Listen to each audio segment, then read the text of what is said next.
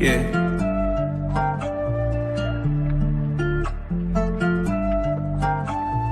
Swooping in just like a hawk, transiting on a pick in the park. Yeah, swooping in just like a hawk, transiting on a peak in the pond. And one baby that's far from a flop. Stay from Marina, we blow out the top. DeAndre 12, he just like a cop. Lockdown D, get it still in the block. Vic got that vision, he passing the rock. Trade up from 30 with 12 on the clock. I hope your best player got really good handles, why? Cause he might get swiped by Daniel's eye. Told him don't leave, both get open wide. Cause he jump away like an ocean, yeah. Chillin' on the fat break, scaring down. But you can't leave open garrison.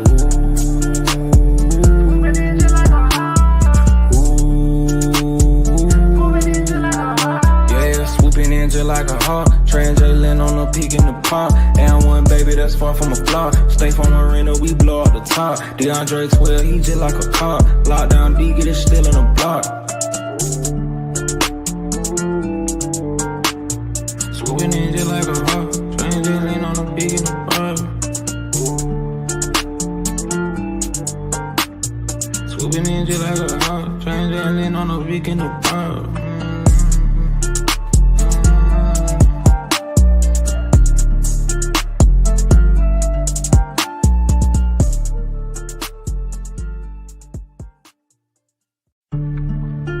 Yeah.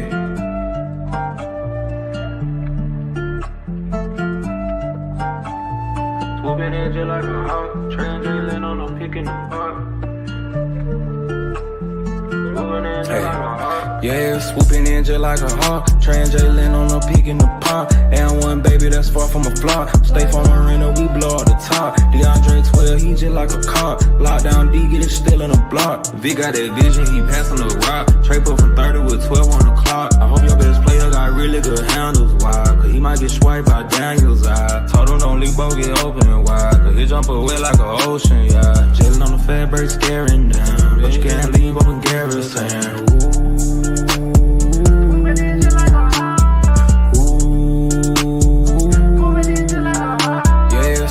Just like a hawk, transiting on a peak in the pond. And one baby that's far from a flop. Stay from Marina, we blow out the top. DeAndre 12, he just like a cop. Lockdown D, get it still in the block. Swooping in just like a hawk, transiting on a peak in the pond. Swooping in just like a hawk, transiting on a peak in the pond.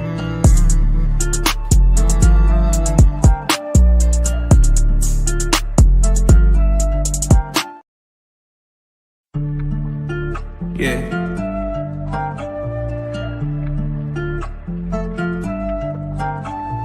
Swooping in just like a hawk, transiting on a pick in the park.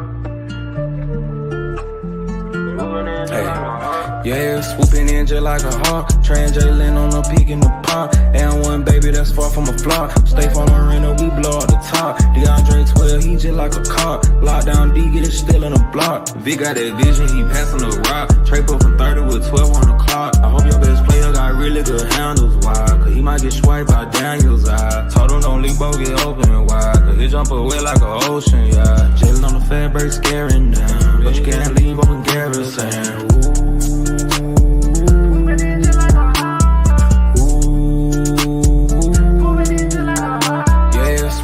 Just like a hawk, transiting on a peak in the pond. And one baby that's far from a flop. Stay from Marina, we blow out the top. DeAndre 12, he just like a...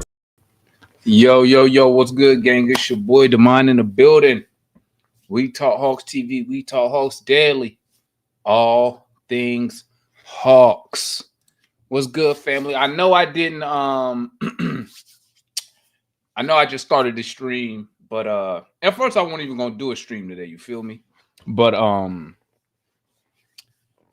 say, you know what? Let me come rap with the homies, man. Let me see what the vibe is from the chat when it comes to the draft. You feel me? Y'all know we picking 13th and 22nd. I seen a lot of people. Excuse me. A lot of people got, you know, who they want to get.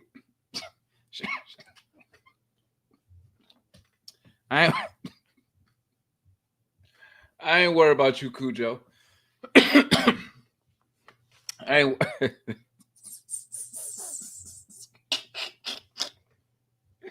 I ain't messing with you, Cujo, man. Every time I read that comment, it make me laugh. But so we got 2 picks, right, gang? And you know, I would say our chances of using both picks, of actually picking 2 players, I would say that's probably, I would say an 80% chance that we end up using both picks. I would assume that the 13th pick will be on the roster. And depending on which player they take, I don't expect them to be an immediate impactful player. I expect them to get a lot of garbage minutes and DNPs with Quinn Snyder. But what I will say, that 22nd pick, man, why? I wish we was getting Cooper Flag, man.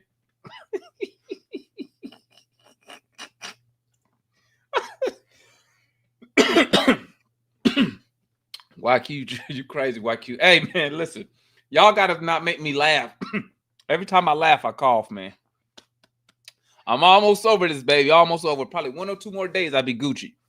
But yeah, when y'all make me laugh, man, when I laugh, I got a cough. I don't know why. But anyway, so but I was also reading reports that the Hawks may try to move up in the draft. The top players that I'm seeing the Hawks mock, that I'm seeing teams, that draft boards mocking the Hawks to, is players that might go before 13. Okay.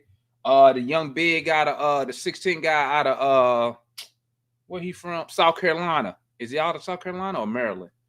They say he might go before 13. Asanua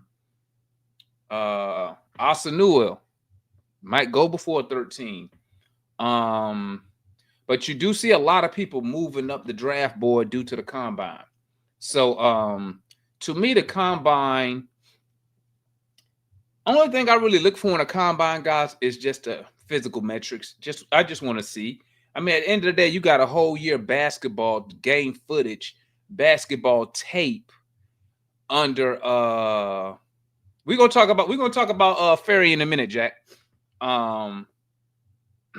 You got a whole season of basketball. I mean, why would combine stuff trump real basketball games? These dudes been playing basketball 1 season, 2 seasons, 3 seasons. I mean, why you need the combine to what is the combine really gonna show you, right? When you got real game footage, right? Game tape. See how that player really plays under the lights and with the fans out there. You feel me? But y'all know I want Asa Newell. I know a lot of people don't want him, but it's cool. You know, some people leaning. You know, the homeboy Mike, he wants Yang with that 22nd pick. Some people want that French dude, that dude out of Stanford, I think, with the 22nd pick. The 13th pick, you know, some people talking about the young boy from Arizona. What's his name? What's that dude name? Out of Arizona with 6% usage rate. Man, you can't make this up, man. Listen, as far as the draft gang, listen, to be honest,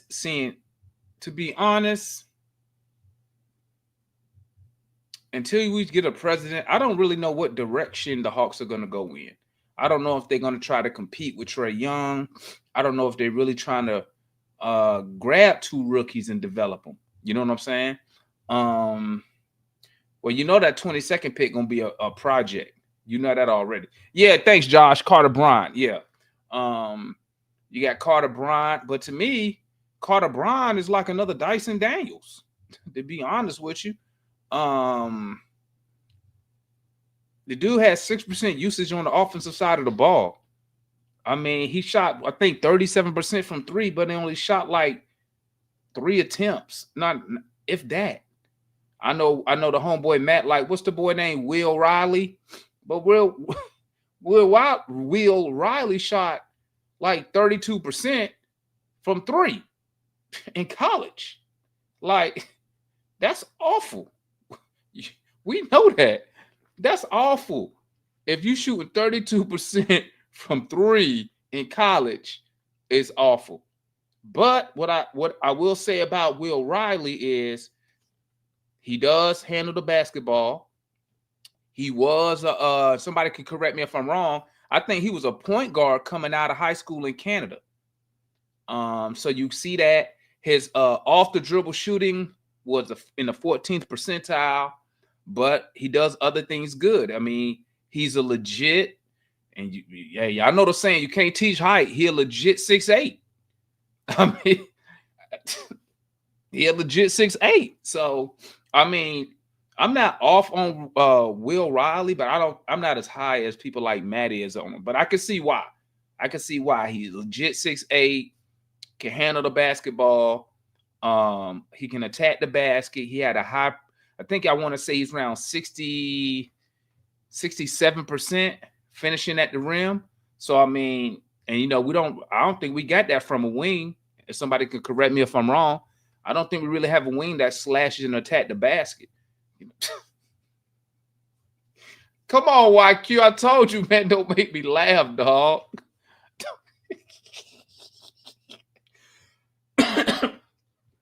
Oh man, hold on. That's another dude I like, but we probably not gonna get him. The French guy, what's his name? Let me look him up real quick. That dude is super athletic.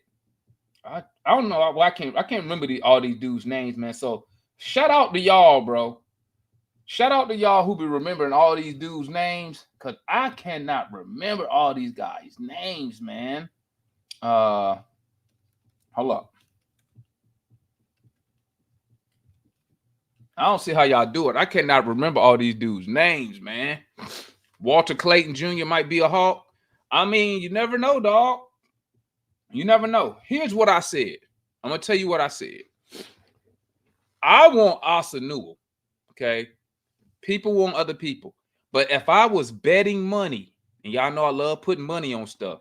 If I was betting actual money, I don't know who they would take at 13, but I would say it would probably be a wing player. It's not going. I don't think they're going to go at 13 and go get a backup point guard. I think a backup point guard at 13 is a waste of assets because you got Kobe Buffkin. And I know people don't like Kobe Buffkin, but you got him under contract. You got to at least see what you got with him. You got to at least see what you got with Kobe Buffkin before you go and use a 13th pick on a backup point guard. You feel me? And I think that's pretty reasonable. You know what I'm saying? Hold on 1 second, gang. Let me re-screen this one. It's the wrong one. But here we go. So, I mean, I don't think that would be smart to go get a point guard. I don't know what we got with Buffkin. I mean, listen. I'm gonna keep it a buck, okay? I want Kobe Buffkin to be successful. Mind you, I don't really care what Matt says, right? I want Kobe Buffkin to be successful because if he's successful, guess what? The Hawks are successful. That's one less position we got to worry about. You know what I'm saying? Let me see something real quick, gang. They pulled up the wrong one. Hold on 1 second. 2025. There we go. So, I want Kobe Buffkin to be successful. I'm not even gonna sit here and trip. I mean, I ain't even trip, but I ain't gonna sit here in front. Okay, that's less work we got to do, right? I mean, I did see one rumor saying that the Hawks was gonna try to look to move up. I don't know how far up they could get in the draft with our assets. I don't. Maybe I could see them trying to. Let me see here. I'm looking at the draft order. Maybe you could get to 8. No, I doubt 8 because the next. Maybe I don't know. Pelicans. I don't know. But say the Hawks move up, and you move up to 7. You know what I'm saying? What's the target if you did move up? Are you targeting Circle K from Duke? Are you targeting? I mean, your options go up then. Your options go up, right? But I mean, who'd y'all say the Hawks looking at? Zacket. I believe Kobe Buffkin. Yeah, I mean, listen, I don't think Kobe Buffkin is bad, man. I mean, granted, the dude injured all the time. A lot of people. Okay, Colin Murray Boyles, 6'7". Yeah, I mean, I think we looking at a wing, man.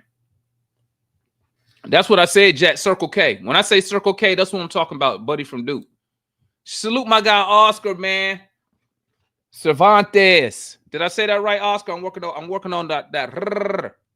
Oscar Cervantes. My guy says, can we be a 4 seed without a backup point guard if Buck can flop? Whoo! That's gonna be tough, bro. That's gonna be, but that you would have to have. I don't know about a top 4 seed, bro. I don't know. I will say this: you could be top 6. I think we could make top 6, but nobody else can get hurt. Like Jalen Johnson can't miss 50 games. Trey can't miss 20 games. You know what I'm saying? Key players cannot miss a lot of games this year. You know what I'm saying? So, but I mean, I don't think Buffkin's gonna flop, right?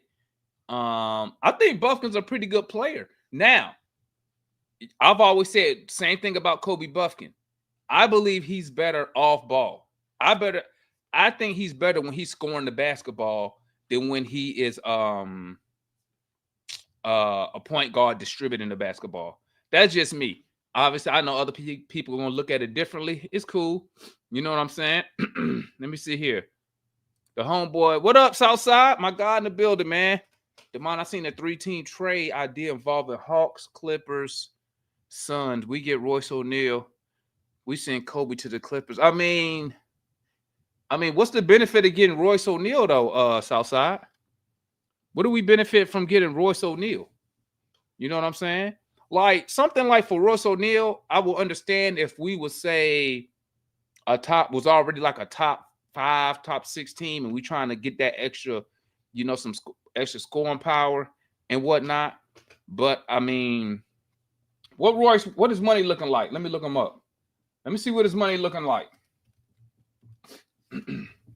But guys, without a coach, without a president, we really don't know what's the direction. Are we trying to win?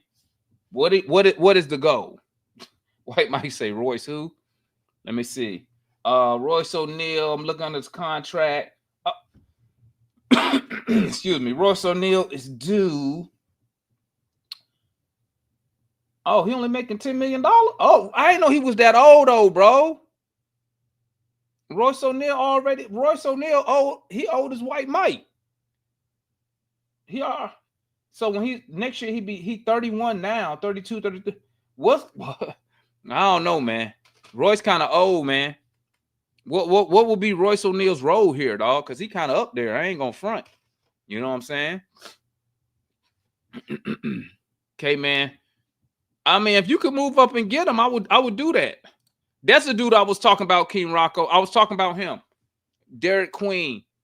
But here's the thing, Rocco. Word is that word is Derek Queen might go before 13. He might go before 13. So it's gonna be a lot of shaking and moving, man. I can feel it in this draft, man. Because me personally, I don't believe the draft is that deep like everybody was making it hyped out to be. I don't think the draft is that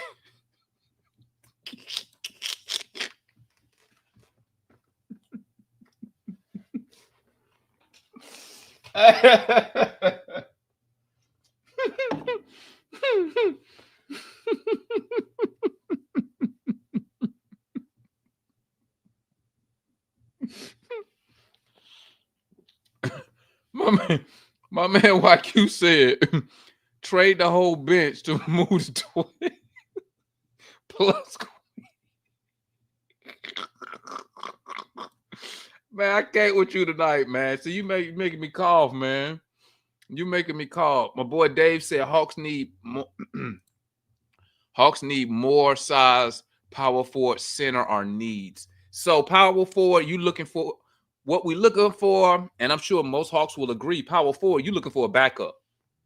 Jalen Johnson already got that position, so you looking for a backup. Now, I don't know what type of backup you're gonna find in a draft. There's been some people saying it's a couple guys out there that resemble a Jalen Johnson type player, but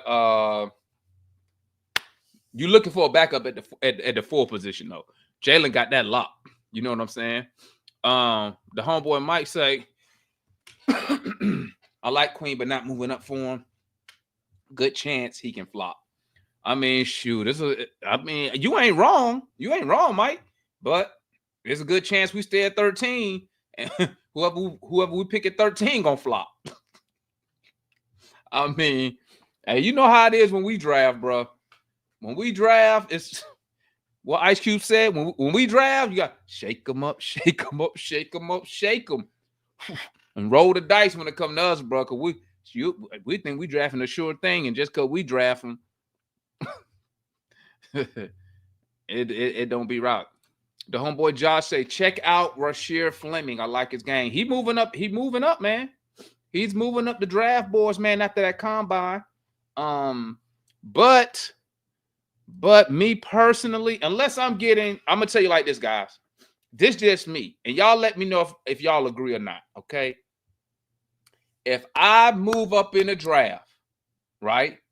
Whoever my target is, and I got to move up in the draft, say in the top 10, and I give it whatever assets I need to get up in the top 10, they're going to be a starter, okay?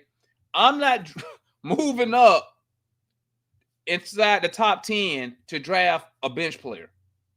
I can get a bench player at 13, okay? So what I would think is if the Hawks did do something to move up, you're probably looking at an immediate starter. Y'all agree or disagree with that? I mean, that don't even make sense. That don't even make sense to move up to get somebody who's going to get a bunch of DMPs. You know what I'm saying? So, well, yeah, I'm with you, Mike. Let me see. Why Mike said Jalen need to lock up that shoulder. Hey, hopefully, he got the surgery. It should be Gucci, White Mike. Walt Clayton Jr. has superstar potential. We need them, especially picking at the end of the lottery. Okay, let me see something real quick. Let me see y'all boy, man. Walter Clayton Jr. Okay. Let me see something, man. Let me see something real quick, man. Let me see y'all guy. Oh, that's the boy from Florida. Yo, you know what's crazy? You know what's crazy? I was just watching I was watching some of his highlights, right? And the only reason I went to watch his highlights was because his coach was on the draft combine today, man. Shout out to the homeboy Mike. I forgot who else was tapped in, but shout out to homeboy Mike, man. He was watching the draft combine games today, man. We might mess around and do a stream on that, huh? But do a watch along on that, Mike. That's what we should have did. And I'm watching him, I'm like, dang, he kind of short. Until I seen that dude go up and catch an alley-oop with 2 hands. I was like, hold up. But once again, guess what I'm about to go look at right now? How tall is this guy? Let's look. How tall is Walter Clayton?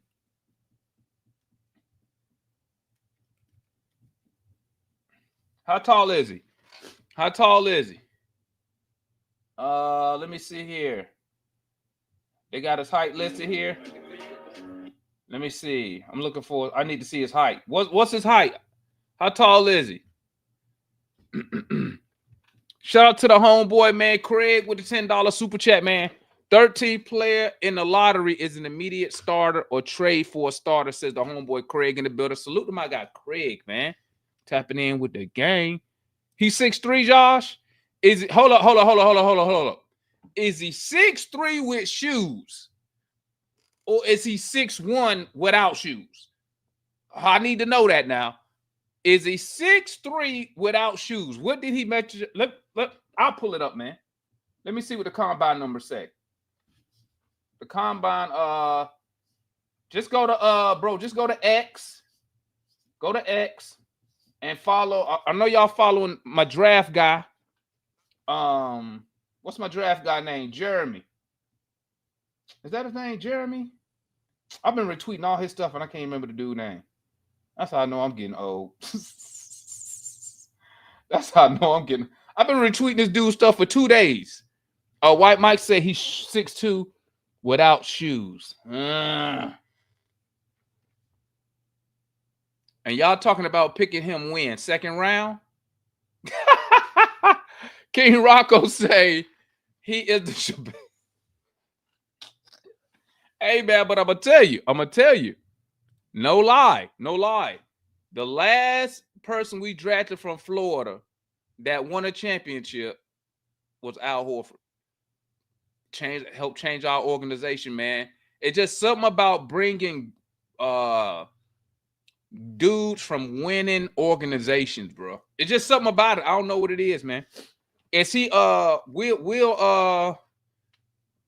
Walter Clayton, is he a second round? I mean, is he a late first, second round, late first? The homeboy Cheese in the building, man. What's good, Cheese? Cheese up here. Cheese up, staying up late over there over the pond. He said he need Fleming, Rashad Fleming. Okay. Salute to my guy Jeremy, man, with the $5 super chat. Y'all look at our players with rose-colored glasses. Package JJ and a pick for KD. What do you got to lose? The East is wide open. What the homeboy Jeremy say? I'm gonna tell you like this, Jeremy. I can't do it. Okay. If this would have been KD, if KD was maybe 5 years younger, yeah, bro. Right now, bro. Right now, I'm gonna keep it a buck with you. At this point, where we're at as an organization, I probably won't even trade for Giannis right now, to be honest with you, man. I mean, I love going big game hunting, but one, I know that's not how the Hawks operate. You know what I'm saying? We don't operate like that, man.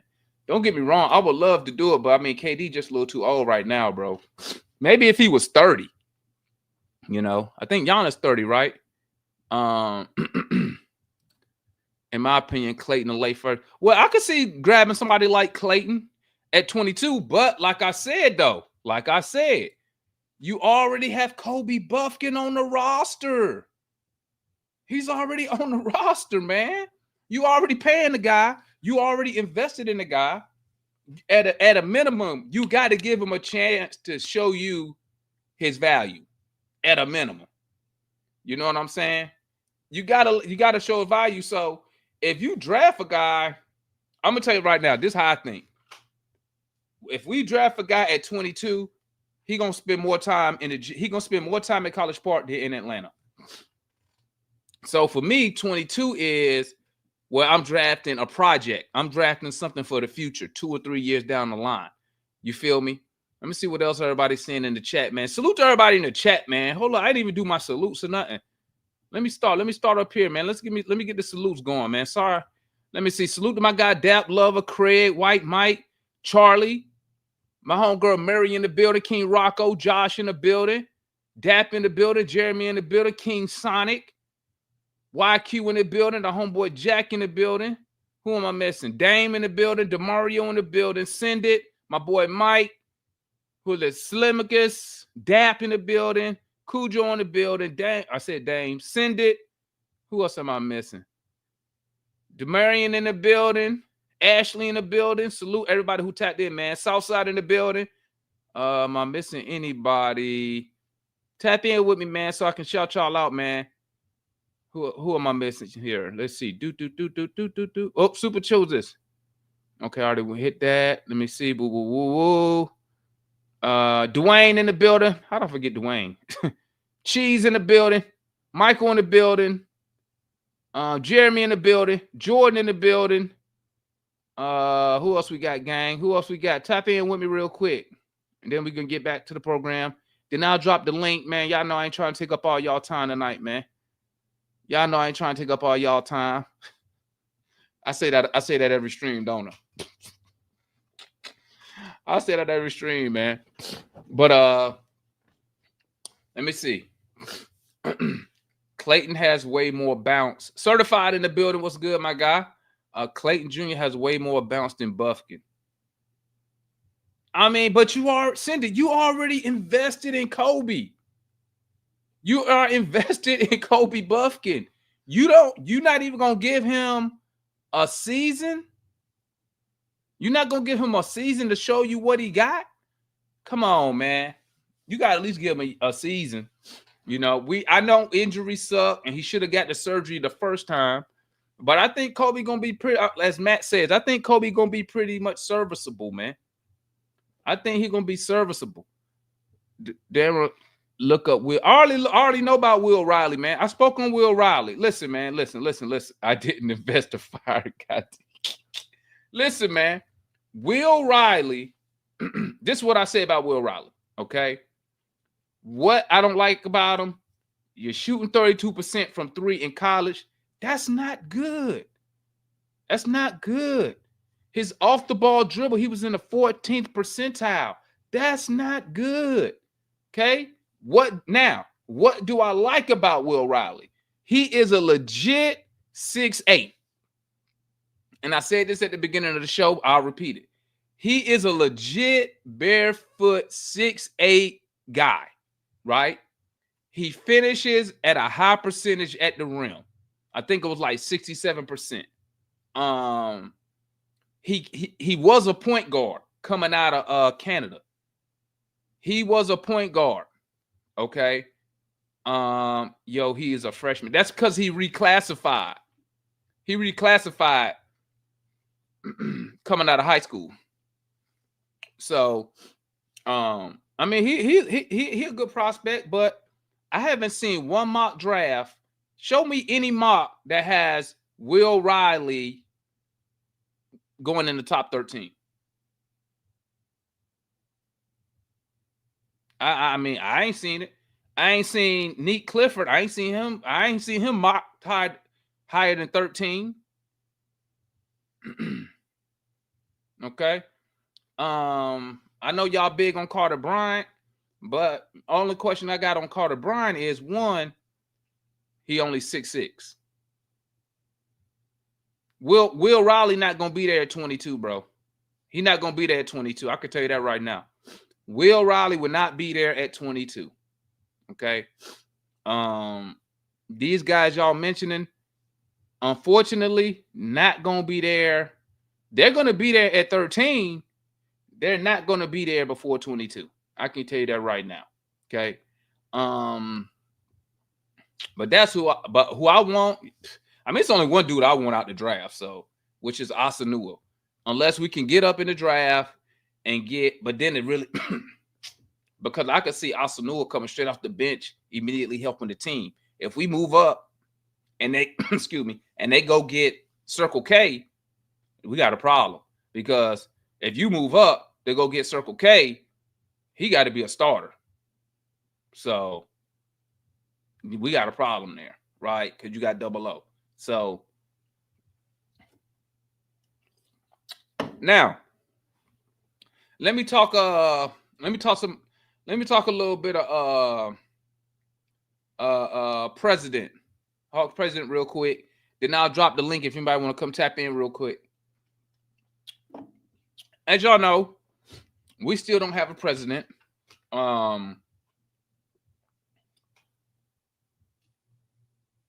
I really think if I was betting money that we're not going to get Austin Bryant, obviously we're not getting Bob Myers, I would not be surprised if Danny Ferry ended up the president. Okay? I would not be shocked if Danny Ferry ended up as the president of basketball operations. Okay? One, Tony Ressler already knows him. Because Danny Ferry was on the leave of absence. Because all that racist stuff he said had went down already right when the team got sold to Tony Ressler. So Danny Ferry was already on a leave of absence when Tony took over. My boy Craig said, is it good to bring him back? Man, it depends on how you look at it, man. It depends on how you look at it, right? It's like this, right? If you look at it racially, you're going to say he's a racist. Okay? I look at it as he read the scouting report. Right? That's how I look at it. Even though the dude who wrote the scouting report already worked for the Hawks. The dude who wrote it works for the Hawks already. So, I mean, I guess Tony Russell don't care. Two, I think somebody said, my boy Craig said, is that a good idea to bring him back? It depends. Like, I'm going to keep it a buck with y'all, right? I'm going to keep it a buck, okay? You know, we're not the Lakers. We're not the Celtics. Like, I don't really think the media really checks for the Hawks, to be honest with you. Okay? I don't really think they check for the Hawks to where it will be like a big deal. Oh, my God, the Hawks hired Danny Ferry. Because here's the thing. Danny Ferry is currently working for the Spurs. So it's not like you getting a guy who got banned from the league and then you just bringing him back. He been with the Pelicans and been with the Spurs since he left us. So he's already been back in the NBA and NBA basketball. So it wouldn't be a shock. Now here's another thing. We know that the city of Atlanta is majority black, right? But here's your problem. As a businessman, which is Tony Ressler, as an owner, you know what he probably looking at? And the dude from the ASG said it. Your majority of season ticket holders are not black. So does hiring Danny Ferry affect the team's bottom line when you look at it from the owner standpoint? From a business standpoint, if for the majority of your season ticket holders, the people who spending the money, right, are a majority non-black, does hiring Danny Ferry, who some black people think is a racist, does that affect your bottom line?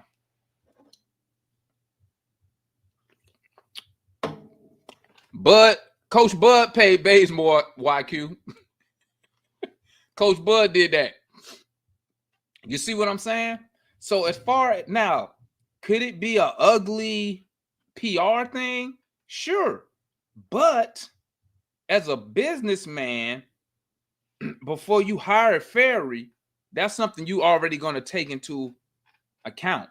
Okay, we're going to get some pushback from probably some of the local black people, black businesses or something in the area. Okay, how does that affect the bottom line? How does that affect season ticket sales? How does that affect the team in general?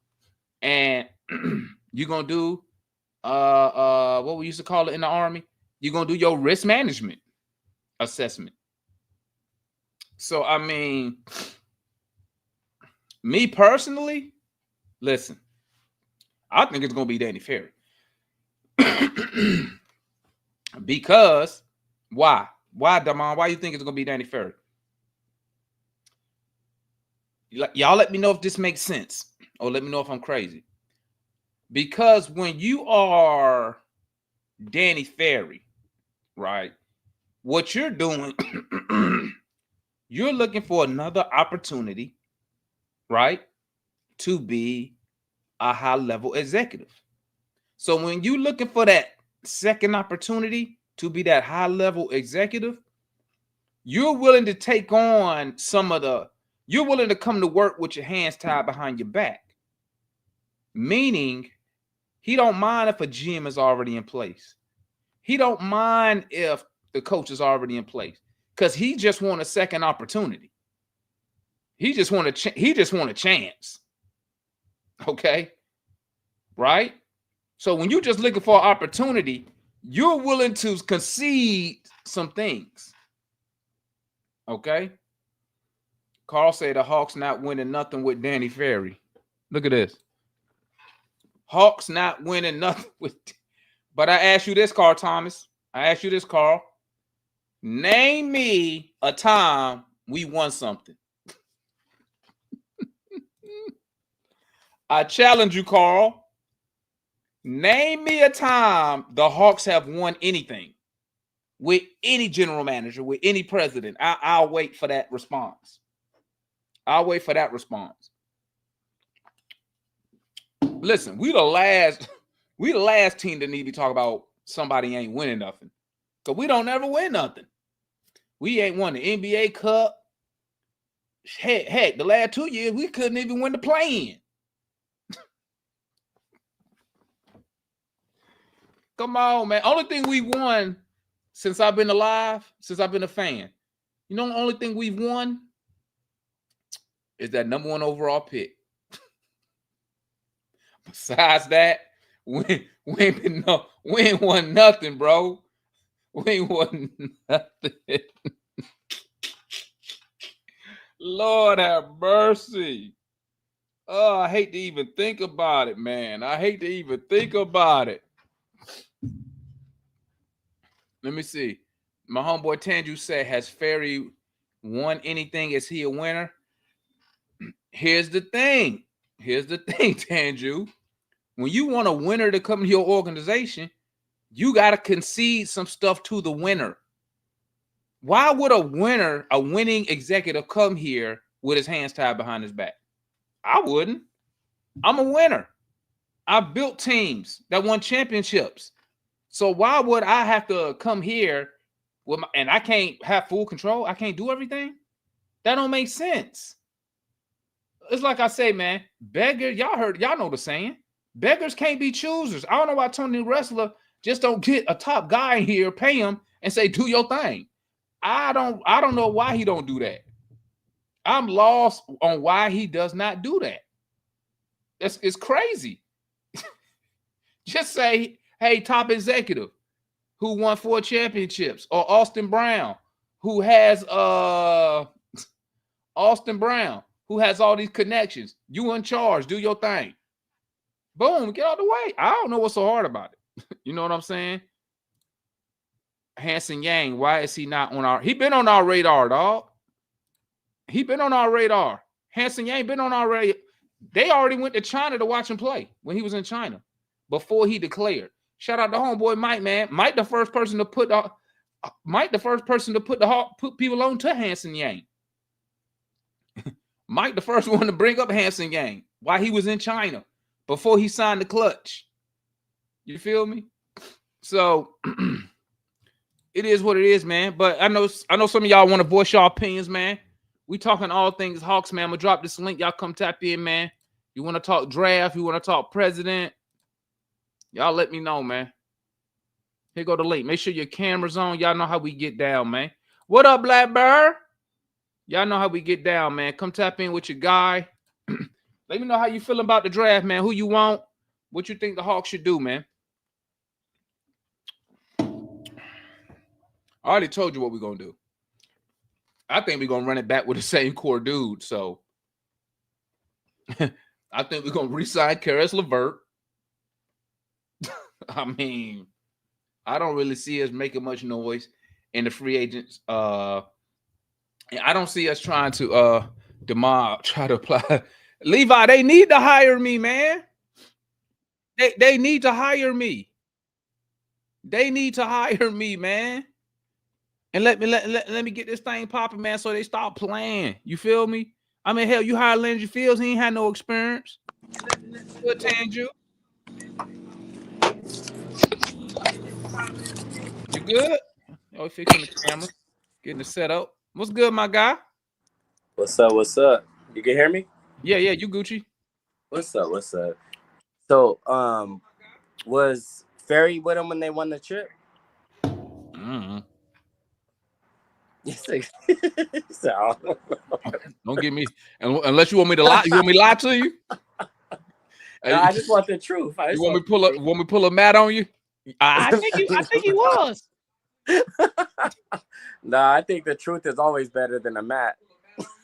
Hey, you know how it is, man. Oh shit! But no, I was asking that because I know, nigga, you a winner and you want winners. You want winners. So, and I heard what you were saying about, like shit. What's the loss? You know what I'm saying? It ain't like we ever done it before. But if he was with the Celtics when they won the chip, then he know what it's like in that locker room, and that's cool. Or what it's like in the building. You know what I'm saying? Mm-hmm. Honestly, right now, I haven't really checked I don't really know. I know these motherfuckers keep talking about how this draft is supposed to be the draft of the century and all that extra shit, but I don't know what the 13th and the 22 pick gonna get for us. But I mean, I still don't believe in our front office. I still don't believe in our ownership. But I do like. I'll say I like our four, the Okongu. I think if we do anything, like we could get like a real. I think that we should just pay. You know what I'm saying? Just pay for somebody. Keep Trey, Dyson, Ricochet, Jalen, and move Onyeka to backup center again. I know he was putting up decent numbers and everything, but I don't think he really proved that he could go up against Jokic and Porzingis and Sabonis, and you know what I mean.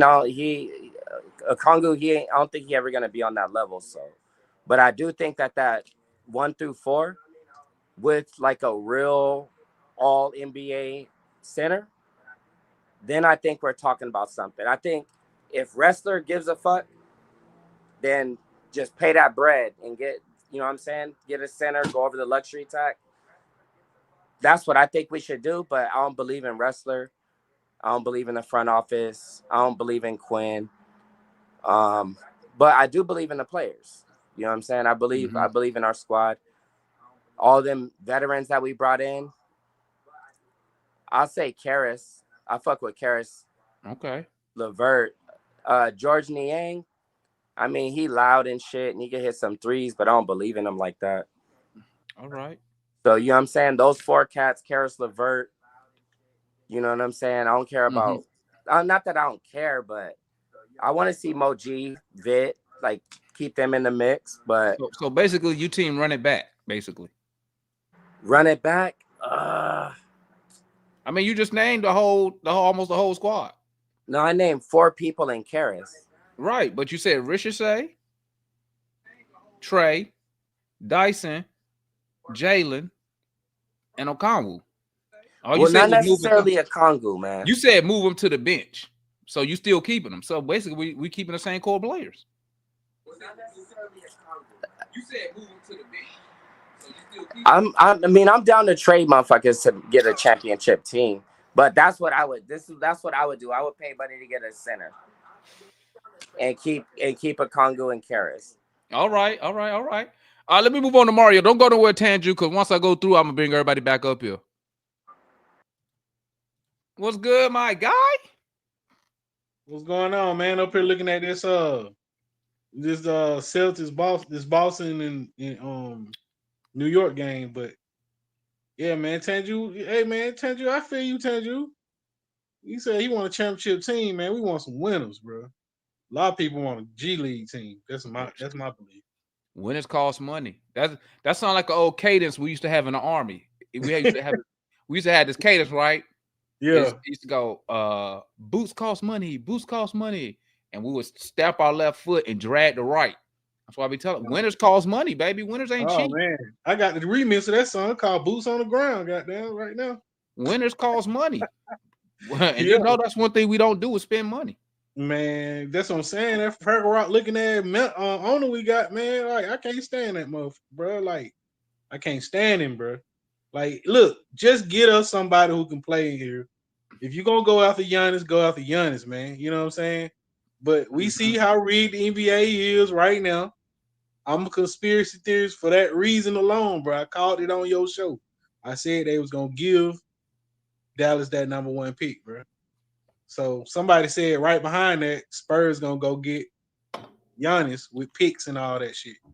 Mm-hmm. So I don't know about that, but I know I seen that coming. But yeah, I like Yasiel Lindenberg at the 22 pick. Okay. I take who you talking about from Austin Georgia. Moore. That boy from Georgia. He from Georgia. Yeah. Mm-hmm. At that pick at 13. If Yeah. he fall, because he picked ahead of that. He picked way up. Yeah, they got him going a little before 13 now. Yeah, but if he fall to 13, you better snatch him up. Mm-hmm. But I don't know. I mean, at 13, I'm like in the air on that one though. You think the Hawks will try to move up in the draft? And if so, who would they target? I say the Duke, the Circle Duke K. Center. How you say your name? Circle K. Yeah, we call him Circle K. Yeah. Yeah, you go get him. Okay. You go get him. Like, you know another good thing about him? Yeah. He played for the Sudan team that gave Team USA a little trouble that first game. Mm-hmm. So he used to playing against NBA players, NBA talent. Yeah, he already in there. You know what I'm saying? Yep. Other than that, if you're gonna do like, the He-Man Hater Club for Trey, go ahead and trade Trey and get go for the number 1 pick or whatever.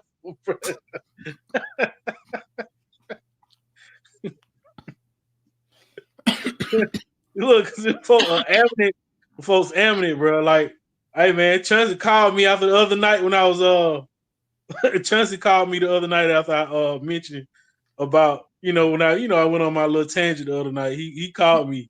He like said something now. And Linda just hit me on Facebook. But yeah, man. I told Linda, girl, just go renew your season tickets. Stop all this yapping. Go on down there, renew your season ticket.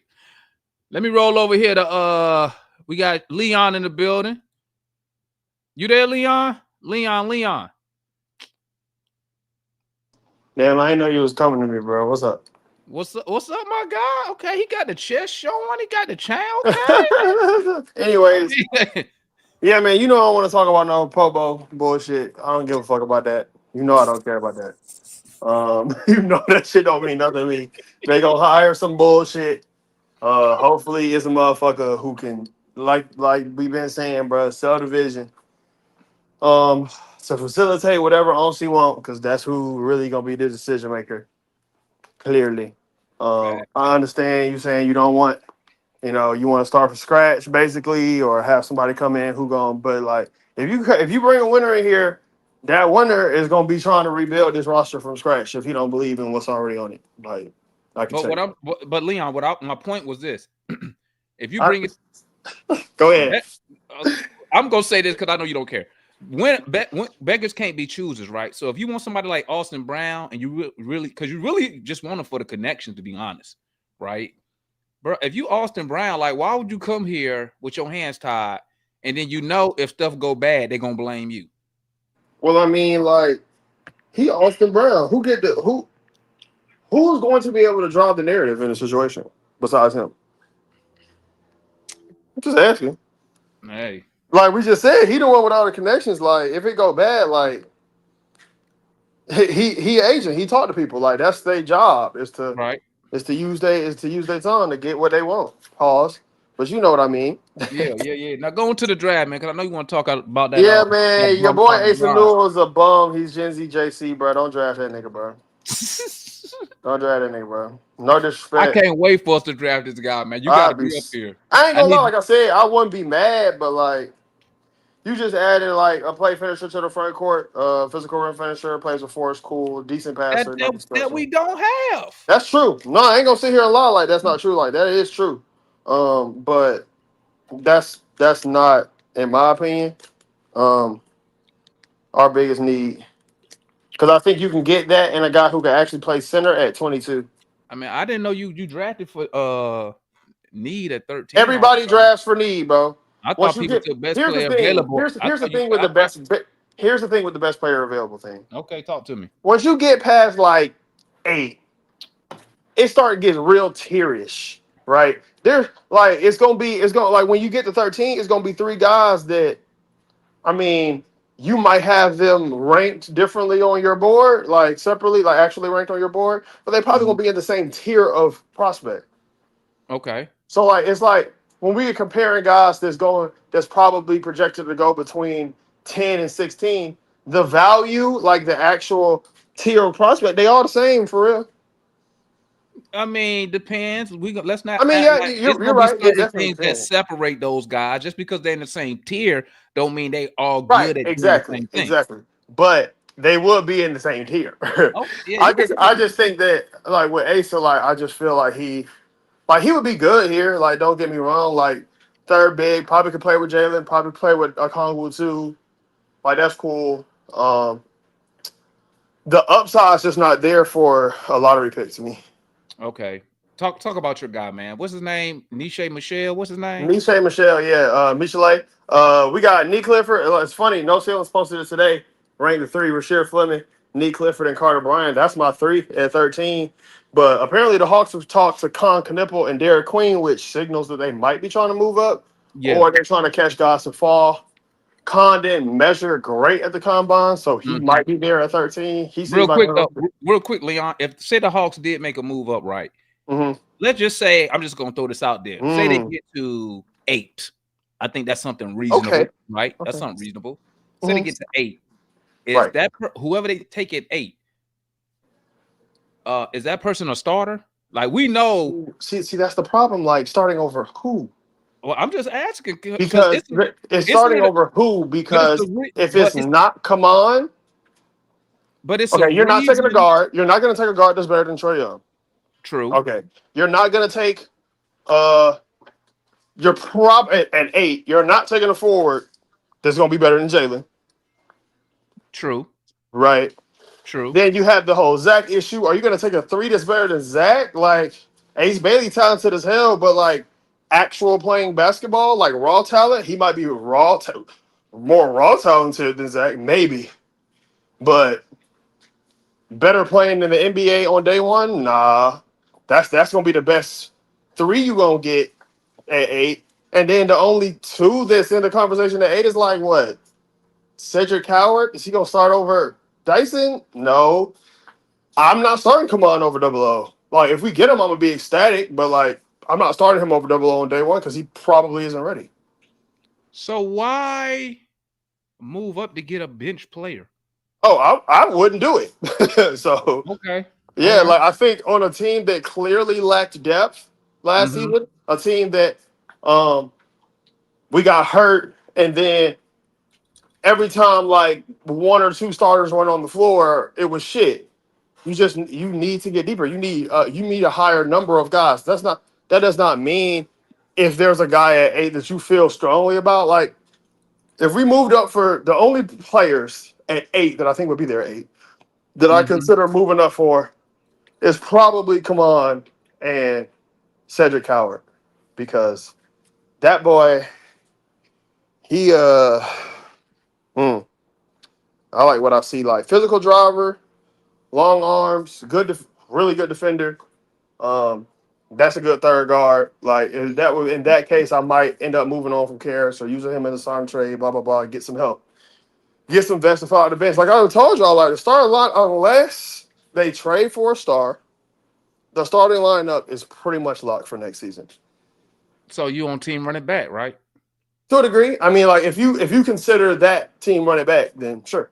Yeah, well, basically our core players, basically. For sure. Yeah. In Yeah. my opinion, the core is not the issue. Unless, like I'm saying, if you can get KD for bullshit, yeah, you go get KD. If you go get Zion, or if getting Giannis is going to help you obviously elevate the top end talent and stay competitive. Keyword: stay competitive, because we just saw a Dame and Giannis led team like come on late and end up what, fifth or fourth I in the mean, East.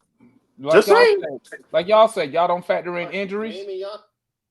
What do you mean? Well, like what? Like I here's mean, the thing. they was I injured. mean, before Dame got hurt, they were like 7, 8. Like they weren't like it ain't like they were a top 5 team all season. They weren't. Like they were healthy and 7, 8. All right. So Okay. not That's well. Hold fine. on, y'all don't factor in injuries. You funny as fuck. Y'all don't factor in injuries. I don't give a fuck about no goddamn injuries. Hold up, man. All right, Leon. Hold up. Let me move on to the homeboy Jack, man. What's good, Jack? What's happening? Ain't nothing much, dog. Talk to me, man.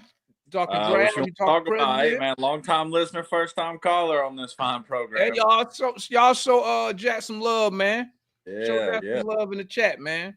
We just tapped into the Celtics Knicks game, but anywho, Yeah, it's gonna be a while till you see the Hawks in that second round. well, I just witnessed Al Horford, succeed in a dunk in the big year of 2025. So, anything is possible. But I certainly appreciate you being in the trenches with me on Danny Ferry. I think he's probably kind of. I mean, you've already laid out all the points, man. I mean, outside of the obvious Quinn connections, because I believe they were something in college, teammates in college, maybe something like that. Yeah, they both went to Duke. I don't know if they was Yeah. teammates, but they both went to Duke. Yeah. So I mean, there might be a connection there. I could just be grasping at straws, but I mean, they both were on the Bud staff together, so that is something to note. But given that, I think he's probably outside of like really shooting for the stars, which I don't, really think that we'll do, even though, most of those, reporter guys around, the team say we're trying to shoot for the stars. But I mean, it doesn't seem like Bob Myers wants to move to the East Coast. And, while you can get old agent buddy over here with the trade connection, I mean, is that really something that, is beneficial to a team that's at its current state because we listen to Trey a little bit too much? I don't know. It's like this, right? The problem with the Hawks is we don't have those connections to True. these players to do a couple things. One, push the narrative of our front office. Right now, the narrative of our front office is not good. Like I tell people, when you fire Travis Slink, Danny Ferry get fired.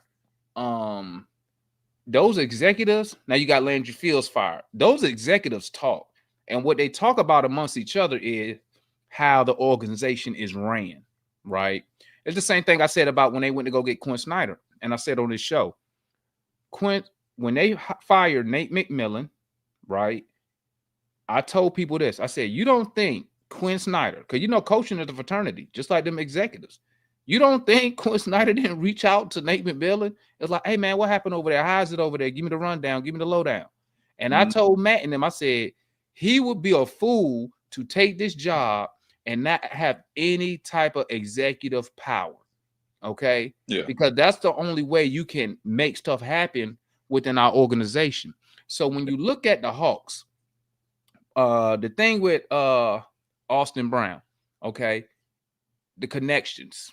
What did Tony Russell say? He is fascinated by what he saw and what he's seeing from the Knicks with Leon Rose, who was a former agent turned executive. But guess what? When Leon Rose go to New York, he gets full control. His hands, he didn't say, hey, you have to work with this guy. You have to work with that guy. And if you read the reports always say this. Tony Russell is looking for a high-level executive to work along with Quinn Snyder and Ansi Salah. So right there, that's telling you, as an executive, those are his guys. They're his guys. Yeah. What do we see? You look at Denver. Mike Malone, head coach. Calvin Booth, president, clashing. Owner end up firing both of them. Yeah. Calvin Booth didn't hire Mike Malone. So, you know, you want that. What you'll notice with consistent winning organizations a lot of the times is that their hierarchy always is consistent. They're all on the same sheet of music. And I always refer back to Pat Riley in Miami when LeBron James go to Miami and he wanted Eric Spoelstra fired. And Pat Riley said, no, that's my coach.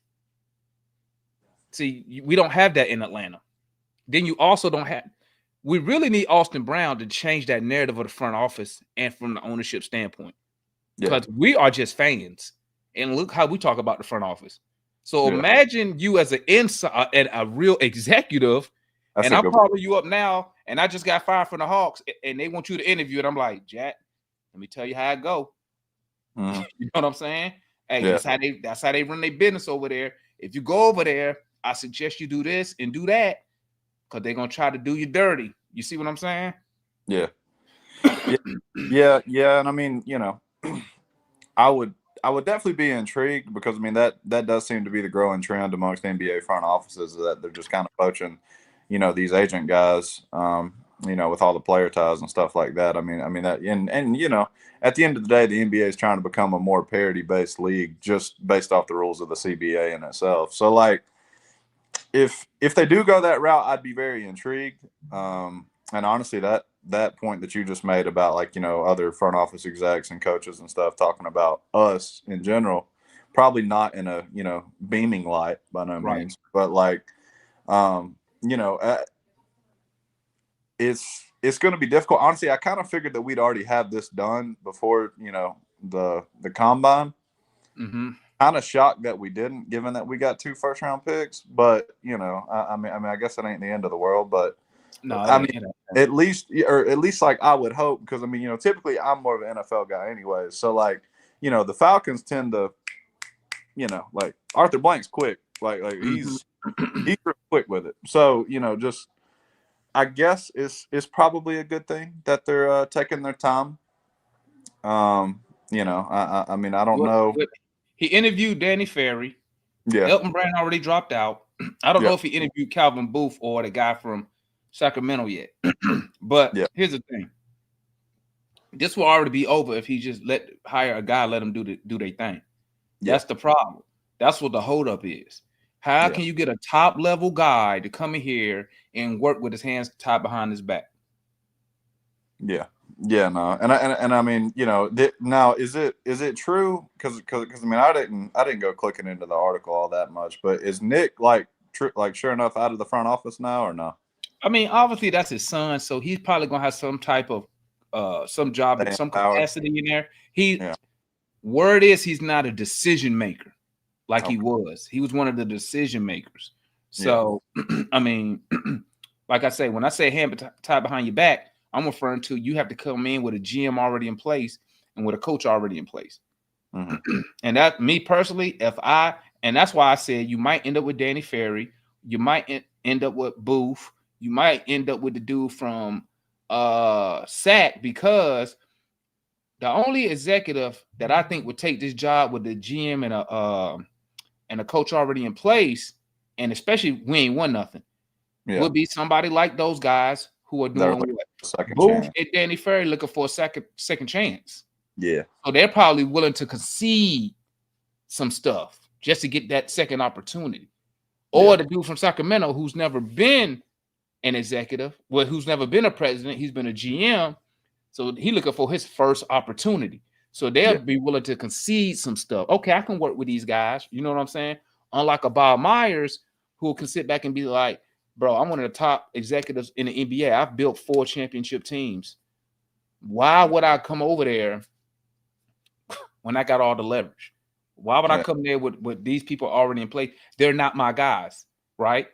Now, I would think I'll see his guy, but Quinn not his guy. Like connection, maybe Quinn not his guy. But at the end of the day, you know, those top executives, they want full control. You know what I'm saying? And it's hard to tell those guys no when they have winning supporting them.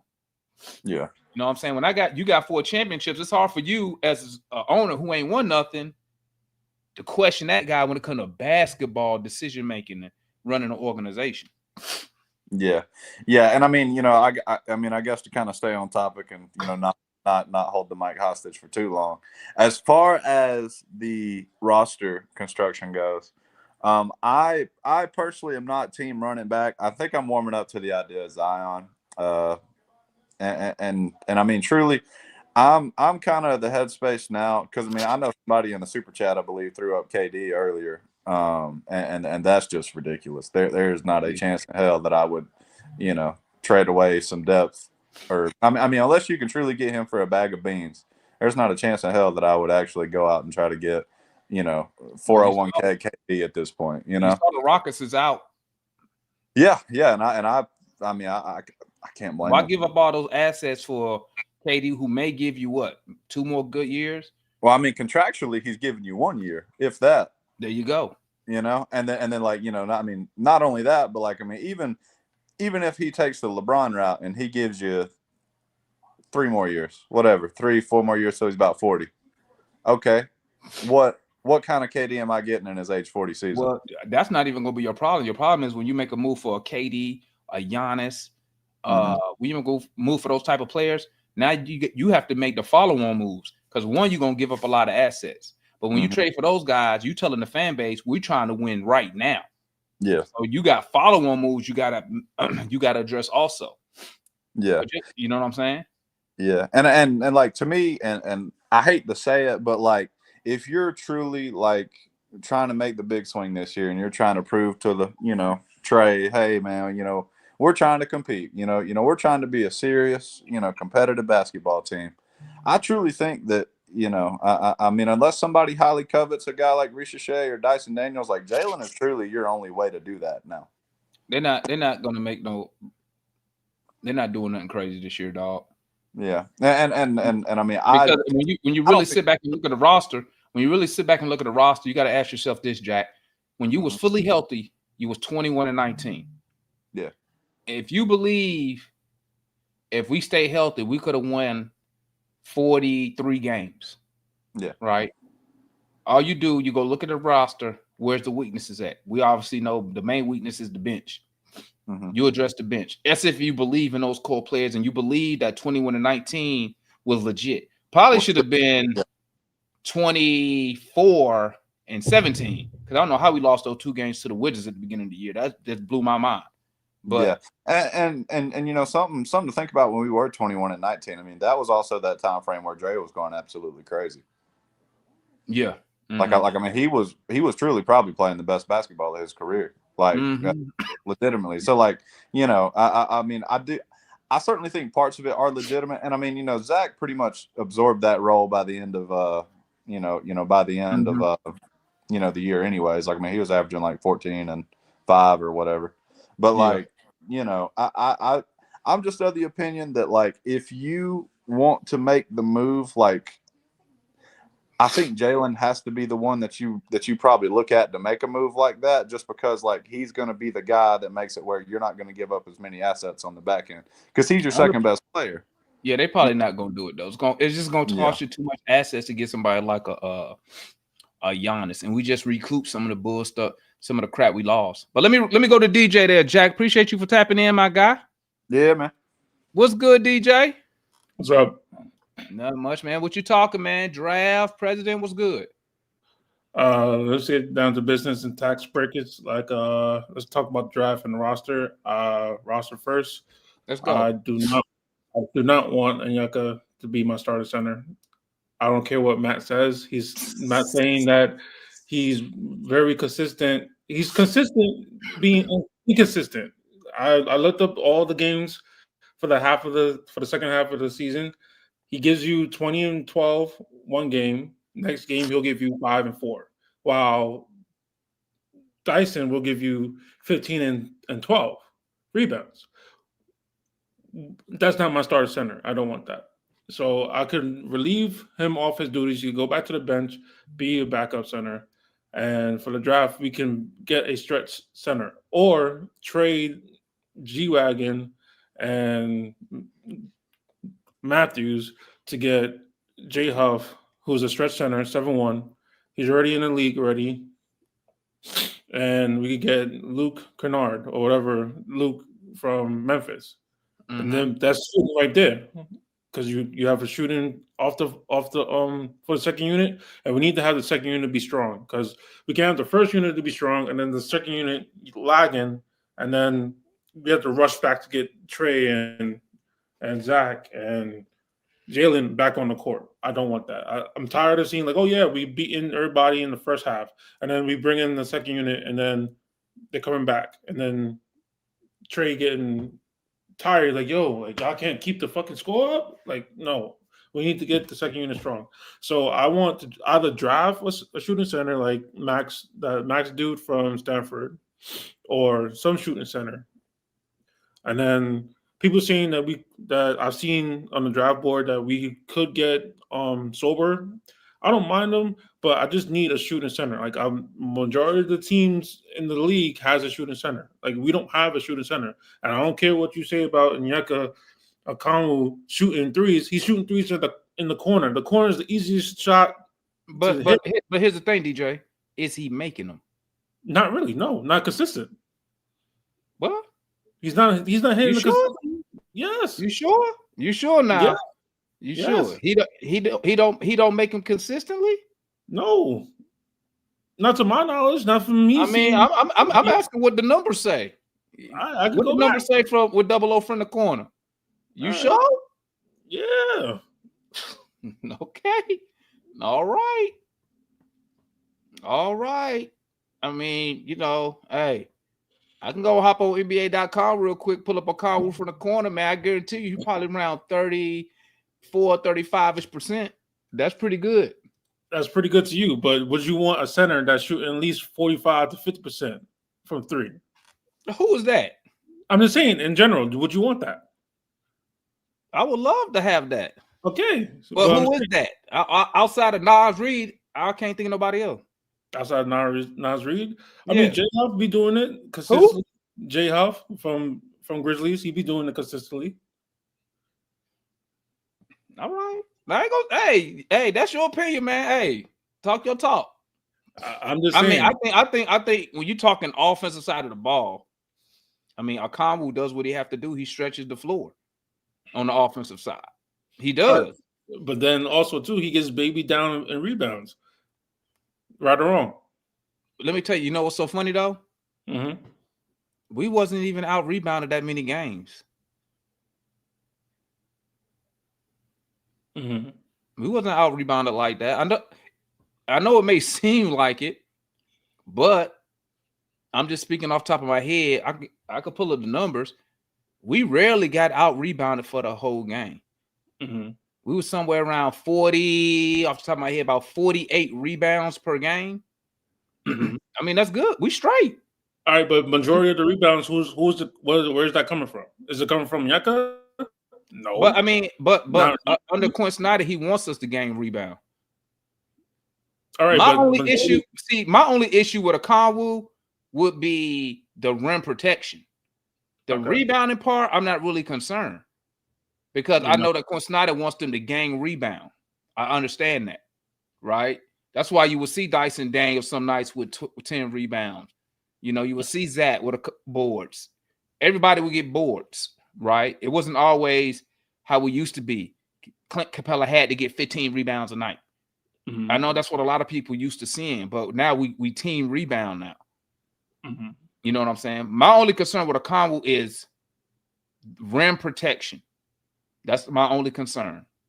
That's my major concern too, and I do not want him down there because on certain games he'll be defending them very well on certain centers, but the top-notch centers he's not doing that. Like 1 or 2 games of like last season or the 2 seasons before, they call him the Giannis stopper. He ain't stopping Giannis now. Okay. I mean, hey, listen, if that's how you feel, DJ, that's how you feel. Listen, one thing I don't do, I don't try to change nobody's opinion, man. I mean, that's not like you said. Yeah, I don't try to change nobody's opinion, but I will say this: I will, if the numbers say something different, I'm gonna just tell you what the numbers say. Okay. But if that's that's how you feel. That's how you feel.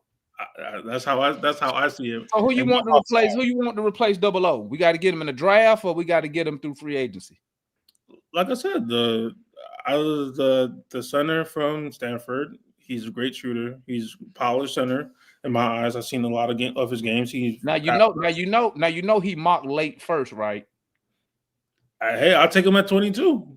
So you want to draft a guy at 22 to replace your starting big who averaged 9 rebounds a game and gave you 15 points.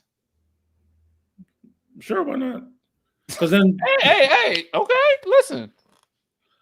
Because that 13th pick, you can use that to go up in the draft and get somebody that can replace Kobe.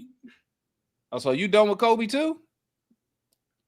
I'm not seeing him as a. So you want to draft a point guard at 13, a backup point guard at 13? Low key, yeah.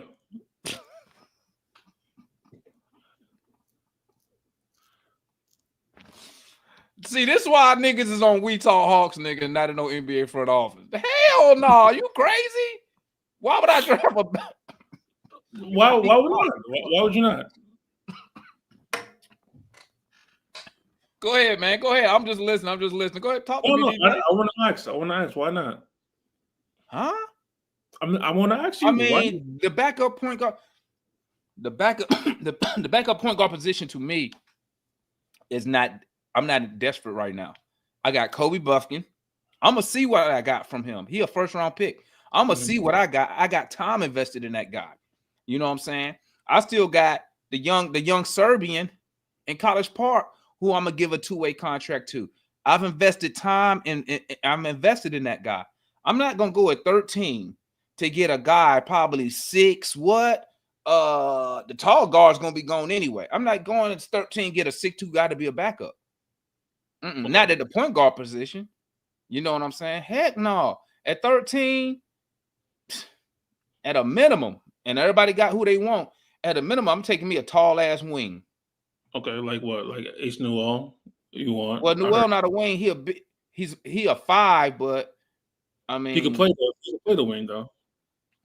If we need him to. And some of the if I wanted to reach, I'll reach for Will Riley, 6'8". Okay. If I wanted to reach, what's the boy name? The boys that Leon was saying. They wing guys. Like what, Fleming? Hold on, I think Sorbo wing. Let me ask Leon. Leon here. Hold up. Leon Sorbo wing. Leon. Leon just no, Sorbo are big. Yeah, so it was big. Okay. But the wings are Fleming, Carter, and Nick Clifford. Yeah, so I'm not Fleming gonna play 4 and 5. Carter gonna play 3 and 4. And Nick gonna play 2 and 3. Yeah, because what we need to address backup wing depth. We need to address a lot of shit more than the point guard at 13. I agree. I'll give you that, but now if you want to get to 22 and roll the dice on somebody, I mean, I wouldn't, but I wouldn't roll the dice on the point guard. Like for me, if we're trying to transition, you can leave it in there. Appreciate it. If you like, here's how I see it. Right, you got 3 holes on the roster. You don't have a backup big. You don't have a third forward, and you have George Niang. But like, let's be for real. You don't have a third forward, and you don't have a veteran backup point guard. Technically, Karras not under contract going into next year, so he don't really count either. So what you're really looking for is another ball handler, preferably somebody with some experience. I look for that in free agency, and you go get the wing and the big in the draft. Well, who would you get in free agency though? Huh? Who would you get in free agency though? I don't know. Tyus Jones already made a mistake of not coming here thinking he was going to be on the playoff team and ended up being in Cancun same time as us. Mm-hmm. Yeah, some solid point guards, man. That ain't going to cost you a lot of money. I mean, we just need somebody like we need a table setter. We don't need no dynamic guy like. Yeah, but then you also got to remember, you still got Kobe on a contract. Yeah, I mean, listen. And correct me if don't nobody want to hear it. And DJ, I know you don't want to hear it. Unless they trade for a star, gonna be the starting center next year, And and correct they're me if I'm going to wrong. try Kobe at backup point guard, whether we like it or And not. somebody correct me if I'm wrong. I think Keaton Wallace on NBA contract now. Nah, he's still on 2-way. Yeah. Okay, The only but I mean, contract I'm gonna tell you like at a minimum. What I don't think that backup point guard position gonna be addressed until after. I think they probably want to see what they got in summer league with Kobe because once you go get that free agent backup point guard, Kobe ain't finna get that many minutes now. But Kobe ain't playing summer league. That's only because he been injured. Oh, he definitely is going to play in summer league this year. He better play in summer league. The only reason he didn't play because he got hurt in training camp. He better because he got hurt right before summer league in summer league practice. Being the fucking tryhard, I'm sure. Yeah. Like I already know. It's a third year. This year 3, yeah. So isn't it after the second year you don't play? No, it's not a rule. It's not a rule. No, you can play. You can play summer league however many years you want to. Yeah. But like usually after your second year, you don't usually need. Yeah, usually, yeah, but like he can play for sure. They got him in summer league mainly because 2 reasons. You wanted to see what you drafted, but 2, they wanted to try him as a point guard. So his first summer league that he did play, they experimented with the first couple games with him at the point guard. Then they shifted him off ball. But it's gonna be him and Nico out there. Yeah, but handling the guard spot. Then we played a season. He spent a lot of time in College Park. Mm-hmm. Then he gets injured, right? He got injured before the season started. Yeah. Then that season ends. He was injured the whole time, bro. He gets injured before summer league. Are you talking about first season? Yeah, hell yeah. So I mean, but at the end of the day, he's still a first round pick. So you still want to see what you got in him. Like Kobe, cool, bro. Like he can handle that role, bro. And like I always say, we were 6-3 when he was in the rotation and some big wins too. If you got you could put Kobe out there with Dyson Daniels. Sure can. And Kobe could be your 2 guard. Well, not height wise, but I mean responsibility. In role. Give Dyson the ball, let him come off the screens. Yeah, on the offensive side of the ball, he could be your 2 guard. Because Kobe, one thing he could do, he could score the ball. I give him that. He can score the ball. He got a little bit of point guard in him, but what about V Crutchy? V Crutchy considered as a point guard? V is a utility player. V is break glass. But Vic gonna be on the roster. Vic on NBA contract. He on the roster. Yeah. But I don't know if Quinn Snyder. But you're not ain't gonna lie, like it ain't no hate on V. If Mike in here somewhere, Mike back there listen to you now. I'm sorry, Mike, but like V don't need to play every game. If V's playing every game, that we're in a tough spot. V is okay. We need ball handling. We need to speed up the offense. Put V in. Keaton Wallace not a bad point guard. He's not going to. He's a guy you probably play. You want him to do the basics. Get the ball to my scores. Play defense. That's what I want you to do. Yes. Get your little runners. Take your little shots when they come in rhythm. Don't do no extra shit. And he ain't costing you nothing. Yeah, he ain't costing you nothing at all. Yeah. I like Maxime though. I do like Maxime, DJ. Yeah, Maxime is, but he not taking double O. He not starting over. He's going to back up double O. Yeah, he's gonna be a backup. Matter of fact, I'm gonna tell you this. I think if we take a big at 22, they're gonna spend more time in the G League. It depends on who we take. I think you're gonna see a lot of DMPs in Atlanta. I mean, like that is if they especially if they bring back because I heard they wanted to bring Nance back. That's what I heard. They can want to bring Nance back all they want to, bro. And they can bring him back. Like Maxime will be on the roster. He'll be on the big team. Yeah, what I said was whoever drafted 22, they're gonna get a lot of DMPs in Atlanta, and they're gonna be going back and forth to College Park. Yeah, I get. Yeah, that's true. Maybe. Depends on what we do in free agency. I mean, I like because the thing with like guys like Maxime and even Ryan Kalkbrenner is they not young guys. Like they played 3-4 years of college basketball. They know what they are. They know how to play within the system. And like Maxime ready, like to me. Ryan might need a little time because he might have to work on the DHO stuff a little bit more, but Maxime ready for sure. And he can play. He can play with Double O. He can play with Jalen. DJ said he done with double O. I know, bro. I know y'all done with Double O. I know y'all watched him be backed up by Dominic Barlow for 30 games. All I and said want he's to see trash. is this. That's all I want to see. Can we be Dominic better Barlow. than 21-9 with Jalen Johnson and Double O starting? That's all I want to see. What's that? 40 games? That's 21-9, that's 30 games. I mean, excuse me, 21-19. I'm sorry.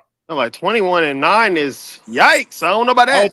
We ain't been 21-9 in the Quinn era. What the hell? Yeah, I'm for talking sure, about? for sure, for sure. But if we can be, I yeah, want to yeah, see. yeah. Can we be better than 21-19 with Double O and Jalen Johnson?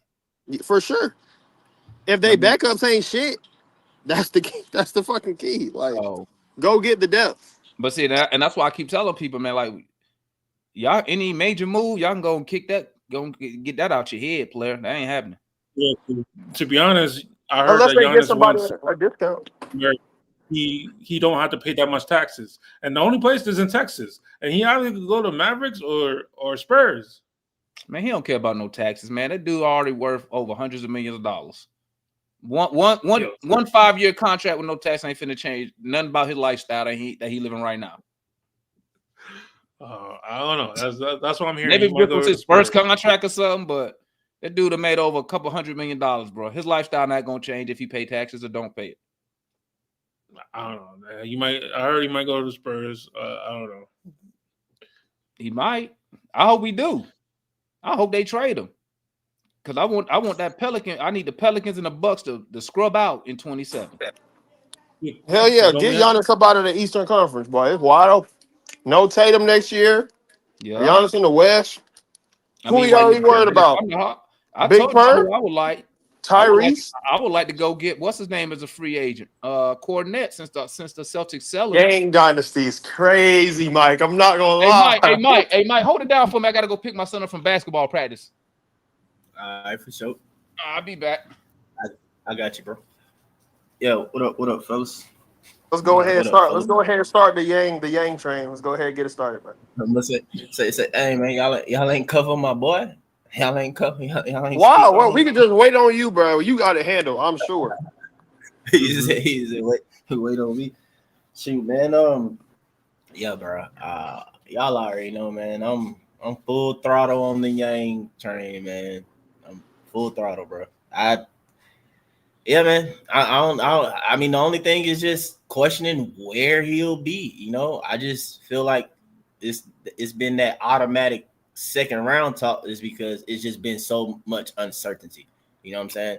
I think it was like they were certain that he would, come over in X, Y, and Z for like at least the last more than a year, because like it really didn't become somewhat obvious that he was coming until like February when he signed with Clutch. You know what I'm saying? Or whatever. So that's when it's like, okay. You don't think that mean they're gonna try to push him to the Lakers? I hope not, bro. Like that's pretty whack. Yeah, well, I mean, I hear you though. That sucks to think about.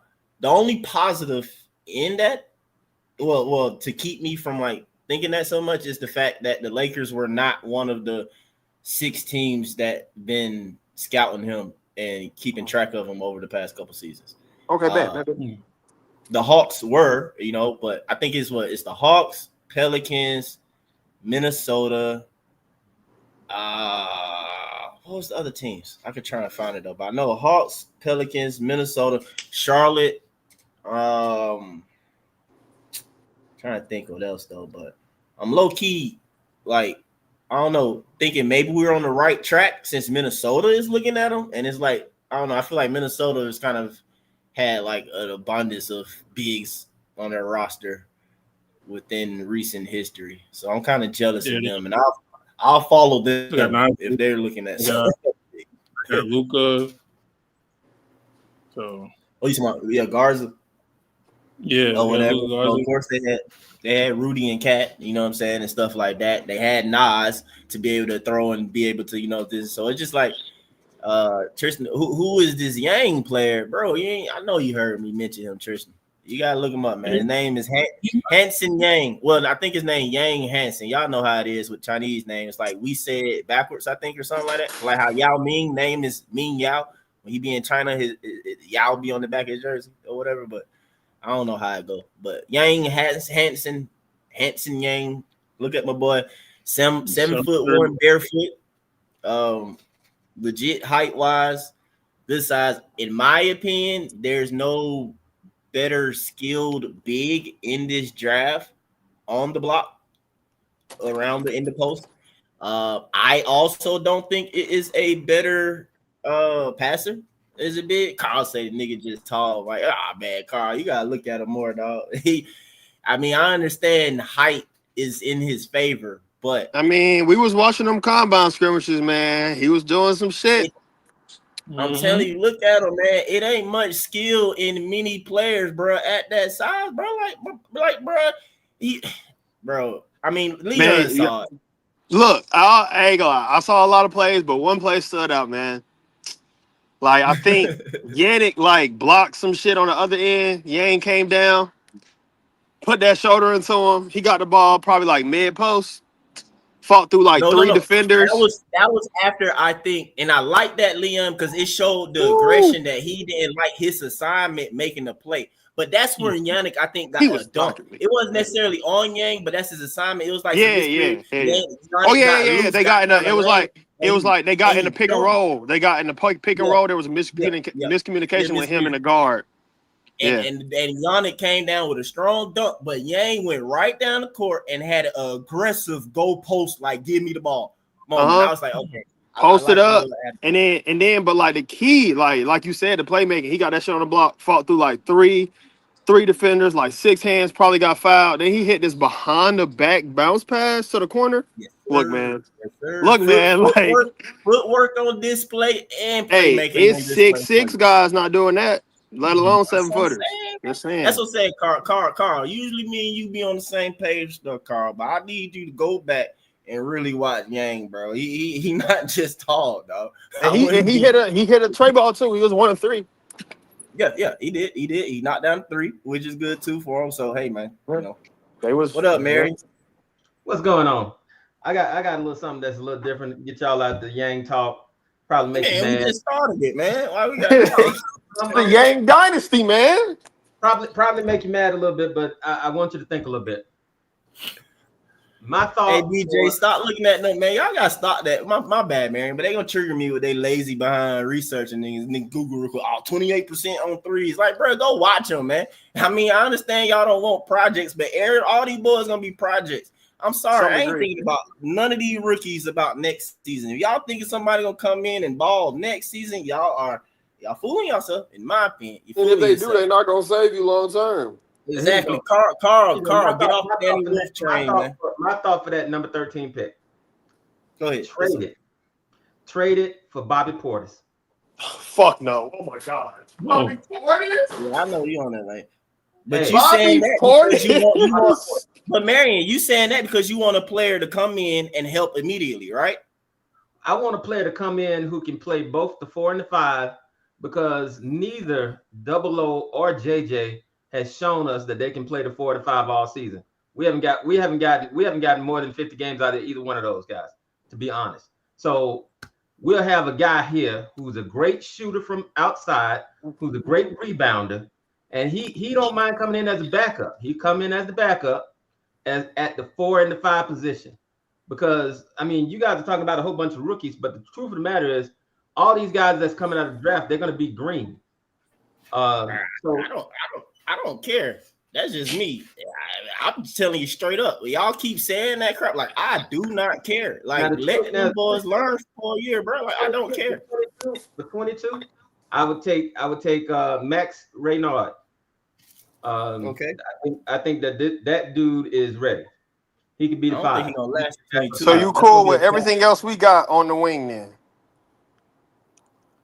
In terms of, you're talking about Zach, Vic, picking up a free agent like Karis LeVert, having a guy like Mann coming off the bench.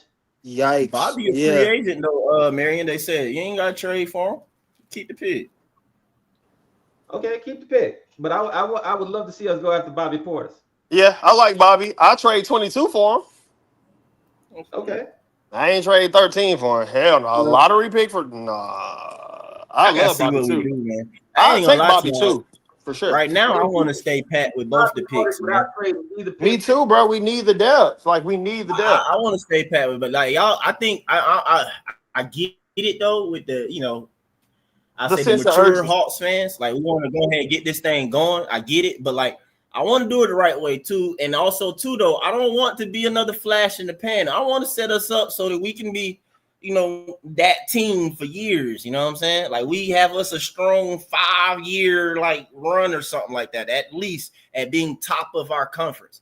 And like you got to set yourself up there. I feel like we already doing that with a lot of our core being under 24 years old. Like just go ahead and add a couple more to it.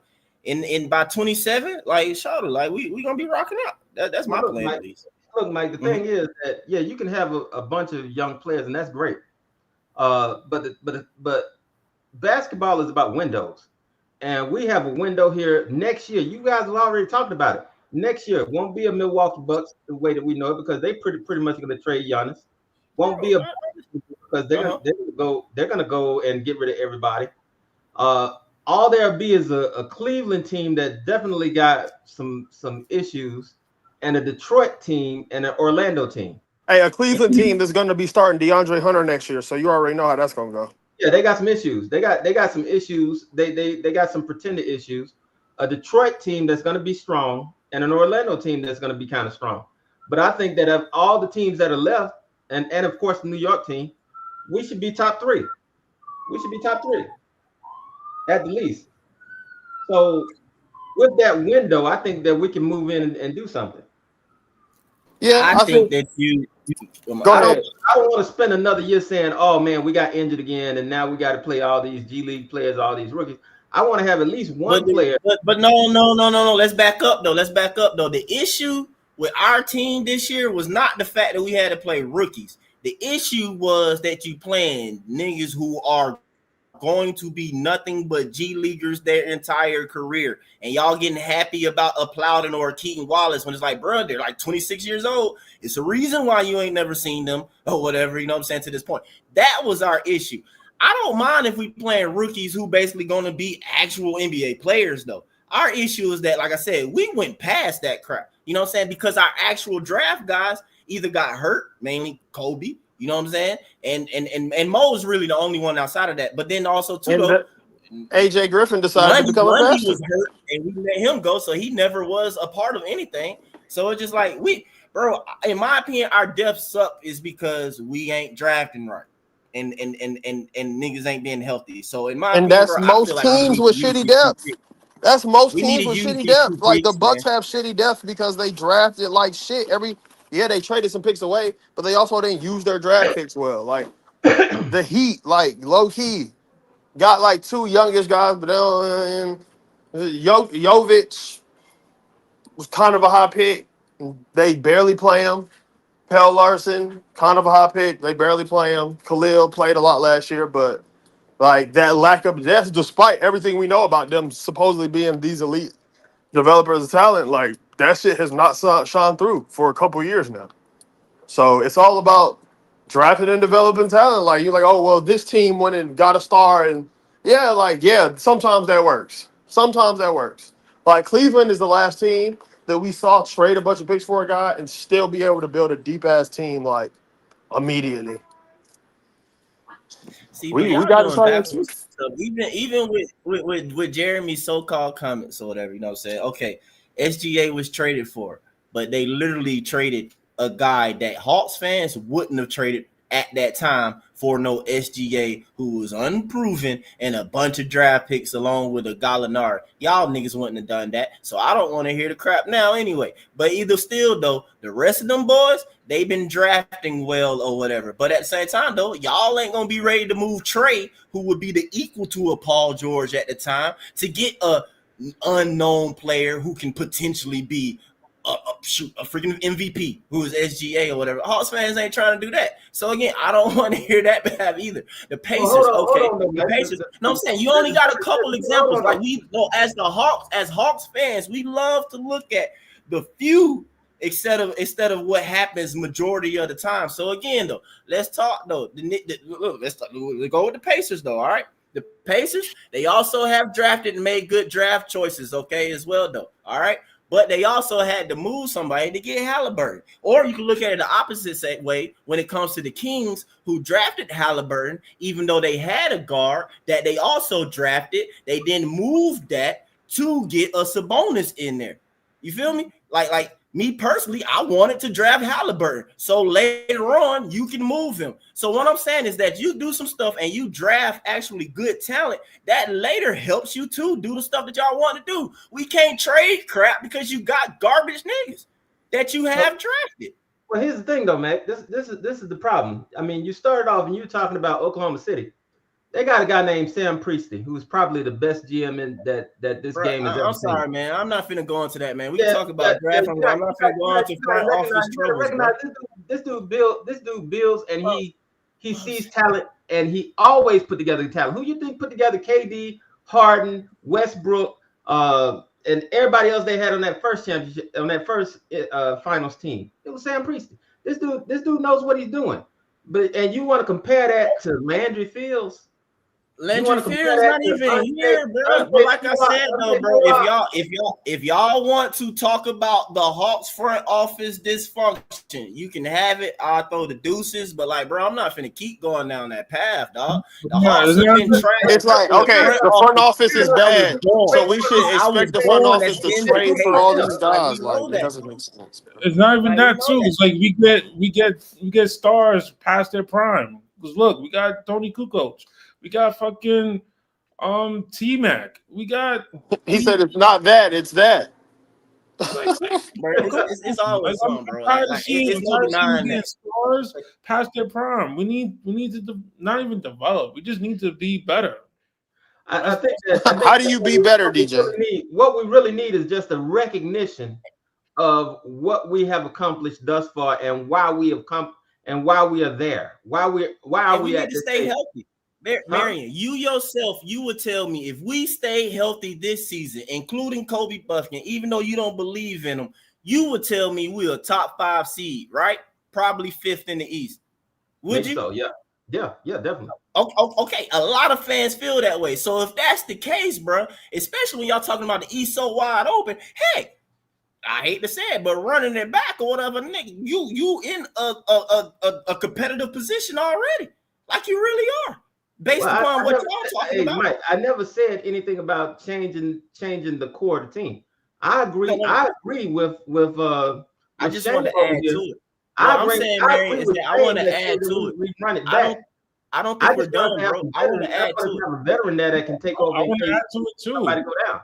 I want to add to it at least this one more year. I felt like we messed up the first time around when we made the moves to get Clint, Bogey, and Gallo in here, which was good. And then after that ECF, we stopped trying to add to the young guys. Because as you see, all of them don't hit. You feel me? Yep. So you slit want to get as many as possible so you can hit 1 out of 5. Because that's basically what's happening. You're hitting like 1 out of 5 of them to an extent or whatever. And if you do that, I mean, that you really set yourself up even better when you have drafted talent that getting you to conference finals and finals. Like you're better off as a franchise. Mm-hmm. Okay. No, there's no disagreement there, Mike. But here's the thing, though. You need to understand also that sometimes those picks and those young players can be used to bring in a very good veteran player. That is something that most good teams do. They trade young players and picks for good veterans. I agree with you, Marion, but if y'all can remember my quote-unquote crazy timeline for us, our first finals thing, you know, y'all got to remember that part too when I'm talking or whatever, you know what I'm saying? So I ain't putting this off too far. I feel like that's literally next offseason. Next offseason, you get that veteran and free agent, whatever type move. That's your quote-unquote Andre Iguodala type move from Denver that the Warriors did way back when, and that's what helped us get us to that first finals appearance in 27, in my opinion. Well, I just don't want to see us become the Washington Wizards and always waiting on the draft lottery to see if we can find somebody that's going to take us to the promised land, or the Charlotte Hornets that's always waiting on the next great pick and development and great pick and development and great pick. I saw that with the Los Angeles Clippers before they got their ownership. They were a team that continually were in the lottery, continually was sorry, continually talking about development, and watched all the players they develop go to other teams and become good. That's a little bit of the formula that we've been following. Except we don't have the same good players though. You know, our players go off to other teams and they just go off to other teams. That's just it. You know, you got JC in Utah, you got Kevin in Sacramento or in Chicago now. They just go off to other teams. So, and Cam Reddish, Lord knows. But the thing is that we have to get to the place where we're not afraid to trade. I mean, for us to have turned down Siakam because we didn't want to give up Kobe Buffkin, that's part of the reason why I have this great disdain for Kobe Buffkin. Is that all the way true though? But I understand though. I'm just asking real quick. Is that all the way true, or something that we ran off? That was the linchpin in that offer. They said that they were trying to get too much because they wanted Kobe Buffkin. I heard Matt say that, and you know, but that's Matt though. You know what I'm saying? I'm just trying to I'm just saying, man. It's true. And here's the thing. And maybe they felt like Siakam wasn't gonna re-sign with us, but that's fine. At least give it a shot, because the only thing Siakam was trying to do was trying to get the Supermax. That's all he cared about. Right. Yeah. So us not trading because they wanted Kobe Buffkin made absolutely no sense. And now Siakam and the Pacers might be going to the finals. No, yeah, the Pacers have done well. I mean, the main thing too that a lot of people got to understand, and again, I don't want to go down this path though, but the Pacers have a championship coach as well. You know what I'm saying? Yeah. A lot of things like that play with. Also, too, when you talking about getting this Siakam, even if we wanted to give up what we gave up, the man can straight up and be like, if the options is Pacers or the Hawks, and my agent telling me that in the paper, and I see it like, bro, they got Rick Carlisle, like. I'm gonna go play for a championship coach. You know, I mean, it sucks, but like that also plays into it. You know what I'm saying? Well, I think that they got a deep team, they got a nice team, but Rick Carlisle is a championship coach. I think that the Pacers had the same uncertainties that we had. We had the same uncertainties that the Pacers had. The difference is they wasn't afraid to trade for Siakam. We were. That's the main difference. I don't think they had the full uncertainties. I think that they knew that they would not be hurting. They gave them up or whatever. Like we felt like that we would hurt our team, although we would be getting them. But it was obvious that the Pacers had a little room, more room than us to work with and still have a deep team. Because you cannot sleep in no Naismith. You can't sleep on you know what I'm saying, Mathurin and stuff like that or whatever. Like they TJ McConnell, backup point guard, that just overall, bro, like they are just the bench is good. And we were afraid of losing Kobe Buffkin. We were afraid of losing Kobe Buffkin. Wow. That was it. I'm just saying though, what was all part of it though, man? Dang, I don't want to go down this route, man. Y'all focus on something else. I'll tell you later. It's like Kobe get everybody mad, bro. When you start talking about Kobe, I've been trying to keep Hawks fans off Kobe this whole offseason so far, bro. I'm like, bro, like, let's not go down that path. That is like the most triggering topic right now. It's all right. He's gonna be backing up Trey next year, giving us great minutes. Kobe and Pobo search. Those two things, bro, I try not to go into with Hawks fans too long, man, right now. Because, boy, we get triggered on them right now, man.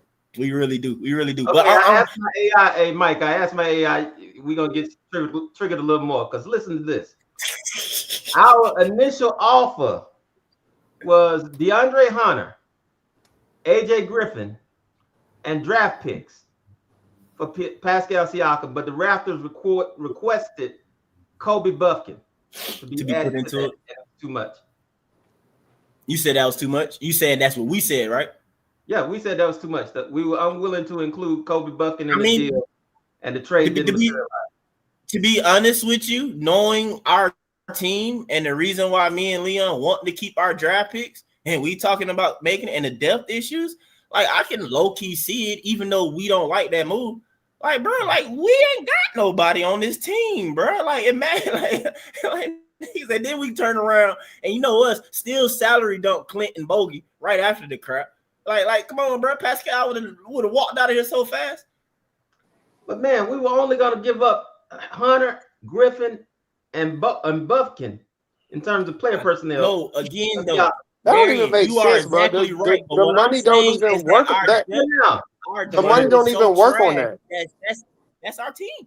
Like our depth is so trash that, like, bro, like we would have, and we wouldn't have crap to speak. Like that's our problem though. Like that is our problem. We keep seeing it when somebody slightly get hurt. Like, bro, we're completely in shambles. Our depth is trash. Now, who fault that is? We all can take blame it. The second unit needs to be strong because I'm tired of seeing the first unit be strong, take the lead, and then the second unit comes in, they fumble. We can't keep doing the G League bench, bro. We can't keep doing the G League bench, bro. We can't keep doing that. Like, all right, so who on the bench? We all agree on that.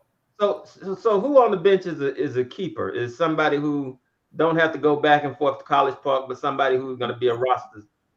Low key was Double O. Double O ain't on the bench no more. So who do we got on there now? I mean, right now today, who is I'm saying right now today?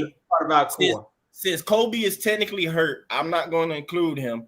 Not including Kobe, nobody, bro. Kobe probably the only person that you'll say that for, but like we can't even 100% say that. Well, no, we'll 100% say it is because they not finna send him back to College Park. He done with that phase. If he's healthy, he's done with that phase. But outside of that, nobody. Well, I forgot about LeVert. You know, I hate man. What are we talking about? What are we talking about here? I mean, we had yeah. Go ahead, Tank. I mean, DJ. We had Seth Lundy. He was decent. Seth Lundy couldn't play basketball. Like, yeah, he got hurt. We was talking about our depth though, Leon, trying to figure out like his ass was on the two-way. He was never on no real contract anyway. Well, that's what I'm saying. Who on the bench is not basically a borderline G leaguer or whatever, and like we don't have many, bro. George Niang. Yeah, but that's what I'm saying. I don't want him on the team though, bro. Like me neither. But like that's who it is. You know what I'm saying? Also, who would actually you feel like be here in a real type player or whatever? Like Niang them, like bro, I don't count them. Boys, okay, so we got Niang man, and would you say yikes? Would you say what's the stopgap? Moji is one of those.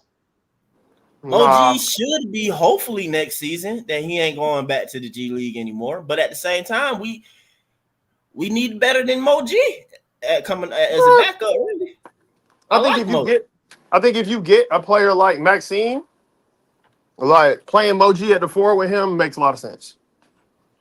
Maxime, I'm intrigued like crazy by him, bro. To be honest with you, because he shoot the ball, he attack, close out. He's kind of like that 7-1 power forward that also plays center because he's big enough. You know what he is, Leon. You know what my comp is for Maxime? Who? I think that he's basically. I could probably be wrong with this though, but I feel like he's a Miles Turner that I like he'll still a rebound. Yeah, Miles Turner, but like, yeah, that actually is the best way to explain it. Rebound though. Yeah, He's like a 10 rebound player in college. He can rebound. 20 and 10 last year, buddy. No, that's saying, Mary. I like he Miles Turner that will rebound. Oh, okay, okay. Yeah, I hate Miles because he don't rebound for his side. That's it. He don't rebound. He don't protect the rim. Maxime was still rebound. And I want that. Like today in the combine, he still had 9 rebounds. He had 20 and 9 in the combine scrimmage. And he could pass. Yeah, he can pass. He can pass. He ain't a better passer than my boy though, but you know he can pass though. Yeah, you know what I'm saying. Yeah. Okay, so let me hit a Yang time. What did Yang do today? Huh? What did Yang do? Was Yang at the combine? Yeah, he played. He ain't playing the game against Maxine. He played in the first game. Games tomorrow too. Turn out they got games again tomorrow. Hopefully Yang and Maxine don't play or whatever. But Yang had 12 points, 2 assists. He only had like 1 board though. But he had some good flashes and plays, man. I'll show you his the stuff and everything like that though. But I think with a little bit better guard play, he could have done some more. Maxine, like I was saying, with Nimber and little brother. I told Mike, but yeah, the guard, like the real point guard who was supposed to be on that combine team, pulled out the draft. So he just pulled out the combine altogether. Yeah, I think and then they left a bunch of 2s on that roster. They don't really play make. But they were horrible, bro. It was not good. It was not good. Yang is literally all best, basically playmaker or passer or whatever. Like, it's crazy. We forgot your boy Vitt, Mike. We forgot your boy Vitt. Vitt Krejci? What are you talking about? Yeah. What about? Oh yeah, Vitt should be able to, but I know everybody wanna, you know what I'm saying? be better than that. And to be honest with you, I feel like we are. If V is that 9th, 10th, 11th guy, that says that we are a really good team or whatever. You know what I'm saying? If he got to be 6th and 7th or whatever, I don't. That's a lot or whatever. For me, I like Vit. You know what I'm saying? He should be only getting more minutes, increased role when it's like a short stint if somebody might be hurt and he come in and do his thing. Unfortunately, what hurt Vit, I think last season was that Orlando injury. Like, bro was cooking. And he was really playing pretty solid. He got hurt, that set him back. And that's the thing I hate about Vic a little bit is that he takes a little bit to get going. You know what I'm saying? And it's just like, hopefully this next season, like, bro, you need to come out firing, like, right away.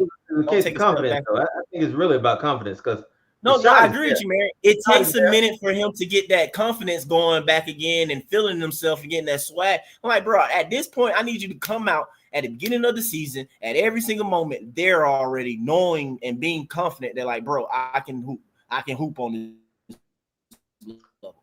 Now the other person is what about Jurassic? Which is he can when he's confident. Like when he was pulling the three with confidence. Oh, I like him, but he ain't got no contract yet. He got at least play into a contract, but I like the potential. But Nikolai does not have a contract. Somebody correct me if I'm wrong. He doesn't even have a two-way. So we got to hope that we can even keep him in. Yeah, we got to at least keep him in the program. Barlow, who you talking about? The two-ways. Jurassic, what we call it. Oh, Nico. Yeah, Nico. Not yeah, Nico Nico is a Skyhawk. Okay. He's literally a Skyhawk. Long-term Skyhawk. I don't think the long term. Shoot, man. You guys develop. Speaking of the Skyhawks, though, man, it was brought to my attention today. I shared it with y'all, man. Some people already know I'm about to go though. But shoot, bro, we got Hawks fans in China. Shout out to them. They for some reason watching We Talk Hawks, man, or whatever. They know what we're saying. But shout out to them. We got us a strong Hawks fan base out there in China, and them boys hoping that we get Yang, man. They hoping that we draft Hansen Yang themselves. I saw today them folk. I was able to see they shared a clip that they had in China on TikTok a few months ago. You know what I'm saying? When they had a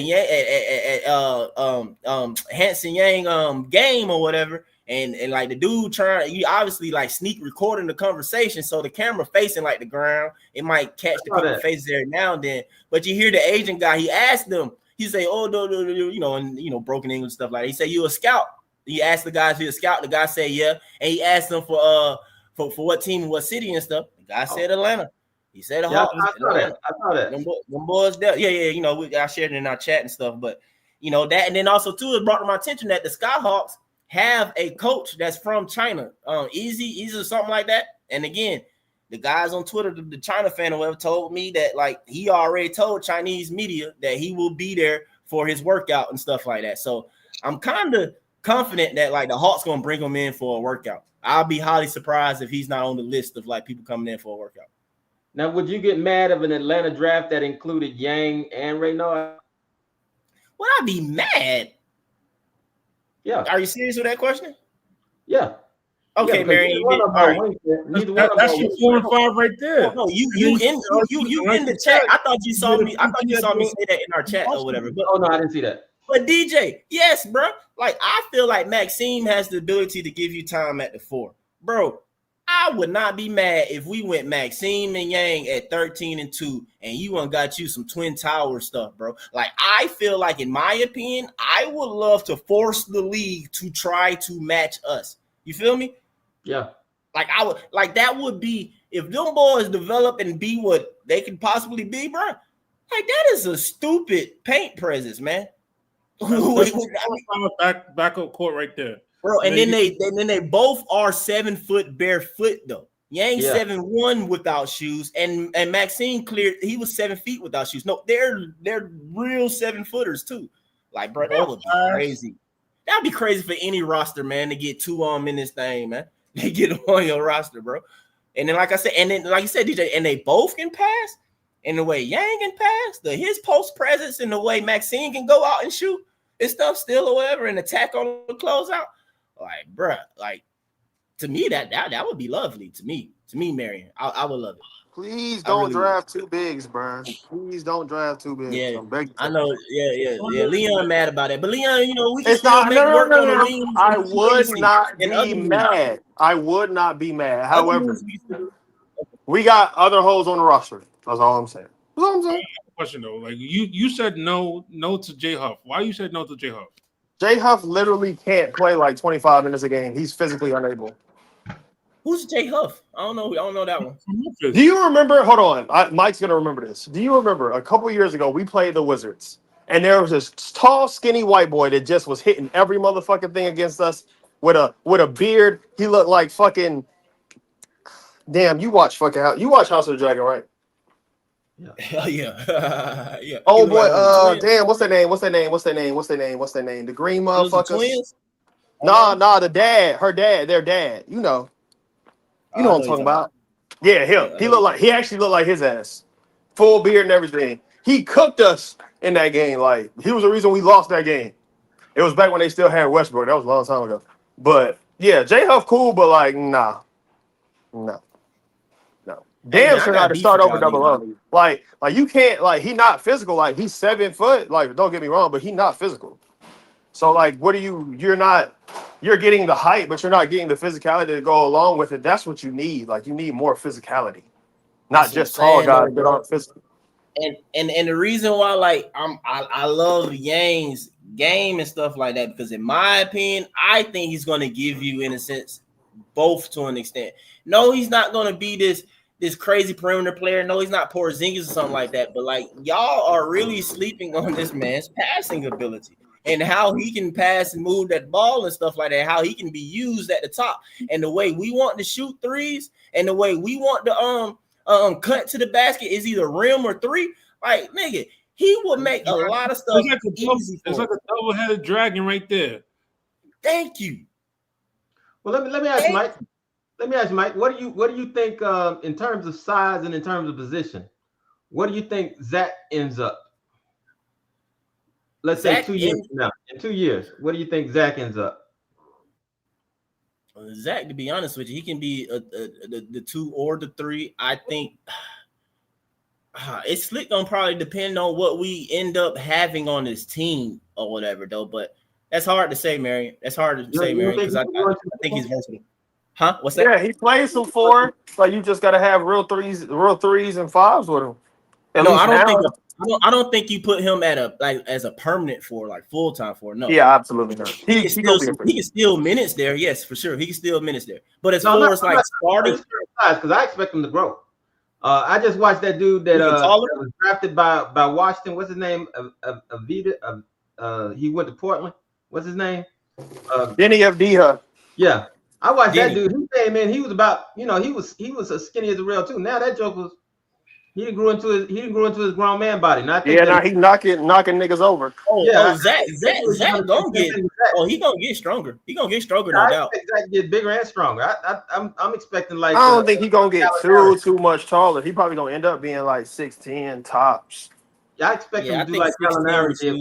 Because if you remember when Gallinari came in the league, he was kind of thin too, but he ended up as being he was a stocky thin even when he first came in. Yeah, weak. But bro, y'all, again though, I'm gonna go to this again though. Another reason too, y'all. The reason why you need a whole bunch of dribbling on the perimeter also is because you don't have a post presence. That's also why y'all feel like you need it so much. If you had somebody to give the ball to that can literally go to work 15 feet down, 17 foot down, or top of the key and go to work, whatever, you don't need all that dribbling bull crap. So you think that Yang is the person that can go to work in the low post? Do I think so? Yeah. But y'all imagine that boy Yang once he gets 22 and older, man. Man, that's gonna be a hard man to stop. I'm just saying. And his feel for just the overall game, bro. Like it ain't too many people with a better overall feel than him. That's all I'm saying, man. When it comes to that's just me, man. So y'all know me. Get that boy in Georgia somehow, man. Get that boy in Atlanta. I don't care if he go to College Park for a year. I guarantee you that'll be my first time. No. I'll be down there. I'll be right down there. Old Nat, wherever the arena at. Y'all tell me I don't even know where the crap at. But Hey, bro, if we draft him at 13, he better be on the he better be in Atlanta. Asa Newell better not be a Hawk, bro. Period. That nigga better not be no fucking Hawk, bro. Man, it depends on who your president of basketball operations is. Because some people might be looking at ticket sales. hey, but no, but you heard me though, Marion. I remember I said it though, but like, shoot, bro, with Yang, Trey, and JJ, man, that boy Zach would average like 20, 25, 30 points off of like five or less dribbles. Well, didn't the Joker get like 38 on no dribbles? I'm telling you, you add a passing big like Yang with JJ and Trey already. Man, Zach won't dribble at all, basically, bro. He's just gonna be cutting and splashing all over the place. That's all he's gonna be doing. Get the ball in the post, hit him with a quick work, boom, go. Like, man, Zach gonna be straight to the point, man. Well, you know, as much criticism as I have for Double O, I would not trade Double O. I like his contract, and I think I like what he can bring, but I still see him as more of a backup than a starter. Thank you. We need the depth, man. If Yang is the dynasty and he could be ready in 2 years, I can see it happening. But yeah, I like the contract that we got Double O on. I mean, $14 million per year. Yeah, that's great. No, you keep him, man, because we need the depth. We need the depth. One thing that Landry / Sela did well was they re-signed players at value contracts for the team. So that's one good thing to look forward to with our sitting GM right now. But again, you know, I just heard Shane talking about the Asa Newell. You know, that's going to be hard to pass up if he's there when we pick, because it's just about the tickets at that point. And they might about my other tickets. Yeah. Well, I don't want to say my boy, but this is somebody else that I'm open to throw on the list. I don't know if you checked them out yet, though. But I am open to Yaxel Landenberg with the later pick, the 22. He's a dog. Yaxel's he's a little older slightly. He's committed to Michigan. I don't know if he's going to go. I think he's going to stay in the draft. But I like him, though. I like Yaxel. Yaxel is like, in my opinion, what I see from him is like something in between. I told Leon this or whatever, though. But he's like somewhere in between JJ and like Mike Scott would handle a bit. Mike Scott. Yeah, bro. I know I take it back a little bit though, but imagine if Mike Scott had a little bit more of a handle, he would have been slightly a little better. That's all I'm saying too, though. But I don't know, bro. Just check out Yaxel, man. Yaxel's nice, man. Yaxel would be a good backup power forward, I think. We want to talk about depth. Michigan. He's committed to Michigan, but he was just at UAB. I think. Oh, okay. Yeah, UAB. Okay. Yaxel Landerborg. He does not have what he looks like name. Let's say that. I don't know what a Landerborg is. Maybe that's German or something. I don't know. Yeah, something with a Borg on it. It's something like that, though. But yeah, like I said, I like, bro. I like Yaxel, though. I don't want to trade up, man. And it's crazy because I was pretty big on Derek Queen throughout the season. Like I like this game and stuff like that. What about was a little Circle K, man? It's probably because of my Yang infatuation or whatever, but I'm not as big on him as everybody else. I question his rebounding while in college. I question it. He averaged about 6 point something. It's like one rebound less than Cooper Flag. I just question it, man. Like Derek Queen, I don't question it. Like, bro, is like basically a double. Like I watched him plenty of times. Like Queen gonna go get you them boards, basically. You know, I can understand why his points might not be there, because basically, like, you watch Duke, like, man, them boys, everybody who can basically really just basketball in general. If it ain't a known thing that you, the big, is the best person on the team and we gonna throw you the ball, man, like, a lot of people just, you know, don't give the big the ball. And to be honest with you, however he says his name, that's why we call him Circle K. But Circle K, I don't think is a guy that you throw the ball to on the block anyway. You know what I'm saying? He's a finisher and real protector and defender. But I still, if he finished Duke and came out of Duke, bro, with double digit rebounds or at least 9, I'll be a little higher. I know 6 ain't like his 4, but I'm just like, bro, too big, too athletic for me to not have averaged more rebounds, and I just question that. I have to look more into that. He played alongside your boy though. He played alongside what's his name? First pick. Cooper Flag. And Cooper Flag had more rebounds, but in my opinion, that has nothing to do with it for me. That shouldn't. Not at your size, your athleticism, and literally you don't get the score. So nigga, go do something. Like, you know, they ain't finna pay. If I'm a big, I know they ain't really pass me the ball like that, bro. Like, I'm about to eat like crazy on the boards, not just defensively to give y'all stuff, but like the only way I'm gonna score is by getting me an offensive rebound. Like, y'all ain't finna pass it to me. Well, you ought to be glad that Landry gone, because if the decision was to put the picks together to trade up, I'm pretty sure we'd be going after Circle K, because that's Culver's boy. But with Landry not in place no more, that might be something that is a detoured plan. I mean, we'll see though, because Anzi is here. Anzi was here this whole past season and stuff like that. So we can't say things was solely Landry, because we know Landry always says stuff was a collaborative effort, and we always roasted him, basically saying like, nigga, don't do nothing. So basically, he didn't do crap. The folks who did do stuff are still here. So I can't say that, like, you know what I'm saying, what we've been scouting and looking at might change. Because again, though, the Hawks have been scouting Hansen Yang for the past 2 seasons, apparently. Like, we have been doing that. It's official, documented. Like, it's crazy. Well, we need to see who we bring in. That's going to be the big thing. Is who are the players that we're going to bring in to take a look at? Once we see these workouts. Yeah. Once we see these workouts, who we invite to work out and stuff like that, it's gonna be interesting and stuff like that. Like I said, I would go ahead and book it, but I feel extremely safe that we're going, like, Hansen Yang gonna come in for a workout. Like, no doubt. For the most part, your team run it back though. You say what now? I said for the most part, your team run it back. So why are you Sort of, depending on what it is that we I don't know, depending on how you go about it, but core wise, run it back. But if it's like Niang, Levert, and Man and stuff like that, like, yeah, bro, they can kick rocks. Like, I don't care. I do want to add like a better vet than the ones we got personally. No, like, yeah, I'll take Bobby Portis. Like, I trade Niang. Like, if it took a sign and trade, like they trying to move money around and shit. I'd get Bobby Portis for sure. I don't want Niang on my team. I don't want Man on my team.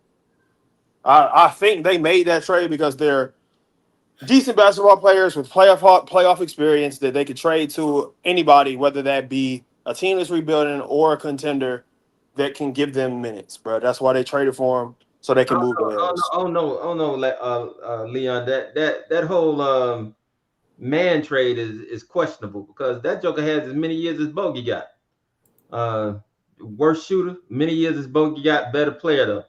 Much younger. So he's 28, but that's still much younger than Bogey. That was a questionable trade. Now that you're looking back on it, because I was hoping that we would be making trades so that we get some of these jokers on there at least last 2 years. But this joke got 3 whole years. He had 3 whole years left on his contract. Yeah, like they clearly got that contract to move it. Like, that's kind of, it's a nice flat $15 million every year, right? Yeah, but somebody got to want him though. You got to. I mean, yeah, for sure, for sure. God, hey. Yeah, man. Yeah, somebody. You right. Somebody got to want him. Yeah. Somebody gonna want his trash ass. For every bad deal, there's a sucker out there. That's my mark. We got to give him the DeAndre Hunter treatment next year. You already know. Let that joker get some shots off and then put him in for a trade. Hell yeah, that's basically what he did. Shit, he got some shots off. Oh yeah, he had a good 3-point percentage. He was almost at 39-40% at the end. You feel me?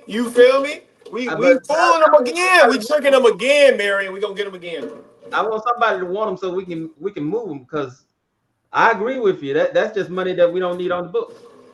And Terrence Mann, hey, a quick question though, because this is the way I feel though. But I'm gonna ask y'all real quick, and I ain't gonna put no number on it yet though. If Hansen Yang played in the NCAA, in the NCAA or whatever, and played college basketball this past season, like prospect wise, where would you think he'd be in, Leon or Mary? He'd be in the lottery. Leon said in the lottery. I definitely think he'd be in the lottery, probably top 6. You said 6. I definitely was thinking he would have been top 10 if that man played in college basketball last season. The only reason why he's projected where he was though is because he was in China in the CBA, and they didn't know if he was coming, and he just signed with Clutch in like February. Like, Yeah, that whole is he coming thing is real now because of our relations with China. So, getting him over here is the biggest factor. You might see him shoot up now that he signed with Clutch. I mean, the draft ain't happened yet. Probably. Yeah. That's what I expect to happen. Yeah, I think he'd probably shoot up to near lottery now. I mean, because he's a 7-footer, a legit 7-footer. He can climb. Yeah, he got skills. He got skills. He's a legit 7-footer. So you'll probably see him shoot up the draft right now. I don't think that playing over in China was the biggest part about playing in China was that he was over there. It wasn't that they didn't have eyes on him because, as you said, we had scouts over there. So yeah, I think if he played in the NCAA, it'd have been top 6 probably. Yeah, and it still might be. Yeah, and that's what's crazy about it right now. Like, man, please, Lord, I don't want him to climb higher than 13. Like, that would be crazy. What about this though? What about this? What about Walter Clayton? What's your thoughts on Walter Clayton? I don't know, man. I gotta see where he's projected though. Like, he's projected second round. Or something. About 22. But he's not projected around 22 though. Is he? Yeah, I think he's late. Yeah, he's late. What I've looked at, I don't think. Well, maybe because I've been looking at mainly like big boards, and I ain't seen that man in top 30 in the ones I've been looking at. I ain't. What's that? We talking about the same guy, right? Yeah, you talking about a point guard for Florida, right? Yeah. Nah, bro. Clayton. He's old and smaller, so it's like it's hard for me to think that he's projected at 22. To be honest with you. Nah, bro. I gotta check again though, but I don't think he's in the conversation around there. If you want to go a guard though, Marion, and score potential and stuff like that, I'm gonna put this guy on your radar. Check him out though. But I would like, and I'm interested about it. And Leon, you know who I'm about to say already though. I don't. Is Cedric Coward. Oh yeah, that boy. Listen, man, 6'5", 7'2" wingspan. You got me. I'm there. I'm sorry. And his hand is big as crap too, though. That's where he look. I think he look there as the potential. He might be a low key guy. Again, they talk about that nigga going lottery, bro. I'm saying he was a 0 recruit out of high school. He's currently committed to go to Duke out of Washington State. But that boy measurables. His vert was like right there behind Carter Bryant or whatever. I literally said to Leon before them numbers came out, I said it depends on. I looked at him. I was like, he don't look like that. He's that explosive. I don't know. He need to be explosive. That boy measurables came out at like a 38-inch vert. I was like, oh heck no, he's sneaky explosive. I was like, oh yeah. And then he had a stupid long arm wingspan. And he shot the hell off the ball. And then he was one of the better shooters too. So if you want to think about a guard, if y'all want to think about a guard, y'all, you think about that kid. You think about Cedric Coward. You know, not Walter Clayton. You think Cedric Coward, in my opinion. Hey, Mike, I saw the Jace. I saw the interview they did with him. Yeah, bro. Yeah. They said he's gonna be rising. They said he's gonna be rising up them boards too, boy. Oh, he is, man. He is. I like his game. When you watch him, it's not gonna be a whole lot. It's not gonna be flash. So if you're a person who like need flash to make you love a person or whatever, but bruh, he get buckets. He's smooth. He go to it. So it's just like that with the measurables. I'm like, okay, bruh, might be something at that 2 guard position for some team. But I think he would be perfect for us. Slide into that 3rd guard spot, play with Dyson, play with Trey, good enough defender, play with Trey, shooter. He got the wingspan, the body, he physical on both sides of the ball. Like, he a dog. Like, we need more dogs. Carl, you ain't been listening to me. Okay, I'm tired of the projections bullshit. Don't nobody, but projections don't matter, bro. Projections don't matter. There was a nigga in my comments talking crazy about projections yesterday for like 3 hours with me. Like, bro, I don't give a fuck about where anybody's projected. I know where I think the nigga should go, and that's what I'm going by. Fuck a projection. I don't give a fuck what Bleacher Report or Yahoo Sports or Jonathan. I don't give a fuck what these niggas talking about, bro. I'm trying to tell you the reason behind the game. Carl, I've seen Yang projected as undrafted. You're seeing him as a second. I've literally seen him projected as undrafted, moved to being in the second round. To I guarantee you, after this combine, tomorrow's scrimmage, after today's scrimmage, tomorrow's scrimmage, and people work him out, man, that boy will move into the first round. I don't know about moving all the way up to some lottery stuff, but I think he's gonna be at least a late first rounder. Oh, I think he's gonna go higher than that. You know, the word gonna get out. We still got about a month though, Mike. To the draft, yeah. Yeah, we got over a month, so it's gonna be a whole lot of moving and shaking. If he definitely got to get that conditioner down because he looked tired today, bro. Yeah. He was out there, man. But them horrible jacked up fast shots, man. I'm like, God dang it, bro. Well, you know them games about showcasing yourself. It ain't about being a good teammate. So I mean, that's how they're trying to get theirs. You know what I'm saying? Yeah, so I mean, but they're really gonna get that. When you get those, when the Hawks, I think the Hawks gonna bring him in. So when they get those one-on-one,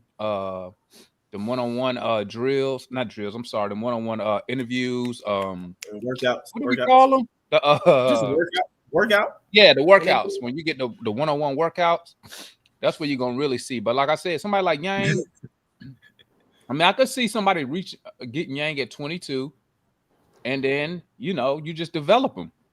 I mean, like I said, I think whoever we get at 22 is going to spend a majority of their time in College Park.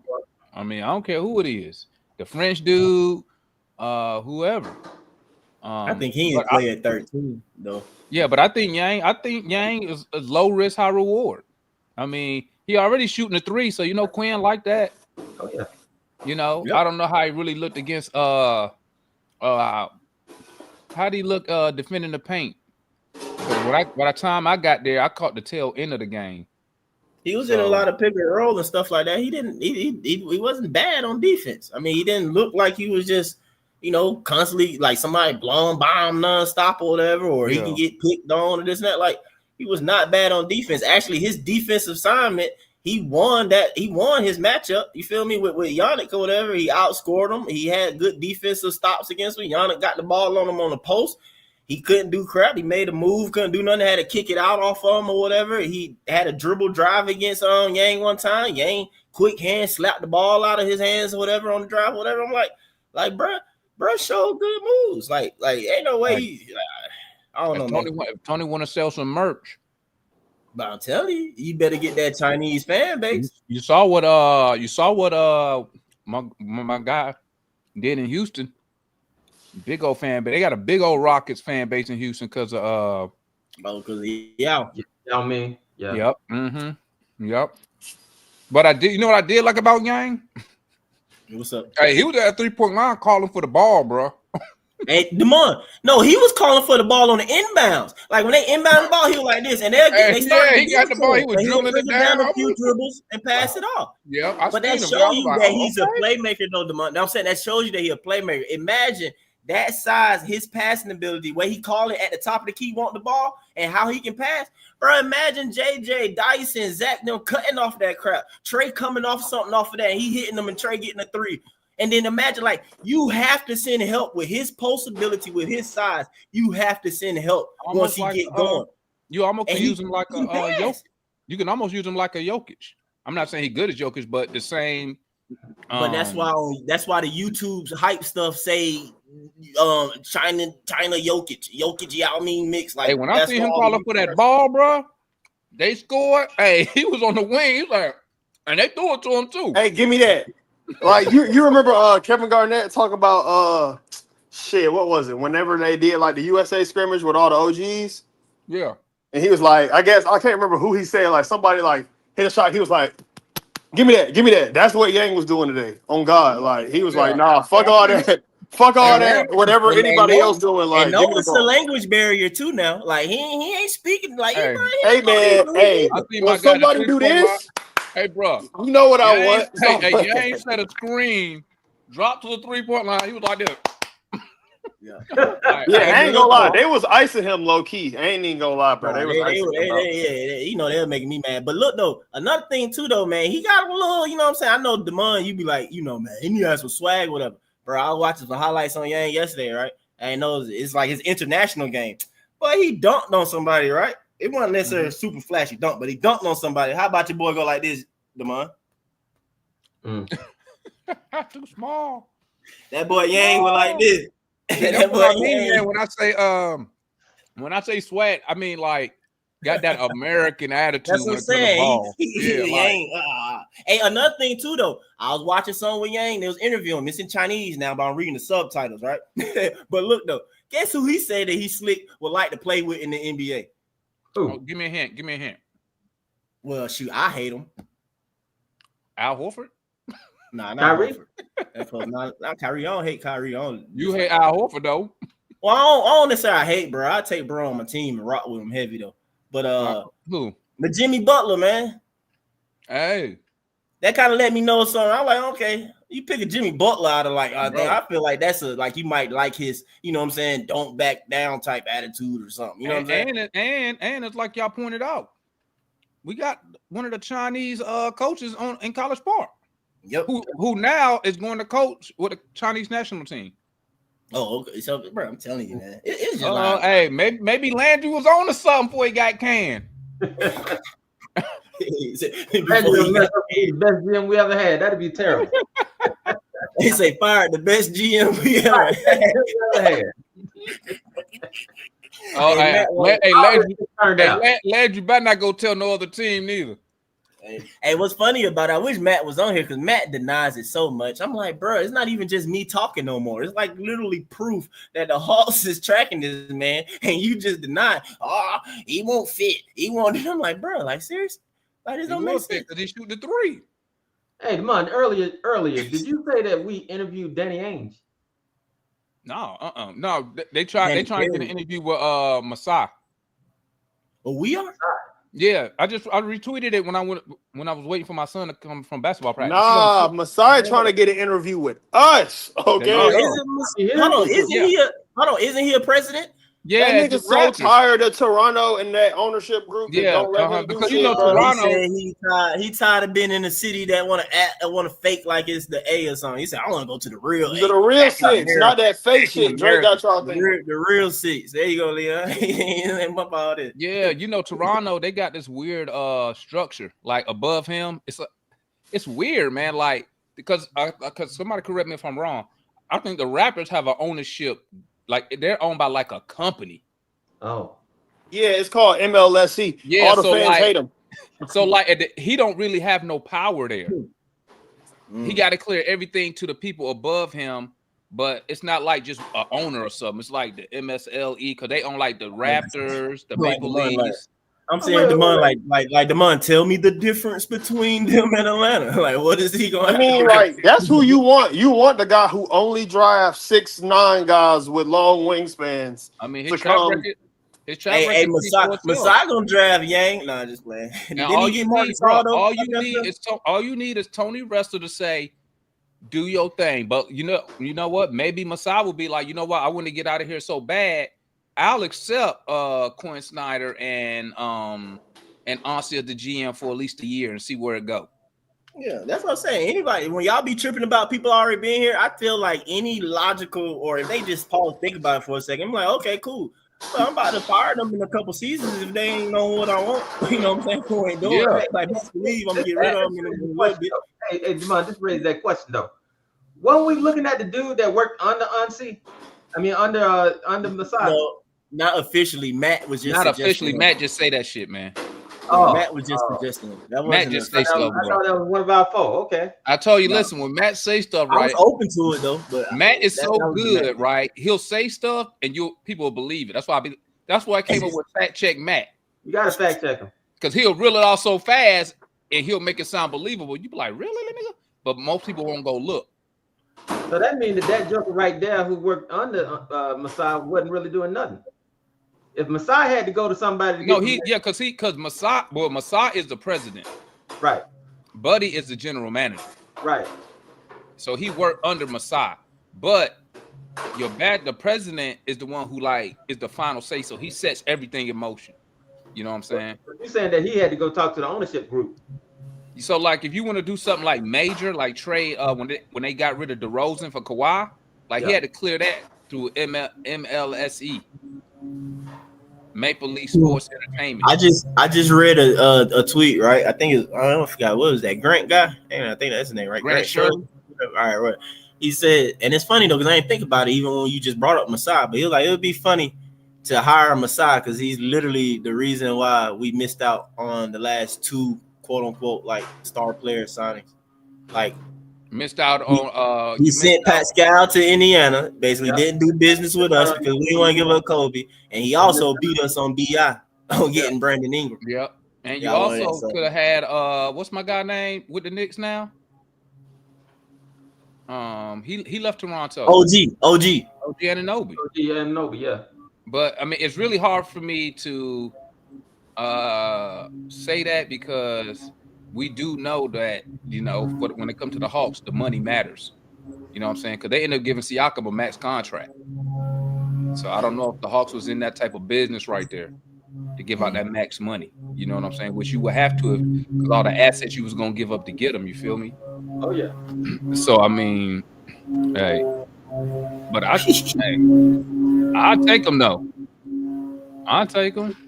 You know? Yeah, I'll tell you, Masai. I think, Hawks fans will be happy. That's a winner. It's a winner. He got the credibility. Yeah, it's a winner. Say what ticket at? Ticket should be happy with that. Ticket be like, hey, we ain't win no championship, so Ticket be saying we're gonna win 20 games, then get mad we don't when we win 20 games. They stuck. But you said we was gonna win 20 games. We won 20 games. That's it. He won 40 games. He said, they beat your expectation. You should be excited. Shoot. But yeah, that's a good thing, man. That's a good thing right there. But once again, hey, it could be just rumor. Could be Masai trying to get some leverage against MLSE. You know what I'm saying? So I mean, because I don't even know if he due for a contract yet from them. Well, if he has to join us, then I'm surprised we haven't taken him yet. That's the thing. Come on. Matter of fact, let me see what the tweet actually said. I retweeted it, but I just did a quick glance over it, and I didn't really read it. I just saw Masai and Hawks. So I was like, "Oh, retweet, let's go." Let me see. Nah, that'd be dope though. That would be.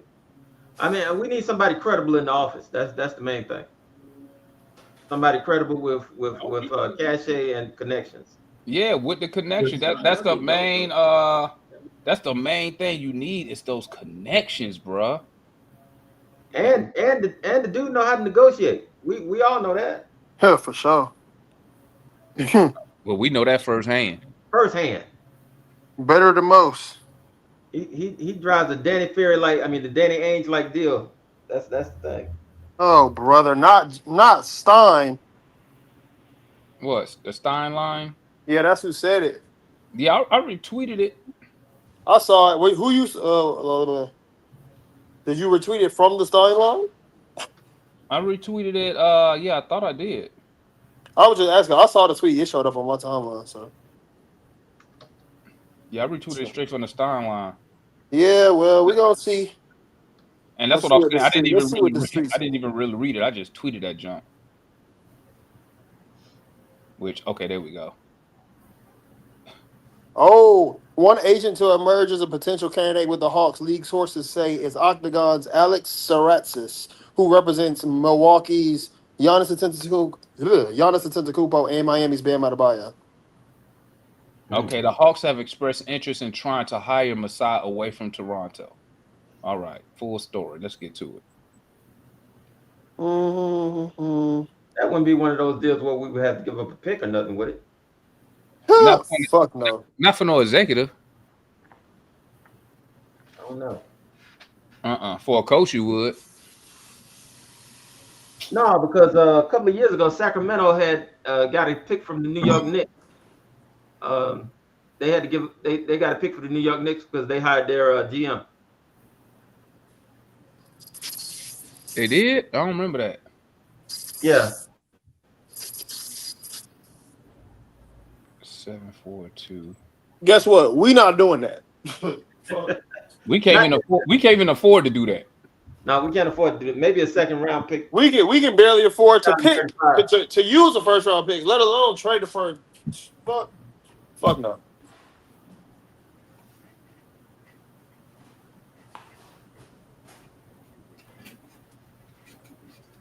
Yeah, we gonna see what the Hawks do with this Pobo shit, man. Yeah, I ain't too much worried about it.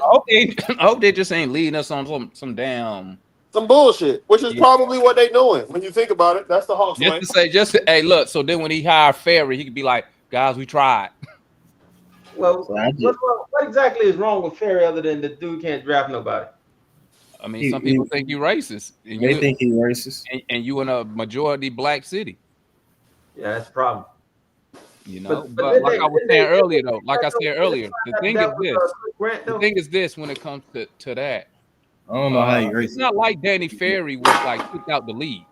Like, bro, he worked for the Spurs. Yeah. And then the dude who wrote the stuff already worked for the Hawks. Yeah. He came back and got a job with us. That's Chris Grant, right? Yeah. That's crazy. Yeah, so yeah, fans on some fake outrage, in my opinion. We know the Joker wrote it, and we know that the owner kind of blew it up. It was a setup, and this Joker came back and got the job. Mm-hmm. I can't say Danny Ferry can't draft. Folks always say that, man. I mean, he never had a top 10 pick to draft with. And also to be honest with you too, though, Danny Ferry probably biggest mistake was firing Larry Drew before a draft. Like, nigga, don't do that basically or whatever. Like, you probably y'all talking totally different about you know what I'm saying, Danny Ferry or whatever. You feel me? Like, so yeah, bro. Well, and if we get Danny Ferry, I hope he don't draft Noah saying thinking he Giannis. I'm about to say, hey, Lou brought this junk up though, but at the same time though, you ain't got the plan though. But Lou brought this up. I thought about it. I was like, man, hold on now. Landry ain't get hired nowhere yet, did he? I don't need Landry to be on nobody other team if he been part of us scouting Yang this whole time too. No, that was me who said that. Hey, I said that was me who said that. I said I hope blindsided on that firing. You know he's been go nowhere. I hope not too, bro. That joke gonna go somewhere and tell somebody something. At least after the draft. He is. Same way. He probably texting with his homeboys right now. Hey, y'all go check out Yang. same as Lane, Larry Drew. Never be a Lane. He's going to the Brooklyn Nets, and they're one of those folks is gonna be Yang. Nets got to fix the burn, man. They'll take him. Yeah, nah, man. It's all good, man. You know, I'm gonna talk to my Chinese plug, man. Let them know we're gonna go ahead and get them. We're gonna let them know, man. You know, so we already rock China colors. Hey, speaking of the devil, they even mentioned that in the Steinline report, bro. What's that? It says Antetokounmpo visit Atlanta covertly before the draft, staying at then general manager Danny Ferry's home. There are Hawks officials to this day who believe Atlanta was poised to land Giannis with the 17th overall pick had former Hawks Larry Drew not been fired. Drew joined the Bucks soon after his Atlanta's dismissal revealed to the Bucks officials that Atlanta was planning to draft. Got him on Twitter. That's crazy, man. That's crazy word, bro. Like I tell you, bro. Like the history about Danny Ferry, all that would be different, bro. His biggest mistake was firing Larry Drew before the draft. If he did not do that, we have Giannis, and y'all not talking about that he can't draft or nothing like that. We got a superstar, like all the above, like bro, that's crazy work. That's that Hawks luck, bro. Like that's that Hawks fandom crap, bro. Imagine if we ended up with Giannis, that would have been we would have crazy. Come on, add him to the history of Hawks, bro. Nigga, if we would have had Dr. J, they screwed us out of having Dr. J. Like, bro, like that's Hawks. That's just Hawks franchise history. I told you, man. We cursed, man. We cursed. I agree completely, bro. I do not argue that. Like I feel if I hear that Landry Fields get hired over there at Brooklyn, I ain't watching the draft, man. I'm not watching. I don't know. I don't That want to know. same thing Willie said. Willie said the same thing. He like, bro, that happened, man. I'm done. He's like, I'm done. No, man. That's my cue. Like, he's the assistant GM of the Brooklyn Nets. I'm not watching. 'Cause you know That how is right. any pick you thought we was gonna get, they taking. Well, yeah, Which man. means that you know, so crazy because remember, Tony took over the team when Danny Ferry was the president. So that means Tony Russell probably knew. Also, like, hey, I'm working on this young player, Giannis. We got him standing at the house, whoop de woo woo. I mean, hey, Dang, that sucks, bro. That's terrible. I can't even imagine our franchise, the direction we would be in if we would have drafted Giannis, bro. We over here celebrating, partying, instead of years and years of just being miserable. Hey, hold on, time out though. It's the Hawks now. Will we be celebrating or will we be mad because we ain't put nobody around Giannis? knowing us, we probably would have traded Giannis, knowing us. Oh yeah, we would have traded him. Oh no, he'll still be here playing with G League. The mom will be like, we got G Leaguers playing with Giannis. We can't get crap around him. Like, we won't make a trade. We would have had Giannis out. We'd have had Giannis out there with Tony Snell, Flip Murray, and Solomon Jones. I'm telling you, old ass Mike Bibby. To be fair, Giannis did play with Tony Snell on the Bucks. True that. That's funny. Say it would have been no different. I don't know. Maybe we would have still looked up and got Trey. I mean, that's all we would have needed, to be honest with you. But hey, that's crazy to have like a top 3 MVP type player on this team, bro. That'd have been crazy. Yearly top 3 MVP type player too, man. Niggas be like, man, get rid of everybody but keep Giannis. Basically, I would agree with that too, though. Well, you've got to remember, Giannis had to become Giannis, so we probably couldn't have. He'd probably be in the G League right now. No, because you know what? Matter of fact, we didn't start out that bad. That's when straight coming up. That's when Bud and Ferry. That's when Bud and Ferry started Hawks University. Yeah, they would have developed them. Man, actually, Giannis probably would have had a shot earlier with us. Yeah, and that's when they first started using the G League team with Ferry and Bud. We used to send our players before there was College Park. We used to send them to Canton, Ohio, the Canton something, because we didn't have a G League team of our own yet. They started that. No. I got you. Yeah, man. And sometimes we used to send them to Austin because I went to go see when we drafted. Remember the guy Adrian Payne? Yeah. When they sent him to the G League, since we didn't have a team, they sent him down here to Austin, and I went and met him. That was like passed, didn't he? Yeah, he got killed. Yeah, he got killed. I remember what that though, but yeah, that's when I first moved to Texas. I was like, "Oh, they sending him to Austin." Is that the Austin Toro? Is that the Toro? Huh? Is that the Austin Toro? No, the Austin Spurs. Oh, okay. Mm-hmm. Oh man, but instead of Giannis, we got John Collins. Man, we didn't. We didn't get John Collins that year, bro. I don't know who we got. It was somebody who you don't remember who we got? No, I'm gonna give you a minute. Don't tell them, chat. Man, don't tell them. Giannis draft, we got Schroeder. Leah, dang, Leah, you said it too fast. Trying to make this.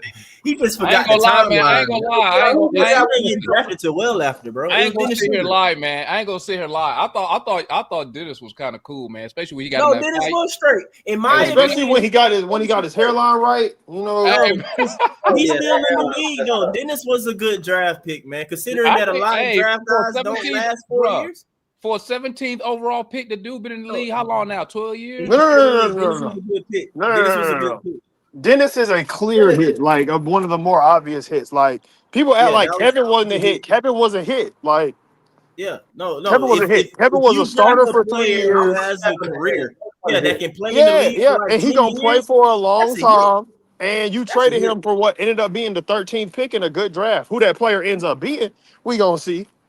But like Marion, let's say we did trade the 13th pick for Bobby Portis. I wouldn't do it. I'd do it for 22. 13, crazy to me. But if we did, and you traded Kevin Huerter for Bobby Portis, are you mad? Nope. No. Not really. No, JC was picked like 19 Southside. Hell yeah. He was like 19. I'm pushing back on that. That boy Dennis got in that boy Dennis got in that fight outside that hookah bar. I was like, oh yeah, he a real one. He a YN. Dennis took a while to come around though. Come on, be honest now. Because I remember. Salute to Dennis, man. I remember he had Dwight Howard in the post calling for the ball, and Dennis was like, nah. Every time. He's like, nah. And he would take the shot. Come on, man. We had Dwight Howard and Dennis. It was supposed to been the inside-outside game. This dude was man, we got Dwight Howard. Dwight Howard won't worth a damn when we got him, bro. I don't know. I think he still had a little. I hate Dwight, bro. I really hate Dwight Howard, bro. I feel you, Demond, though. But what Marion's saying though, that year made me hate Dennis. I was like, I rocked with Dennis, like coming off the bench and backup role. But once he became a starter, that just pissed me off. And I was like, oh yeah, you can't be no starter, bro. As a starter, he's a fucking degenerate. That bro, I hate Dwight. He would hate Dwight routinely. I would love if Dennis was our backup point guard. Oh, man. Man, don't even get me started. We would have won way more games, bro. Hey, Dennis you're right though, Austin. Yeah, he did love Moose though, bro. He said, "Bud, bro, we're just in love with Moose Collins." He did love Moose. Dwight Howard like this. Hey, who that dude we had? Y'all remember Mike Scott? He was an OKC for a little. Hell yeah. Hey, we didn't have a bunch of regular ass players, bro. Mike Scott. They say Mike Scott the one that was trafficking drugs, wasn't he? Through Virginia. Hey, that's that one that went off on that was that playoff game. Wasn't that Indiana? It might have been Washington. You need one of those guys, bro. Hey, bro. I'm telling you, Jackson was Mike Scott with a handle. Yeah, bro. He's certainly a YN. Jackson Linderborg is for sure a YN. Tied it up, bro. Jackson like that. Yeah, too, he just cut the unkempt locks off, bro. He's a YN, bro. He's trying to make it seem like he's trying to make himself look presentable, bro. We know who you are. You ain't got to play with us. Bro. I ain't gonna lie, man. We have drafted some regular ass players, bro. Salim Stoudemire. I can't even think of the last person we drafted who got an accolade outside of Trae Young. That's it, bro. That's it. Yeah, exactly. Wait. Did Dennis win 6th Man of the Year? Not with us. Not with us. Oh, you talking about with us? Oh, hell no. Shit. Sorry. Was it Al Horford? I mean, Al, yeah. What's that, 2008 Rookie of the Year? Al ain't win Rookie of the Year. Y'all tripping. He came in like second or third. He got some All-Star bids on the Hawks. All-Star. He won the All-Star Rookie year though, but he became All-Star. Yeah.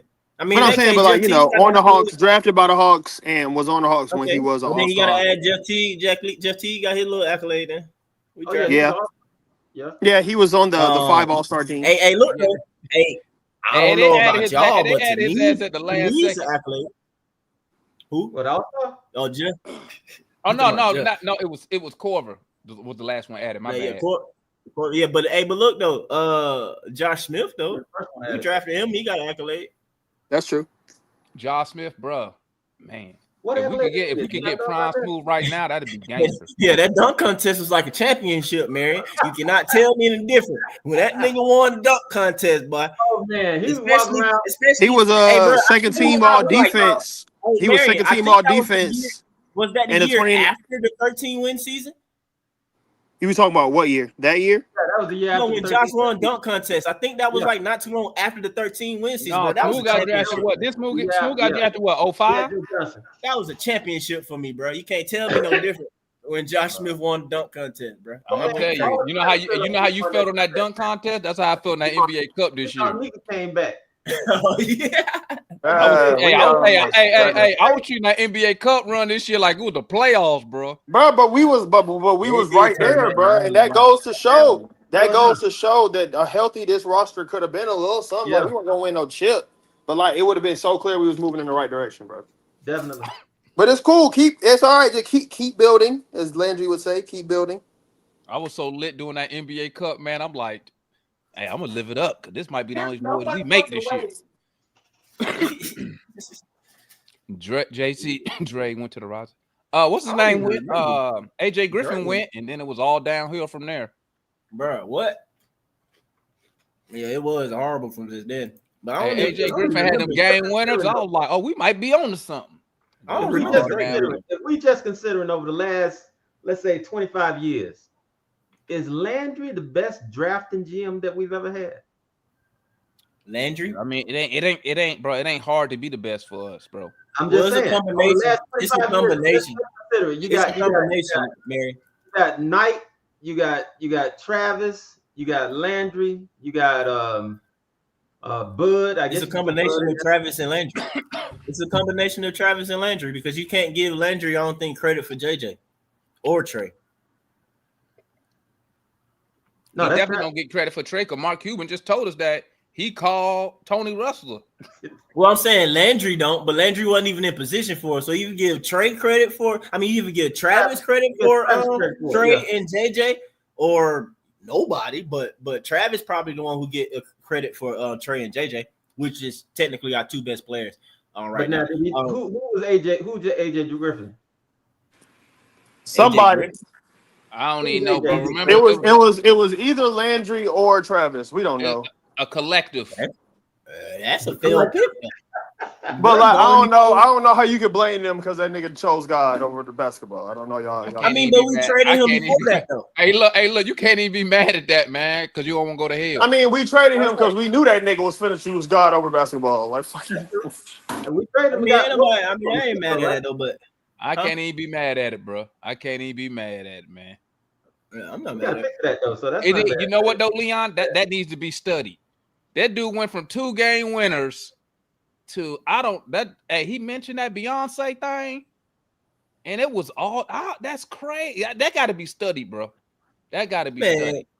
I know. Listen, Mike. I know some Christians playing in the NBA, bro. Hey, bro, it was Quinn, man. It was Quinn all day. As soon as Quinn got here, Quinn stopped playing that joker. Hey, Demond. Look at that, Mike. There's levels to this though. Nah, for real though. I'm gonna be real though.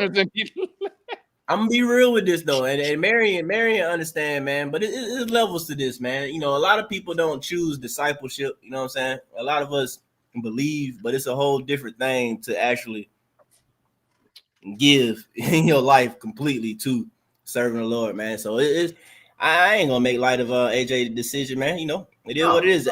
Obviously, I guess he started to struggle within himself, you know what I'm saying, which way to go, fully or not. And I listened to him and he said that though. But like I said, bro, it's a difference, man.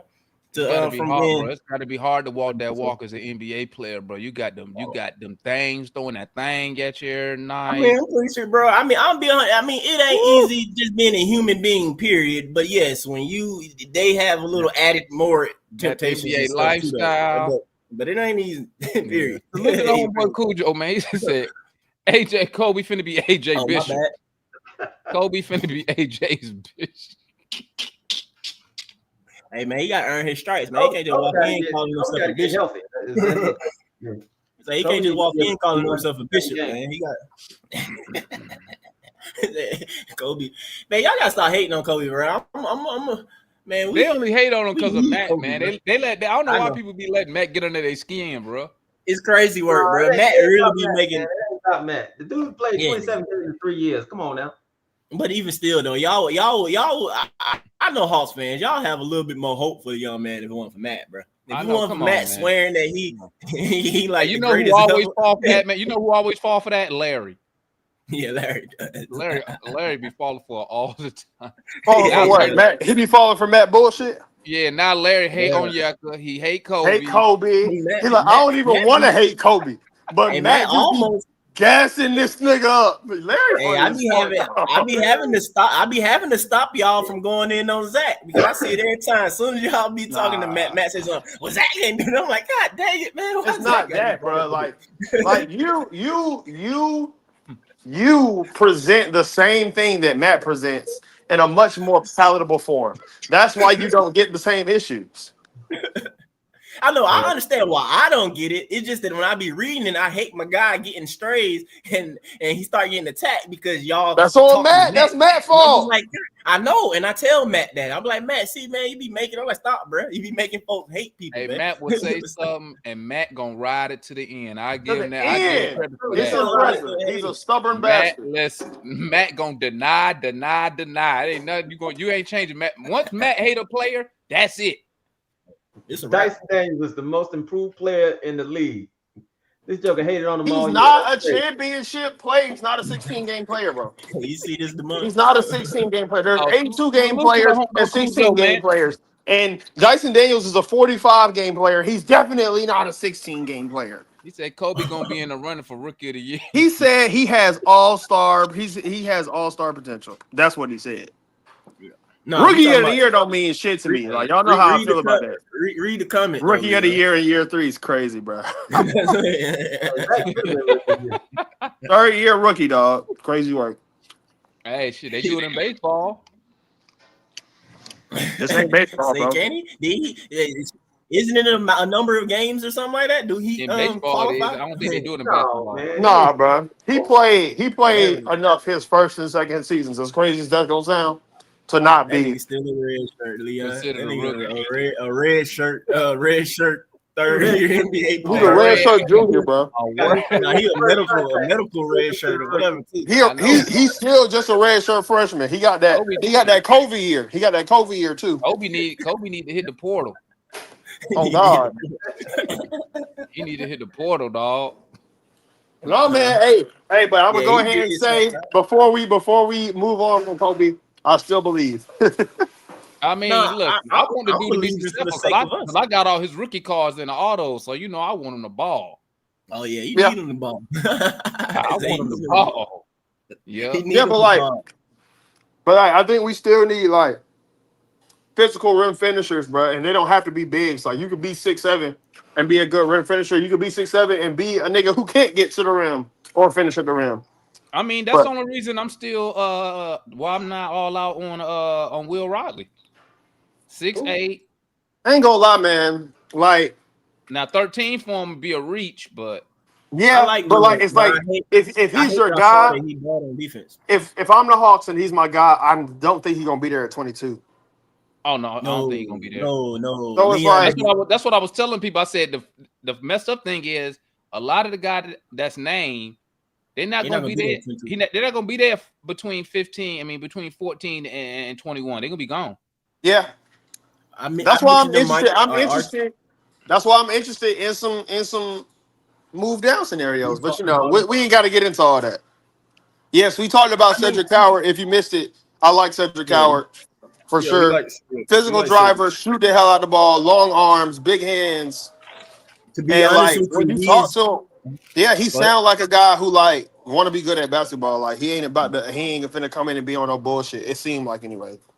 Yeah, he's probably the only guard that I am interested in. I don't think Will Riley is solely a guard, but he's the only guard that I'm interested in. Will Riley is a 3 who can. Yeah, he'll play some 2 and some 3, I think. But he's tall. Like I didn't think he was gonna be 6'8" plus out of shoes. That really changed. That really changed it for me. For those who don't know Will Riley or whatever, look at him, check him out. In my opinion, he's basically in the same mode of your Coop and your Ace Bailey. He just less athletic, and he's less athletic. He didn't shoot as well as them in the past. And he's a way better passer than Ace. Like probably not as good as Cooper, but like really good. He also too is not known for defense. I don't think Ace is known for defense, but Coop is. Ace got better defensive tools. I'll tell you that. Yeah, but okay. And Coop is known for some defense though, but he also too measured though. And that's what he's talking about. He measured taller than the both of them. Both of them. Those two guys I thought were taller than what they measured out to be. They bigger than him. Both of them bigger than him, but he's taller than both of them. Ace bigger than him? Ace weight wise, yeah. He is. Like the thing about Ace, like Ace not like real skinny in the lower body. Well, Michael, you gotta. I feel like you gotta understand what I'm saying. When I say, I guess you say, okay, he ain't them, but I mean, I mean, in my opinion, he's that wing who can handle the ball and do certain things. The only reason why he's not up higher in the certain things or whatever is because he's the less athletic player or whatever. Yeah, and he like the thing is, most guys who are scorers, if they not fast, they strong, and if they not strong, they fast. But he just kind of has great touch and a package that can get him to his spots. So it kind of cancels out. You know what? Actually, it just came to me. Like, it's crazy. He kind of Chris Middleton. That's really what you're looking at. You know, not super athletic, right? Even in his prime, but always got a plan. Great in the mid range, can shoot the hell out of the ball. You know, playmate.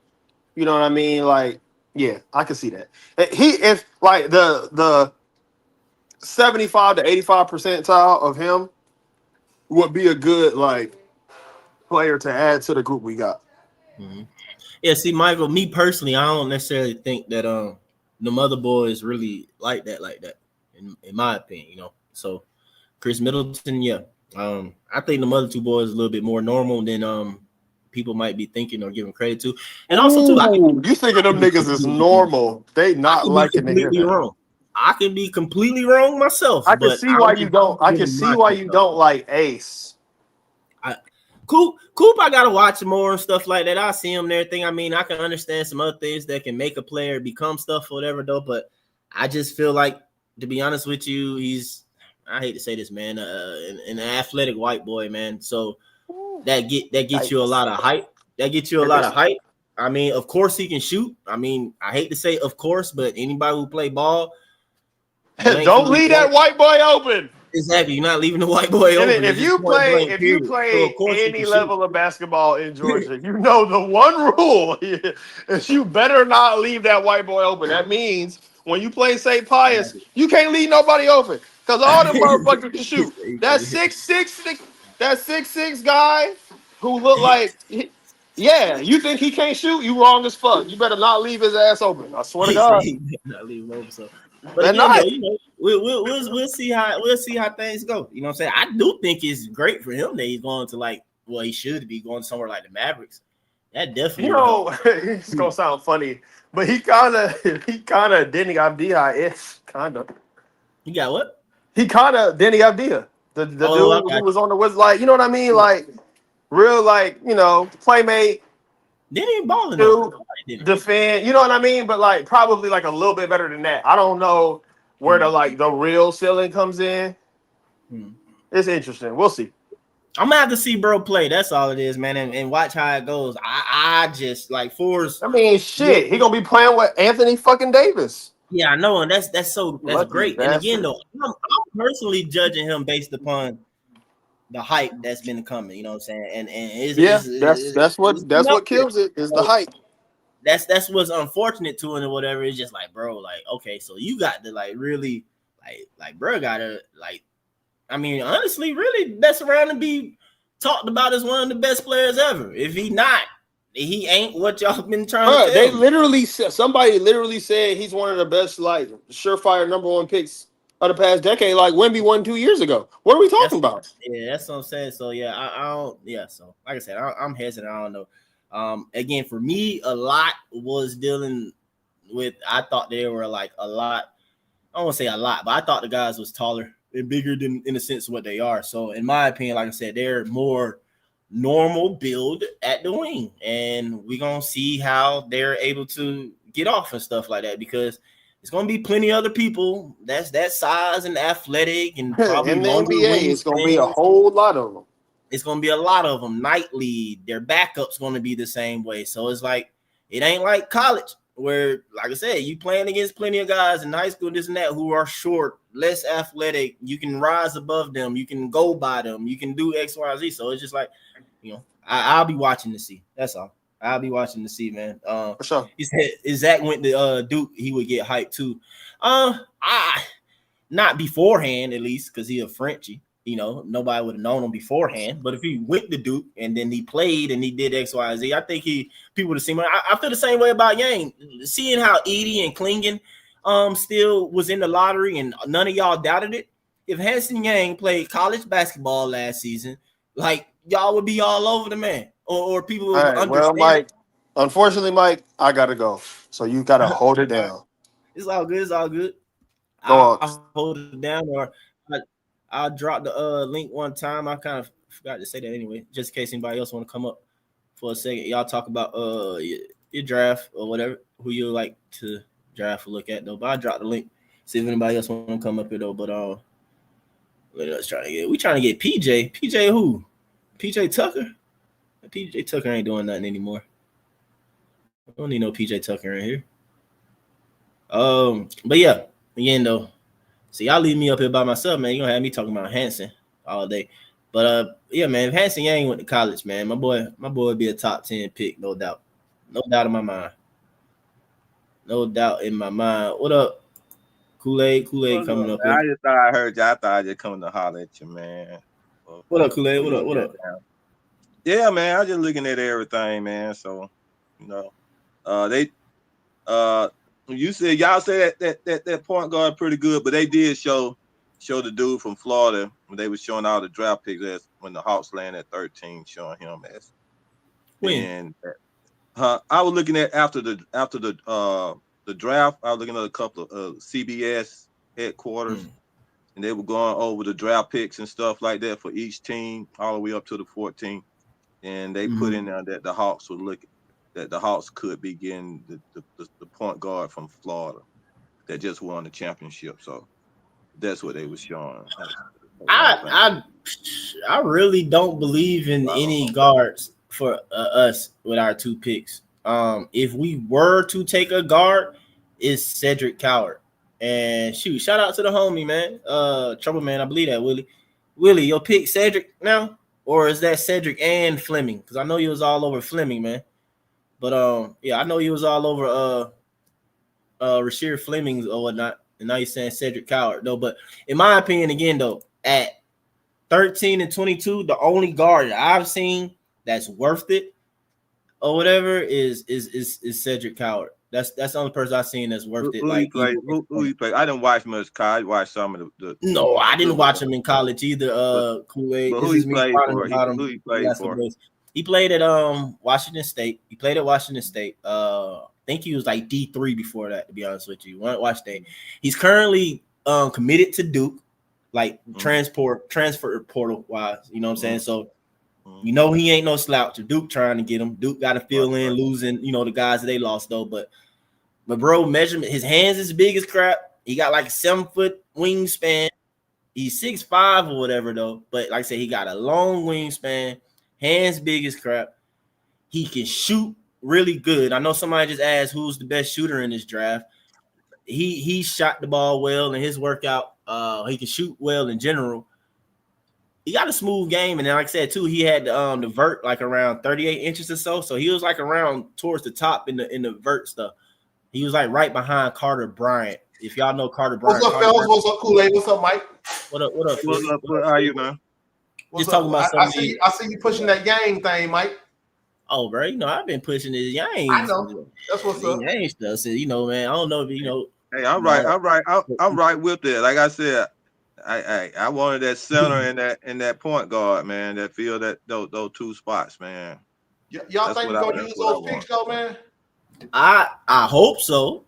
I think so, and I hope so. I think that we still need to work on building our depth that's going to be here for a while. I think that we still at least one more year, Hawks fans. Hold on, you know what I'm saying? But even if we're able to stay healthy, I think we'll still have a competitive season, get us around probably 5th seed or so if we can stay healthy.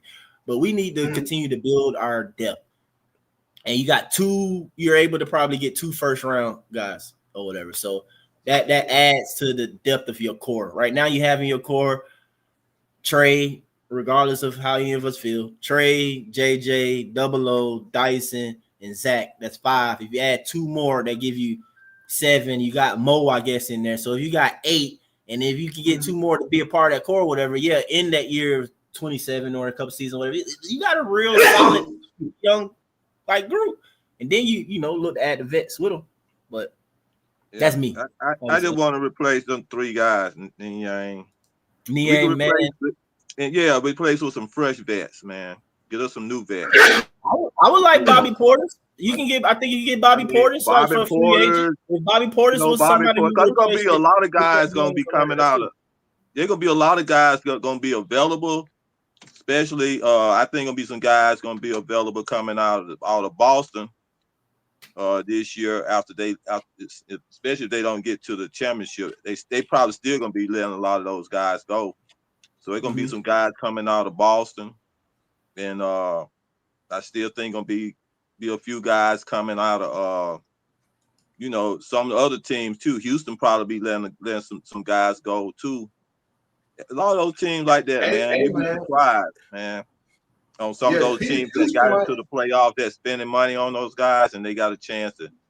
Now they got to look at their pockets, and they're gonna be letting some of those guys go. So, yeah, I look. Well, they're gonna have to. Houston gonna have to do something. But yeah, if you look at it with Giannis, he probably gonna ask out.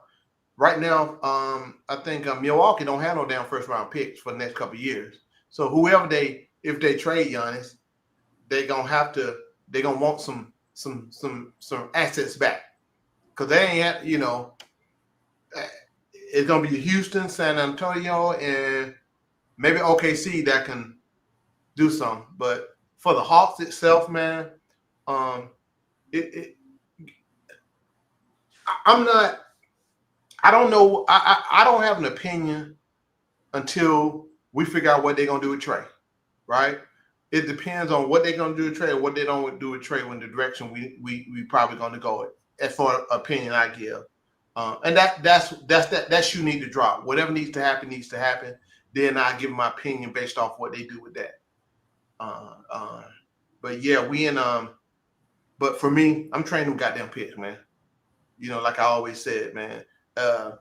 Either we're gonna take 3 years to really compete. We are year one was last year for me. 2 more years we should be competing at a decent level. But again, it all depends on what they do with Trey, whether he wants to stay here or not, whether they want him here or not, and what they're gonna pay him for staying here. So I think Mike said, "What's my opinion if Trey stays?" Well, if Trey stay, I'm not paying him $57 million a year. I'm not doing that, because that's gonna. We got to get some more pieces, and if he does stay, about 40 million. If he does stay, I'm trading them damn picks. Development is over for me. I mean, it's already over, right? We need to get some. We need to get some guys, but who's available? And like Kool-Aid said, we're gonna have to be picking from Boston. I don't want Porzingis. Or Houston roster, or who else that got something that can move some things. I don't know, man. I got to look at it and sit down. There's a few of you probably gonna be looking at some coming out of the 76ers camp. Some more coming out of Chicago. Like who though? I mean, you look at, they still got some guys over there. What his name is with the 76ers. Oubre. Oubre might. Yeah, Oubre. I take Oubre over T-Man anytime, man. You get a Bobby Porter and an Oubre on him with Trae Young. Shoot, man. And you go over there and get, Toronto probably gonna be looking at letting somebody go again too. So, here's my opinion. I know Toronto already did a lot of dumping already. So, I'm gonna tell you somebody else. Sacramento gonna be letting some guys go. Yeah. Can I say this real quick, Kool-Aid? If Trey gonna stay, his game need to change, right? He can't. His game needs to change a little bit more than like he started the season with. I would like to see more of that type of trade and continue on, right? He don't have to be the guy, right? Right. But if we gonna, I like Bobby Portis. I don't know. I mean, I guess, man, it's hard. I like Bobby Porter. If you take the 3 guys that I'm talking about, that we talking about that is agents right now, Yang, LeVert, and Yang, right? T-Man, Yang, and LeVert. Those are 3 vets right now, right? we keep Larry Nance. We re-signed Larry Nance. Larry Nance fit so well with the team when we was on those runs. I just love Larry Nance. He seemed like he was like a coach in it. He was a voice in the room. He's like he kept things, down when he was playing, and he looked like he'd be a good vet to keep on the team. Mhm. But as for those three, I would like to see us replace Ning Yang with Bobby Porter's. Mhm. Like I said, probably replace T-Man with the one I just said that's playing with the 76ers that they Replacing with might who? with Oubre. Oubre. And then probably with Houston, man, like you said, we can get LeVert, get rid of LeVert contract and don't worry about signing him. We go get young man from Atlanta. He's a free agent. Go get so the he's boy probably from gonna be- Atlanta. I think he'll be a good if he's up for. I think he'll be up for a free agent, won't he, Mike? No, The LeVert boy is from what he Atlanta. The wants boy to. from Atlanta playing for Houston. Ain't he up for a free agent this year? I don't Oh, know, you but talking about I saw something being a trade for him. You talking about Jabari? So I don't know if he's a free agent or not. I think he might have to trade for him. Jabari Smith is not a free agent, and He's not a free agent yet. Okay. Now I know they were talking about. I know 96's zone. They were talking about the big center at Houston, who's gonna be a free agent. Steven Adams. Yeah. So they were talking about him being a free agent, and they were talking one of the guys on 96's zone was talking about to me, a good center to come over and play. It all depends. I don't know if I would want Steven Adams on this squad, right? I don't think I would want him either, but it's just he's a body, right? Yeah, but what did he give you, right? I'll take, I ain't too high on Walter Kessler. I take him before I take Steven Adams. You see what I'm saying? And but it's gonna be once this championship over, it's gonna be telling to see which way the Hawks move. T-Man, he signed. Ning Yang got 2 years, I believe, one more extra year or whatever. LeVert is a free agent, and he gonna go. Again, that shoe with Trey on whatever the hell gonna happen with what team gonna do is gonna determine the next step, in my opinion. I think it all centers around what they do with Trey first. You can't do nothing until you make a decision on Trey, and Trey make the decision on team. How it need to be. That situation need to be solidified, one way or the other. You don't make no move until that's done. And if you already have an idea that what you're gonna do, well, we won't know. They probably already know, because like I said, they already talked beginning of the year.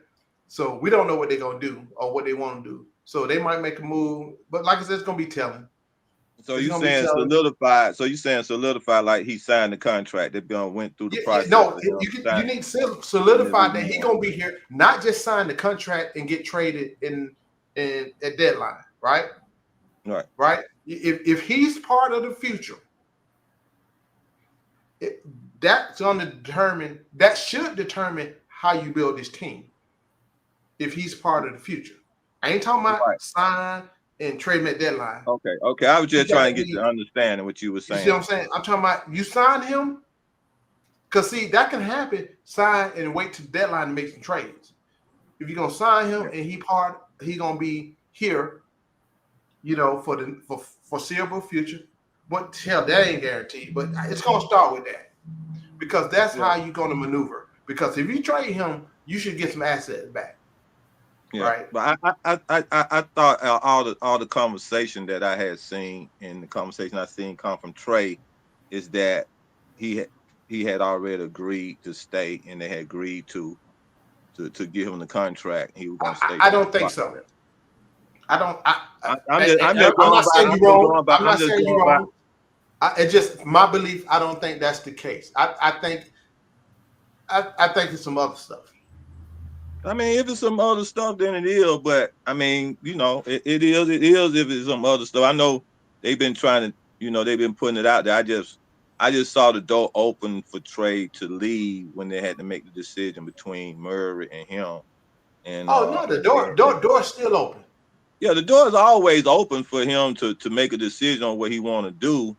But I think he what came out of his mouth is that the way he's saying it, that he want to stay. Well, I'm gonna tell you like this. And whether he do it or not is I know another what he's been saying. thing. But Unless I'm just going by what come out of his unless he mouth. come out and say I want to stay, I Yeah. take it with the great. One thing I can say the Hawks are doing with that situation, both sides, nothing's getting leaked, and they're being respectful. Like I said, now I can verify to you, they've already had a talk beginning the season. I don't know all the details of the talk, but they both know the direction they want to go. Right. That's all. That's all what I've got from the inside. What that direction is, I don't damn know. But I'm speculating. But but what I got from the inside, that they came to an agreement. That's what I'm saying. They came to agreement what they each want to do. Right, and the agreement was that Trae Young came to agreement that you're gonna stay, that he's gonna stay. Well, it's not up to him; it's up to the team too. And it came to agreement with the ownership. Let me say this, Kool-Aid. We still getting a new GM and president of basketball operations. So you see what I'm saying? You think the new guy is gonna move from the GM spot?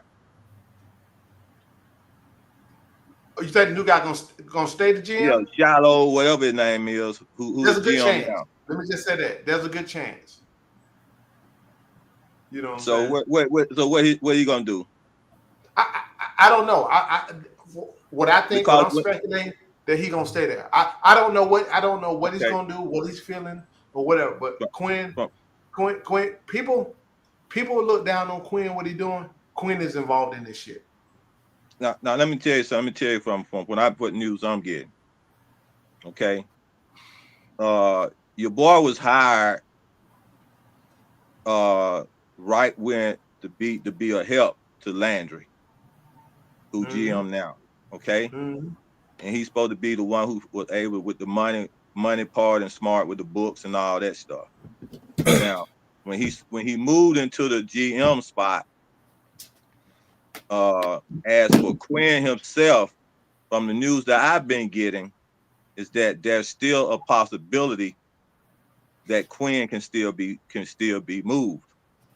Anybody can be moved, bro. Right. But I'm just saying it like that. I'm saying it like that because Quinn Quinn don't have as much power as you think he has.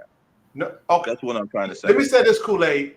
Do you actually think the Hawks finna move on from another coach so quickly? He got one more year. And keep Trae. Well, the agreement between him and No. I'm gonna ask you a question. No. I ain't talking about what agreement or nothing. Do you actually think the Hawks gonna move Quinn and not move Trae? Yeah, I believe they'll move Quinn. They'll move Quinn. Yeah, I believe they'll move Quinn. So they'll move Quinn before Trae. Okay. Yes. So you know that this is gonna be a PR nightmare? It don't matter. It don't matter. Because let me tell you. I mean, let me tell you why it matters. So I had a heart-to-heart talk with the season ticket lady who's trying to get me re-up again. Tried to get me re-up last year. Okay. I'm just telling you, they hear us. They hear the fans. They hear all the stuff. And I'm just telling you what she told me. She hit a lot of the same stuff. But hey, that's neither here. Go ahead though.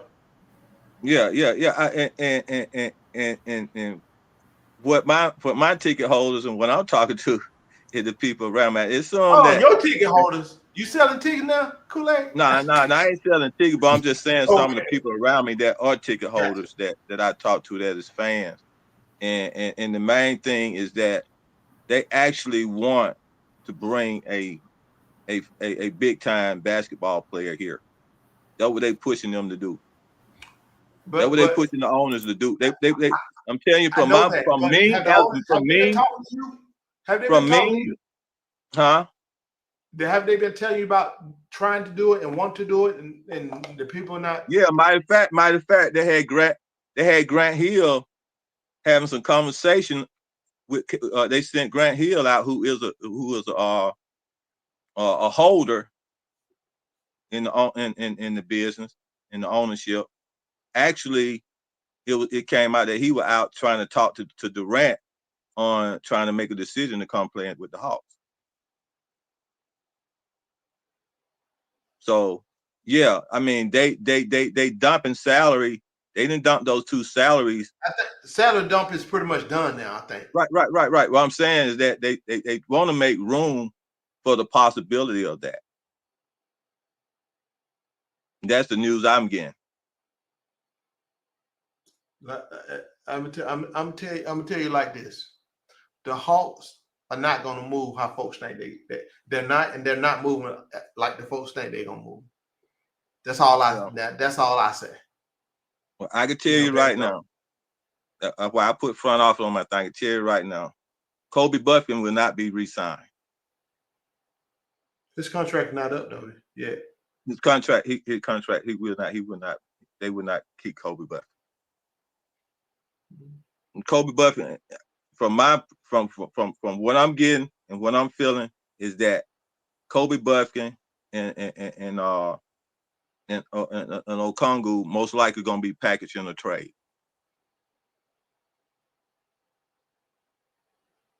They're gonna continue not to spend a lot of money on just anybody. If they're gonna spend money, they already made that decision a year ago. If they're gonna spend money, yeah, right. If they're gonna spend money, they're gonna spend money on top 5 superstars. And I ain't gonna say all that. They're just not gonna. I agree with. They're not gonna just get anybody no more. That ship don't sell. That's a fact. I can attest to that. Right. I mean, the dude have to be. I mean, for them to spend big money on a player, they're not gonna make that. They're gonna try the best they can not to make that mistake they made with DJ Murray. Hey, let me. This is what Southside said. Southside, let me tell you something, brother. Don't be so sure of that. Y'all remember when y'all was clowning me when I told y'all don't be surprised Clint might be here after the trade deadline. And they had offers for him, by the way. So it ain't like, but they didn't take him, and I don't blame them. They weren't gonna give him away for free. And I'm gonna say it again. I said it before. Don't be surprised. Is Clint here next year? Don't be surprised. Just like I told you, they won't make no big move at the trade deadline. Now, one thing a lot of people keep saying Tony won't spend no money, but I keep countering with on who want to come here to give it up. Who's giving him an opportunity to spend money on? Nobody. So that's not true about him not wanting to spend money. So I just let y'all talk about it all the time. But on who? There's been nobody to spend money on. Who other teams want to trade to or whatever, because we didn't have no assets to give back, right? So, and who cares? Trade, man. Let me tell you, this is business. Don't matter if man and trade best friends. This is a business. None of that shit matters, right? So, like Jay, look, I told y'all didn't believe me when he might be here after the deadline, and one thing about Double O, y'all look at his numbers, but y'all need to look at the team that he's on, right? Y'all need to put it in context. Double O to me, he's a good. If he had other players around him, then okay. I don't think he had the right type of players around him to where that would warrant, really need him. He's not physical enough for me. Just not. But hey man, we gonna see what happens this offseason, man. I think if we stay packed, man, if we stay packed, if we don't get a big time name to move some people, and like to move like major pieces. And I mean, like what pops up when we're talking about if Giannis was to say yes. Who, Giannis? Yeah, Giannis. Bro, we don't have no access to give back Milwaukee. What we giving them back? No. I'm trying to tell you what comes up for us within the trade. No, but what I'm trying to tell you, for us, guess what? Giannis can say he want to come to Atlanta. Right. What does Atlanta has for Milwaukee to help them rebuild? What I'm telling you that No, I'm asking you a question. What do they what I'm have? telling you, I'm just telling you what I'm saying in the writing that I'm reading is that they want JJ and Ricochet and some picks. I'm not giving that up for Giannis. Okay, We're gonna be back to square one. You saying you not giving it up, and I They ain't saying ain't doing that either. And I'm saying I would give it up. You wanna saying put you money not on that? giving it up. I say I give it up, but wanna then put money what on that? is the owners? But what is the owner saying They're not that they'll doing give it. it up? They're So not what doing I'm it. You wanna saying, put some money on it? what I'm saying, I ain't putting no money on it. But Okay. what I'm saying is that it was a season holder fan screaming at Tony Wrestler about making those type of moves. Man, it's plenty. What he It's gonna plenty do? of season holder fans screaming at So, Tony Wrestler with that stuff. hey, look, Tony's a Wrestler. businessman. That's what y'all need to understand. He gonna make business.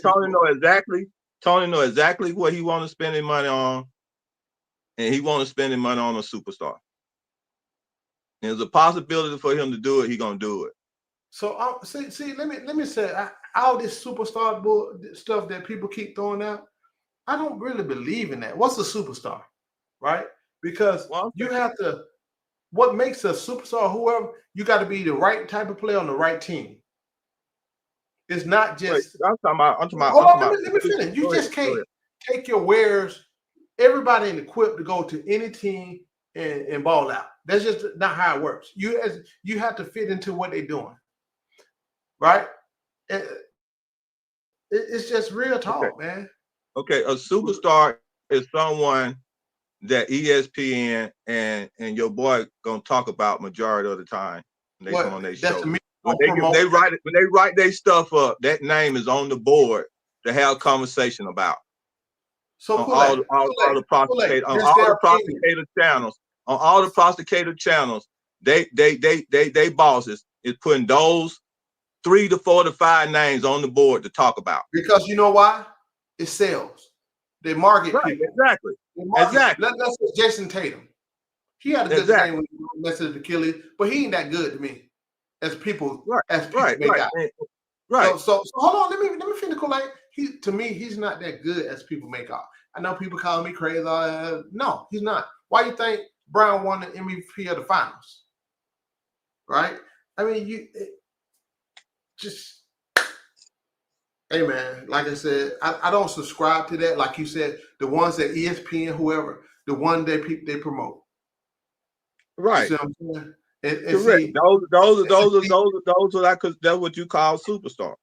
The ones that the prosecutor. No. What I'm saying, that don't mean that to me. I understand it don't mean nothing to you. I understand that, but it means something to me. And it means something to when you go to when one of those guys come to the Hawks and you see your fans put on their jerseys and you at home because one of those names coming to your team and you got fans flipping and putting on their jerseys, that's a big that makes a big difference. And if Tony Wrestler can get one of those guys coming, that is a big name that they talk about. Guess what? It's gonna bring money. It's gonna be money. That's why I said it's marketing, bro. It's all about that. That's what it's gonna be. That's what I'm saying. It's about money. You start to see the NBA. If you've been looking at the playoffs, I think Kool-Aid, we're gonna go back to we're gonna start hedging back to the type of NBA man you used to watching, right? Because this playoffs is a telltale story, a type of play. It's some good basketball and also some dumb basketball, like Cleveland Cavaliers. They play dumbass ISO basketball. That's why they're at home. Right. You see what I'm saying? Correct. And then you get the Celtics. They all about analytics and put up threes. They finna go home. You know what I'm saying? They won tonight, and I expected them to win after that. Right. And it's just you see Golden State. They still in it without their key guy, but they play solid. They play smart basketball with defense. And you're gonna start seeing that because when they get to the playoff, all that little ISO, fancy, high score, you don't see nobody busting the scoreboard now. Right. You don't see it. You know what I'm saying? So yeah. Yeah. So, but it's just at the end of the day, man. I'm seeing some good basketball now, and I hope we get away from this soft ass basketball these guys playing. You know, then they injured all the damn time. You know, and but you know, I like the way what the Knicks did. The Knicks went and got all stars, and they got what you call players that was starters. Most of their players was the number one options. Can I say something, Kool-Aid, real quick?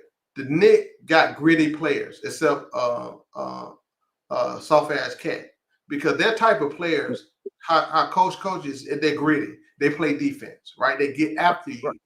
That's the type of player. It's not about them being all stars. It's about the type of play, their mindset. They play with a different mindset. Right. You know? Yeah. But you know, those when they added Cat and added your boy from the Nets on there and OG, man, they did something, man. Those were number one options, number one and number two options on any starting five. Y'all got to get out of the options stuff. Hey, nobody who wanted OG Anunoby? Nobody. Oh, but he fit what they doing. I'm talking about really wanting him. He fit what they doing. And that's why I keep saying get the right players, the right makeup together. Oh, we passed up on him, man. I mean, like, I don't understand passing up on dude like that. The dude was did we have an opportunity to get him? He was hurt. He was hurt. It came to us. It came to us one time. It came to us one time. We have an opportunity to get him. Yeah, but we turned it down. Try to keep. How so? I'm not sure. It was sometime when he first got hurt. When he first got hurt, right? So, I think so. I'm not totally sure. But. Yeah, we did, bro. We just now starting to get back assets to we can do something with. We ain't have shit for the past few years. We have our picks. We have nothing. We only had like Kobe Buffett. I can't believe a lot of people wanted Kobe Buffett for somebody. I mean, Kobe Buffett. From what I hear, the jury's still out on Kobe Buffett. They asked for Kobe Buffett in a couple of those trades in the House, and Landry. Well, you know what? Kobe Buffett can go somewhere else and hoop. I like his aggressiveness and the way he get down here. I mean, the dude is a kid, man. Y'all gotta understand. These kids come in 19 years old. It's gonna take them. They don't stay in college 4 years no more. So it's gonna take a few years to develop. I mean, these dudes ain't ready-made players. Just like people, most should be playing more. Dude, he just started playing basketball. You know what I'm saying? Yeah, kid. I mean, here's the thing about it. A lot of people, they see these dudes every day in practice. They have a plan. They know what they want. You see what I'm saying? You know, so I'm gonna tell you another player. What have they decided to do with the Serbian guy that they had got in that trade we had? Like Nico, whatever. Yeah, well, he was hurt, bro. That's another prospect. But that's another prospect. I heard he was playing over in his country or something, wasn't he? I don't know. That's another prospect. I don't remember ever seeing him down in College Park. Oh, he was in College Park hooping. Oh, what you talking about? I ain't seen the and you've been in College Park watching too, ain't you, Kool-Aid? I was watching College Park because I was looking at a lot of my guys. Oh, he was hooping. Oh, okay. He was open. But again, he's a young prospect too. I just didn't see it that much. I was just watching my boy Barlow and Plow and hey man, everybody want to Plow. What happened to that? Barlow GD player. Barlow GD player. I like Barlow, but I think cool. I think he got potential. I think he got some potential. Yeah, but he need and guess what? He just needs a little bit more work. See if it's gonna transpire. Yeah, I think he ain't an old dude. He like 21 though. See, you got to understand. No, he like 20 or 21 himself. But again, these guys, y'all got to understand. Moji wouldn't have been playing this year, which I'm gonna be playing up this year. None of them dudes. None of them dudes have been playing. You know what I'm saying? That's what kills me. Oh man, we should start getting the person more time, bro. They ain't ready yet, and that's okay. Folks are not okay with that, bro. They're on the Hawks. The Hawks ain't shit. You see what I'm saying? They're on the Hawks. They're G League players right now, getting developed. So Hey, that's why I say trade them goddamn picks. Go get some more vets. This is my thing. I don't want to, hey man, I ain't trading Yang, man. Ain't trading Yang for nobody, bro. I was about to say, screw all that junk, man. Look Y'all at gonna that have to trading come back Yang, man. another. You can Y'all gonna forget have to about come back that, bro. another day. Hey, you Y'all can talk about trading any pick you want to trade, but we ain't trading the mutant. We ain't trading the mutant guy. I put him in the dog. I put Yang in the dog mutant stage, man. I'm not trading JJ with that contract. That's a cheap ass contract for that type of caliber player. I don't give a fuck he was hurt. I'm not trading JJ. And here's my three guys that are safe: JJ, Dyson, and Zach. That's to be. That's who's safe. Anybody else? I need all the trade people, man. The folks who are like heavy gung ho saying I'm not no capologist. I ain't no trade. I ain't say hit me out. I'm just saying I'm challenging you though. I'm challenging you now between now and lead up to the draft or whatever. To actually look at prospects that you would be interested in taking at 13 and 22. I mean, Ticket won't take my challenge away. He just refused. Like, oh, he just like, Mike, you know I don't got time, bro. Bro, I mean, I'm just saying. I mean, shoot, he don't take a whole lot. Well, Mike, I already got mine. I want to replace Kobe with the boy in Florida. You know, Florida and Yang, the Florida guy and Yang. That's mine too. You said, you said the Florida kid, Clayton and Yang. That's it. Clayton Jr. I got you. Oh, but yeah, that's what I'm saying, man. I mean, again, it's all our opinions and feelings and stuff like that, though. But I strongly feel like we need to go at least one more year of adding young assets to what we got, man. We really don't have none. I mean, to be real with you. I'm looking for Toppin to come up, man. Toppin, my boy, man. Kool-Aid. Stop talking about Toppin. I don't know about Toppin, man. But that's what I'm saying, man. In my opinion, you draft somebody who would. Well, we got Toppin from the Knicks. I'm saying, man, Barlow be gone, man. We got Toppin from the Knicks. I see better like potentials or what I would want in my program better than Barlow. Barlow signed 2 years? That's definitely better than Barlow. He is, but that's what I'm saying though. We also like you can't sleep on it. Like we trying to develop our depth. Barlow is supposed to develop into like a backup 4 or backup 5 or something like that. I'm saying like I can draft something that's better than that. That's going to make us an actual like a real full team because Barlow is a G League. Just point blank period. I mean, everybody developing though. I mean, everybody developing. What I'm saying though, but I honestly don't. I understand what you're saying. If you could draft somebody to replace, I understand what you're saying. Being the real roster guy. Oh no, I ain't got no problem. I ain't got no problem drafting somebody that's gonna be replacing Barlow. I ain't got no problem with that. But we ain't in the position to be drafting nobody for Barlow. He said for Barlow. Huh? You don't draft nobody for Barlow. If we draft Yang, and just say we draft Yang and Clayton. That's it, bro. Raj? I think that's Raj. I mean, it don't matter. I mean, I'm just saying. Just say, for instance, we draft Yang and Clayton. Okay, one at 13, one at 22. That's our two players. We already we also met what we need. We need a backup point guard to come off the bench behind Trey, and then we got a nice backup center. Okay. When you said, let me know, Kool-Aid. I gotta say something to that. So we already got that now. We get another veteran center to replace Clint Capella. Just say we do go get big man from Houston to come over here and play.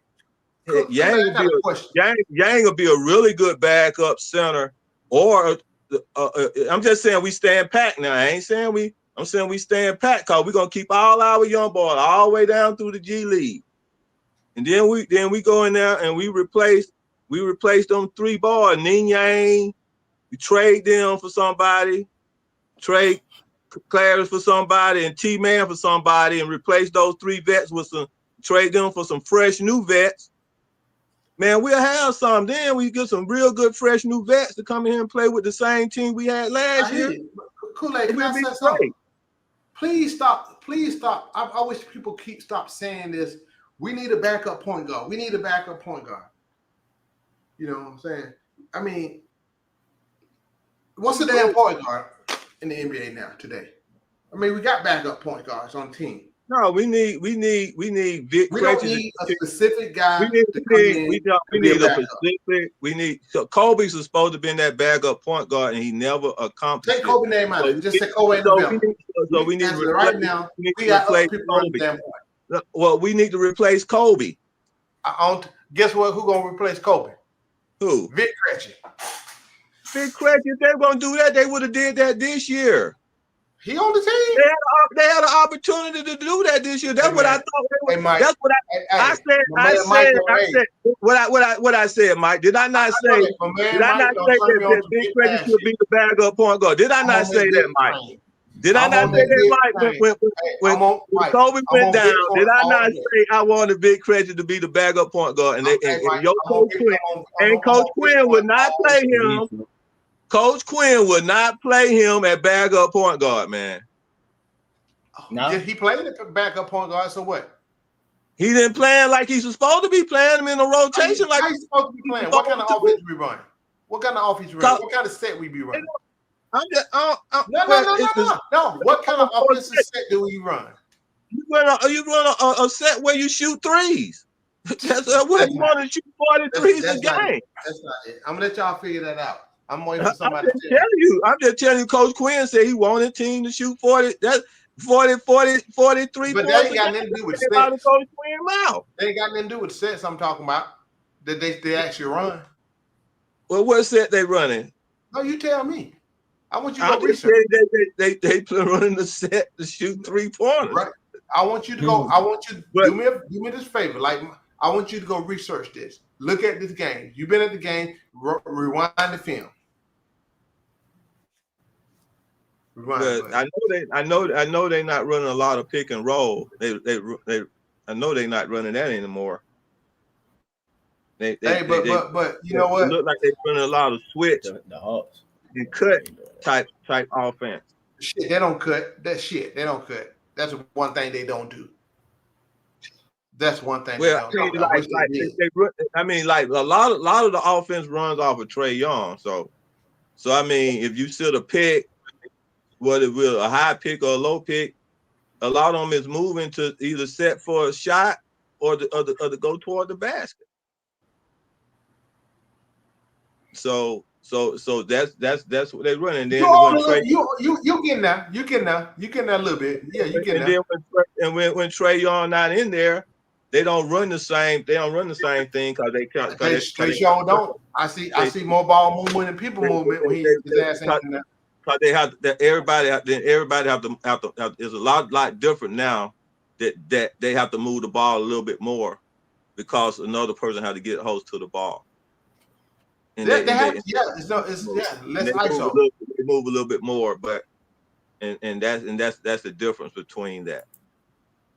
You know, it's just that the only reason I say is that if we stay in the Trae Young type of offense with a backup point guard that can continue to run that, there was a lot of times we were winning with that type of setup, and we would lose leads when Trae Young got the floor and run the other things. So we really need another point guard that can come down and control that more. Now when Dyson looked more like that, and he was hitting his shots and he became a shot threat, he looked a whole lot better. It was harder for the defense to stop when Dyson was doing that.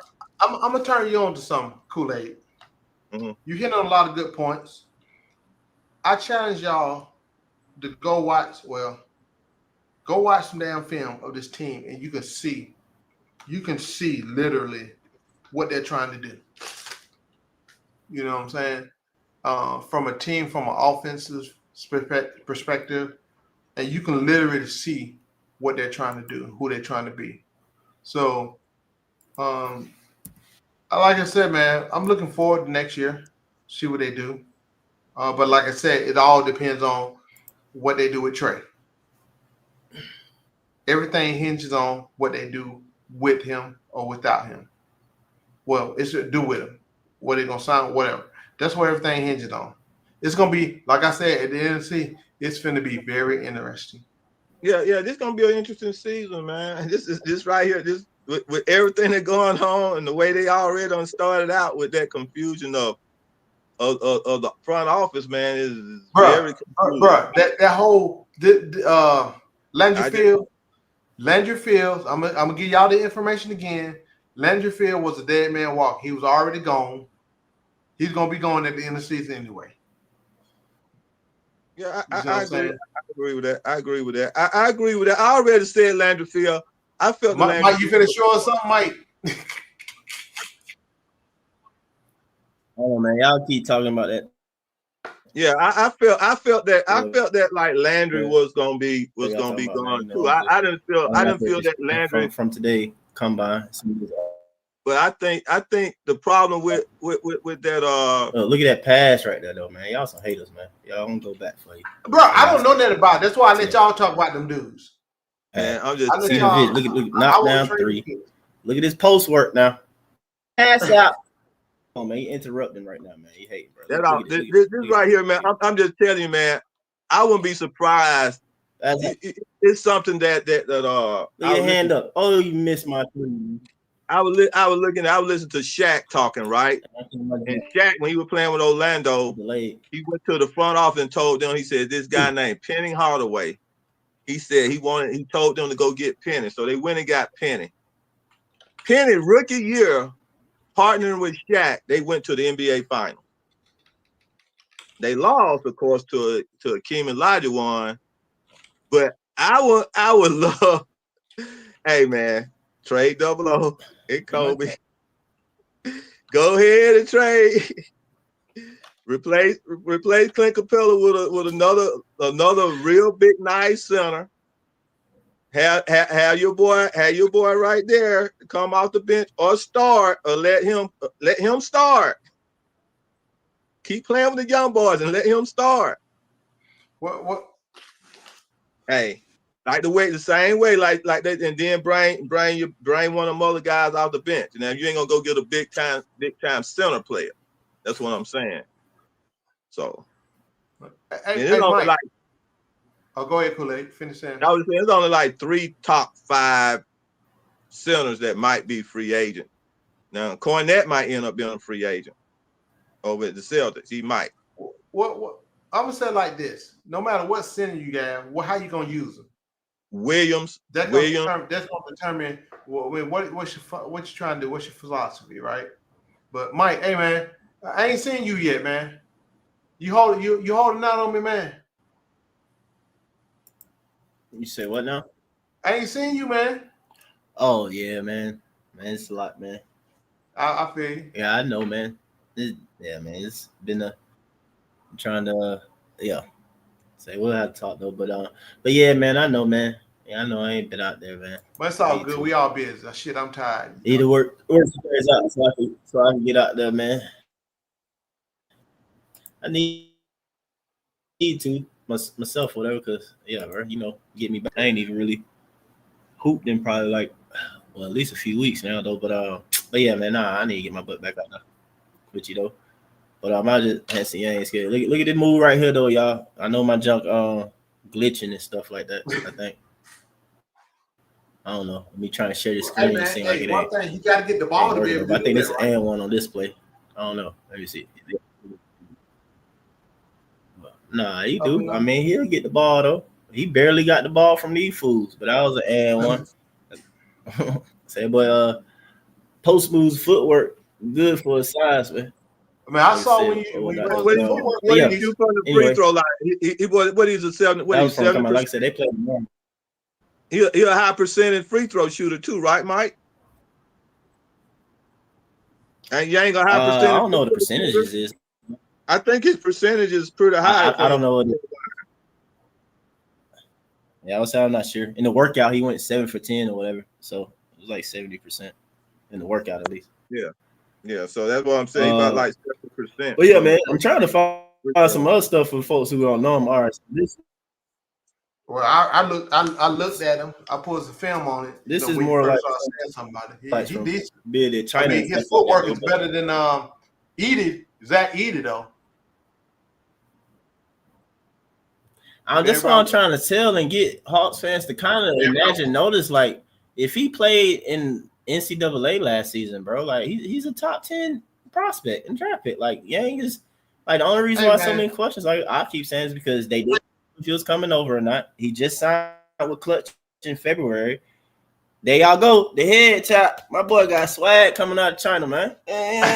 He dunked on them boys.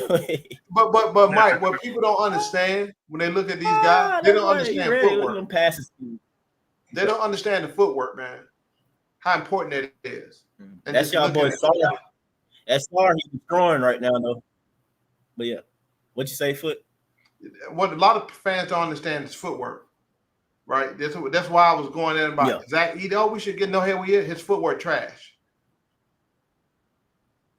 I don't care how big he is. Trash footwork. Edey mainly. Edey's post game is mainly just the hooks over the shoulder. Power you hooks over the shoulder. That's it. Like Yang's a different level, bro. Like he got a little bit more feel with it. You get sure, like he can feel off spin. He got more. He just got more, man. And he got more like a Akeem Olajuwon. He got more like a Akeem Olajuwon looseness. I'm gonna let you push him now. No, we ain't gonna go that far. I'm just saying. I know it's strong. I know that's gonna be strong to say right now. Yeah, but I'm just saying that's the only person I could pick as a losing because he's not a lumbering. That's why I was saying I didn't want. I don't like lumbering centers. I don't like lumbering centers. I don't either. You're right. I can go. I think y'all gonna. And so when I said that, when you got a guy that can spin and fall off and back and have a y'all seeing this a little bit at least because my jump, I feel like it's chopped up. But Foot, he get off that Cracker Jack internet. Y'all don't know why I'm trying to stop y'all. Nah, man, bro, it's too much. Well, if it came up on the screen, did y'all see that? Or it broke up? I don't know. It might have broke up. But y'all look at this from a big now. Look at this. Okay, all right. Dribble handoff. Don't work. Ooh, okay. I like that. Man, you ain't seeing. You see what I'm saying? You see how the move it is? You see how his footwork is? See how he moves? See how he jump? See how he got a lot of different ways of shooting, and his defense is good too, man. I mean, he got a good inside outside paint game too. So for him to be 19, man, he got it ain't too much. When I'm saying he got a lot of up, it ain't. I put it like that. When I say not too much upside, that means he playing off more of the potential of an NBA player already. You ain't got to worry about his ceiling because he already near his ceiling. Bro, I love that spin baseline he got, man. He got such a good feel set up for that. Then he got every counter to go with it. It's just, like I said, bro, you have to pay attention. In the combine thing I just showed y'all, he got it in the post. They sent 3 people at him. At his size and his skill, you have to go help. And that's gonna open up so much, bro. And like y'all won't, Quinn won't. I can go on about it, but hey, I just. Hey, so how's this passing skill? Oh, that's why they call him a Jokic. His passing? What? Yeah. Oh shoot, bro. He's an elite passer for a big. He's a good passer. Yeah, he's an elite passer as a big man. Foot. You should have seen in the combine. Now he didn't necessarily get it, but you just saw on the scrimmages that shows that because he's at the top of the key, clapping and calling for the ball like he wanted.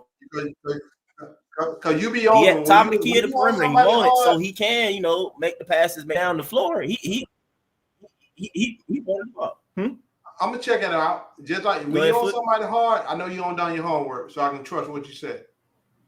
So I'm gonna check him out. But I mean, I like what I see. I like what I saw when. How tall is he now? 7'1", Pause. going into Pause, but 7'2". that's my boy with no shirt on right there. Oh, Mike, Yeah, didn't you post something 7'1" about barefoot. how tall he was with no shoes on? Yeah, 7 foot. 7'1". I was very pleased. Right. I was With no shoes 7'1", on? no barefoot. Here you go, right here. It said right here for you, 7'1" barefoot. Okay. Yeah, 7'1" barefoot. Oh, Yeah, So he about 252? he about Oh, 7'2". so he's 7'2", I'm gonna look at 3/4, it a or little whatever. more. Like I say, he good. He's 19 years old. He still might have a little growth spurt in him. But look at this though. This is the thing though. Look. Yeah. Yo, you broke up, Mike. Look at this right here though. He has a little bit at the top to be your offensive engine and initiator a little bit. You know what I'm saying? To pass off of that crap. Like he got good enough handle because you ain't really gonna have nothing like that on him guarding him out there. You're gonna have another big, and if you go small, you're really just gonna basically back that person down, or he really or either that he really just gonna make great passes over a smaller person. You feel me? You see how he dribble kind of low. Yeah, bro. Like, what's up, Larry? Long time no see, brother. Who that? Oh, there go the homie.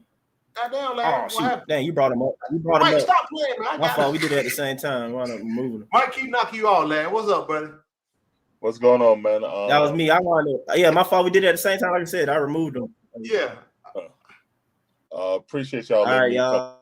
What's up? I'll turn this into the Yang draft show. Can y'all hear me? Go ahead, Larry. Okay. Yeah, What's I'm up, right Larry? there with Mike. I saw what's going on, fellas. What's going on? I need to exit the screen, man. I'm breaking up like crazy. What's up? Hold on. Let me step outside this room and go in the hallway. All right. Y'all hear me now? Yeah. That's better? Yeah. All right, cool. Yeah. So what's up, Larry? I watched the replay of the scrimmage and stuff. And yeah, Mike, you're right, man. The teammates he had were looking for themselves. You know what I'm saying? Yang was pretty much open at the right there at the free throw line all the time. He had good awareness down there. He only got one rebound, but really they were just with pick and roll. They was using him pick and roll fodder. They really wasn't looking no pick and roll. It was just picking. They trying to shoot. When he did get the ball, he was excellent around the basket.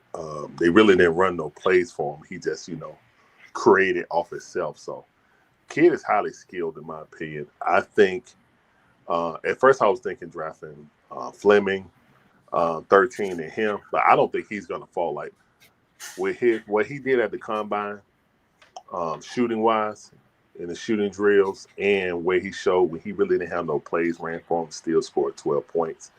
I don't think he's gonna make it to 22. So if you really like him, and the Hawks already scouted him way early, because I think when I looked on that video, they were talking about the play-in tournament. So the Hawks been scouting this kid. So they mentioned the play-in tournament in the video?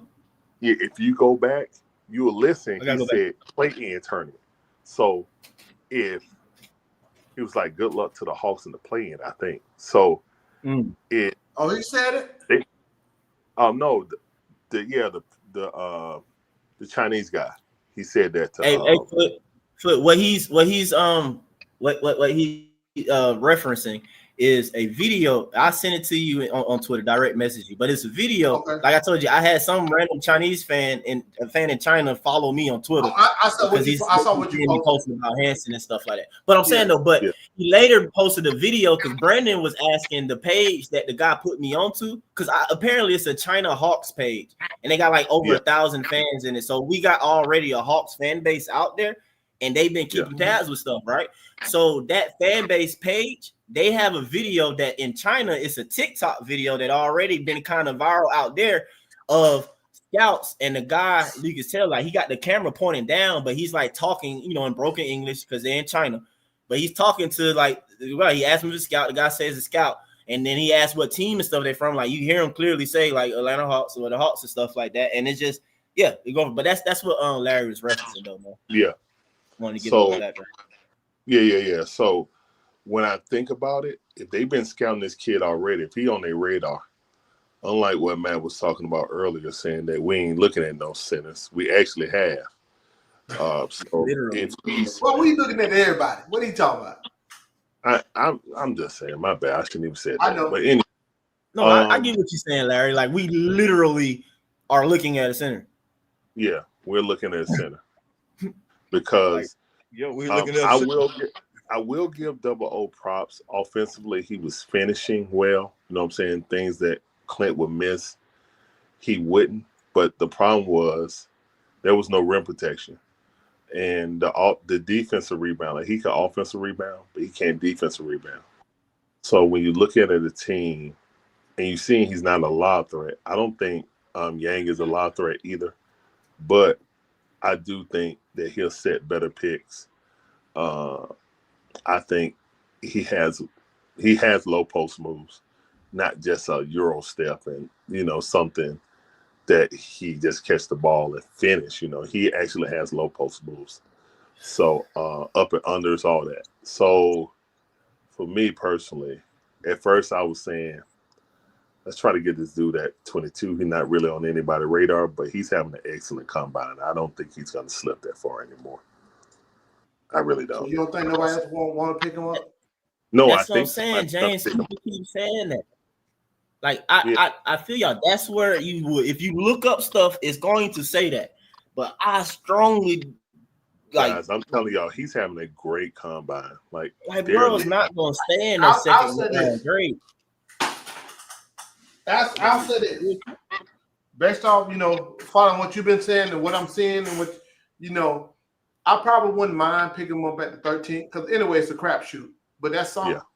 That's something with the skill level he has, how he can handle the ball. I mean, you can develop that, right? I mean, I wouldn't say, I need him just to be all awesome this year coming out.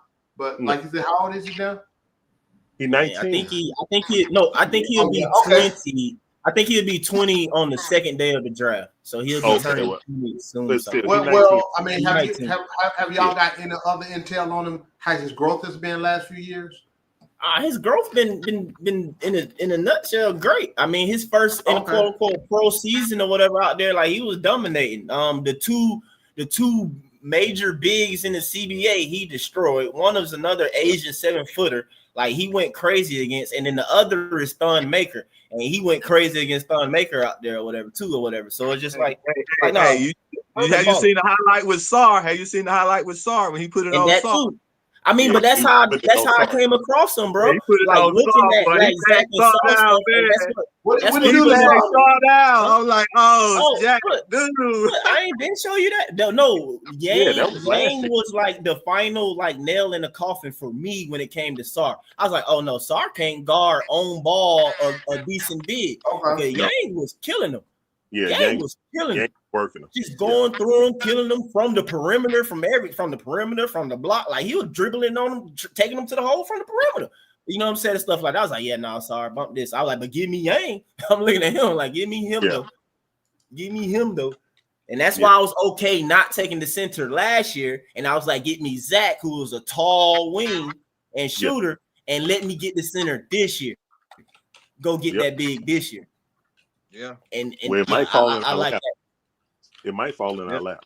So another 13, question, man. Cause I mean, it's there. My wing, I want Fleming, man. I think he's a perfect fit. But when Rasheer Fleming, Rasheer Fleming, out of St. Joe's. This kid is a 3-and-D. He shot 39% from 3.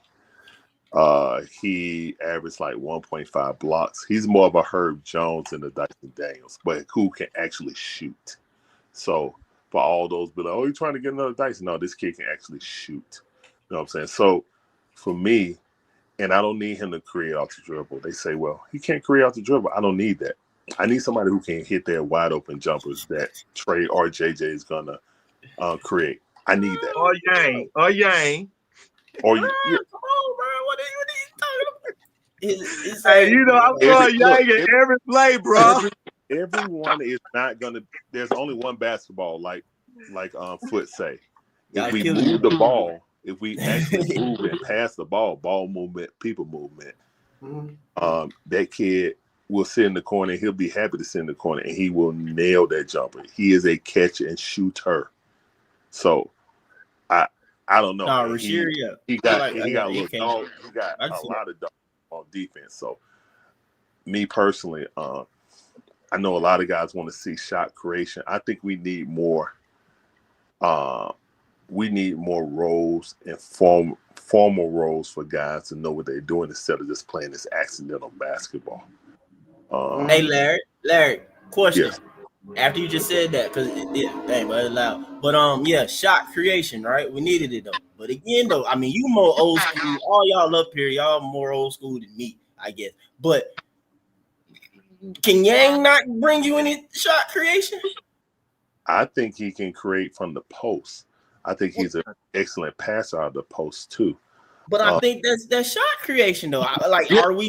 No, it is. But what I'm saying is, like, a lot of people, like, I look at the boards and they saying that Fleming gonna be 30. So if I'm told you, Yang, I'm not passing on Yang. Okay, so if Yang is there at 13, I'm taking him because not only is it a need, his skill set, you won't find that. He's a natural 7'1" without shoes on. So he's really like 7'2" when he's gonna be playing. Yeah. That's just a deterrent. He's not a loud threat, but he's 7'2". He can get off the ground just as high as a Okongwu to catch a lob for Trey Young. And if I'm not mistaken, don't he weigh 220, between 220 and 240 or something like that, don't he? No, he weighed like 240, something like that. Yeah, that's what I thought. He's 240, man. He ain't no stick either, man. No. I got you, Kool-Aid. I got you. He weighed 252.6 pounds. Oh, he'll gain weight from the last time I saw him. He'll gain weight, bro. That's straight. 252. I checked it out. When I checked it out, it was like 240, man. Because I was checking him out. Mm-hmm. Man, yeah. Y'all better get ready for Oh, Lord, have mercy. I'm just messing with you, bro. Man, that's abusive. Hey, Larry, what we saying? Hey, Larry, if we draft Yang, man, we cannot keep Niang on the team for Kool-Aid. No, that's gonna be. Hey, man, I'm telling you right now. I'm just saying right now, Yang, the Bird and T-Man better be gone when I touch the court, man. I don't want to see no dudes on my team, bro. I don't want to see no Yang. I want to trade them for some fresh veterans. Give me some fresh veterans. I've been talking with Mikey. Guys, y'all really don't want to get Kevin Durant. If it's cheap, Larry, I don't care, man. Just give me Yang still here some type of way. I don't care where. I don't care. Get Yang here, and y'all can do whatever the heck y'all want else, man. I'm sorry, I'm going to die on this hill. Y'all know me, man. Like, I think you suggested it, though, and said it. For the Hawks fans who know me, man, I hope I'm built up a decent track record with y'all, man. When I go kind of full in or something, whatever. No, I'm for it. If we get them in the game, I'm gonna be happy. Okay. Hey, Dixon, since you brought up Kevin Durant, Grant Hill ain't never had no interest. He don't show that he have no interest in the Hawks about what they doing, right? He always fight, right? Yeah. I saw something where Grant Hill has having something to do with talking to Kevin Durant coming to the Hawks. Well, I don't know. All I know is they talked. The Hawks were interested and had talks with Suns during the trade deadline, but nothing came of it because they were asking for too much. Now they don't have any leverage. They don't have any leverage. Yeah, you got to talk. You know what I'm saying? But what I'm saying is now it's going to be cheaper now because they really don't have no leverage. He's going into a option year. So basically it's a contract year. If they don't do anything, they're going to have to trade him at the deadline, which will make it worse. You want KD here? Which Kevin Durant said he want to be traded at the opening of the year. That what came out of Kevin Durant's mouth. Well, he said he don't want to wait no trade deadline. this is what I'll say. If I got to give up more than one first round pick, I'm not doing it because it's on the option year, so it's only on 1 year. If it's cap filler and one of these picks, I can't say no. As a GM, I can't say no. But if it's like 2 first round picks, I can't do it. Hey, look! I already said who gonna trade Double O and Kobe Buffkin for Kevin Durant. No. You're gonna have to give up a pick. They don't want a pick. Well, I'm just saying a pick. You got to get back the filler. Understand that, but if they give up Kevin Durant, they're gonna want picks. You know what I'm saying? So, you know, if you got to get a third team, that get messy and stuff like that. I think it's pie in the sky, but I do know the Hawks are interested in Kevin Durant. I'm not giving up 2 first round picks for him. I'm gonna tell you right now, they want Kevin Durant bad. Man. I'll give up Kobe Buffkin for a donut, a cold donut too. I give a Kobe Buffkin cold Christmas. Not a cold donut. God, I really want to keep these draft picks though, any type of way we can, man. So I feel you. I mean we still the only thing I'll fight back on that is, you know me, I don't believe in Quinn playing young people. If the number 1 pick in the draft gotta wait until like the 70th or the 65th game to start getting 25 minutes a game, even if these young guys got great young talent, I don't think Coach Quinn is going to play him. So unless we trade Yang and Man, you know what I'm saying, get these guys off the team. Okongwu is not going to go anywhere. I think he showed enough at the end of the season to show that he's going to be the starter, at least for next year. He's on a very cheap contract. And he did average like 16 and 9 or 8 when he started. So that's good enough to be the starter coming in. But again, I think by year 2 of Yang, the Yang dynasty will rule. But yeah, I mean, I definitely want Yang. But again, if I'm a GM and they only take one of those picks, and you know what I'm saying, filler cap, I can't say no to Kevin Durant. I couldn't. You can't say no.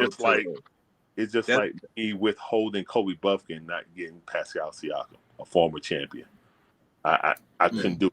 I couldn't sit there and do it again. Repeat history. I say get KD some type of way, and you do this, bro. You do this as well. You get KD, you do that, bro. I mean, I don't know, man. Like I just been trying to get stupid big. Look, it's like this, man. It's like this, man. If I had to give up Jalen Johnson to the Suns to get Kevin Durant, now I would do it, bro. I would do it for real. I'm saying with the process, I'm serious, man.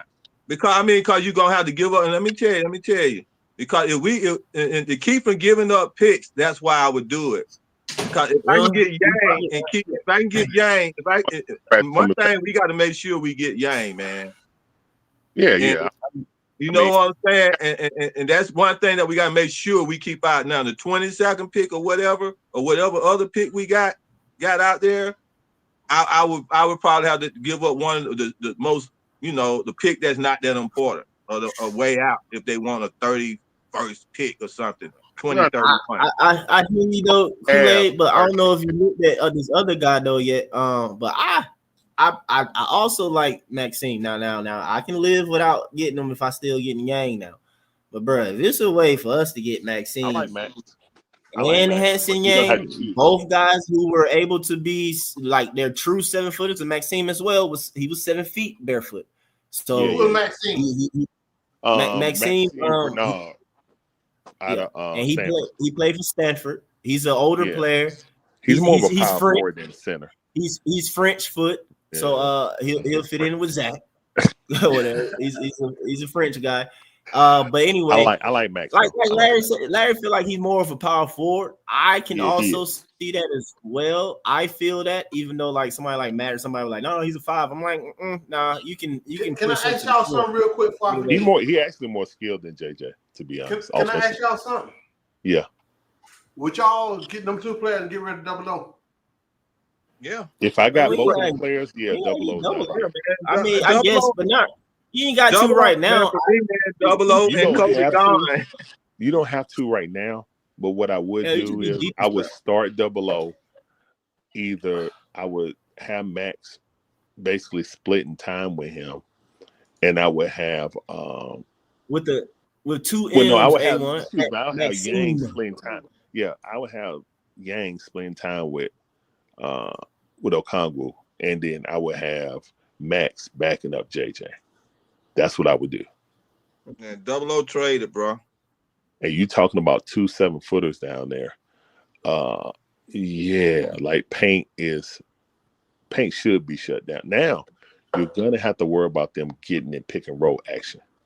That's gonna be your key about how we play drop coverage and hope they miss.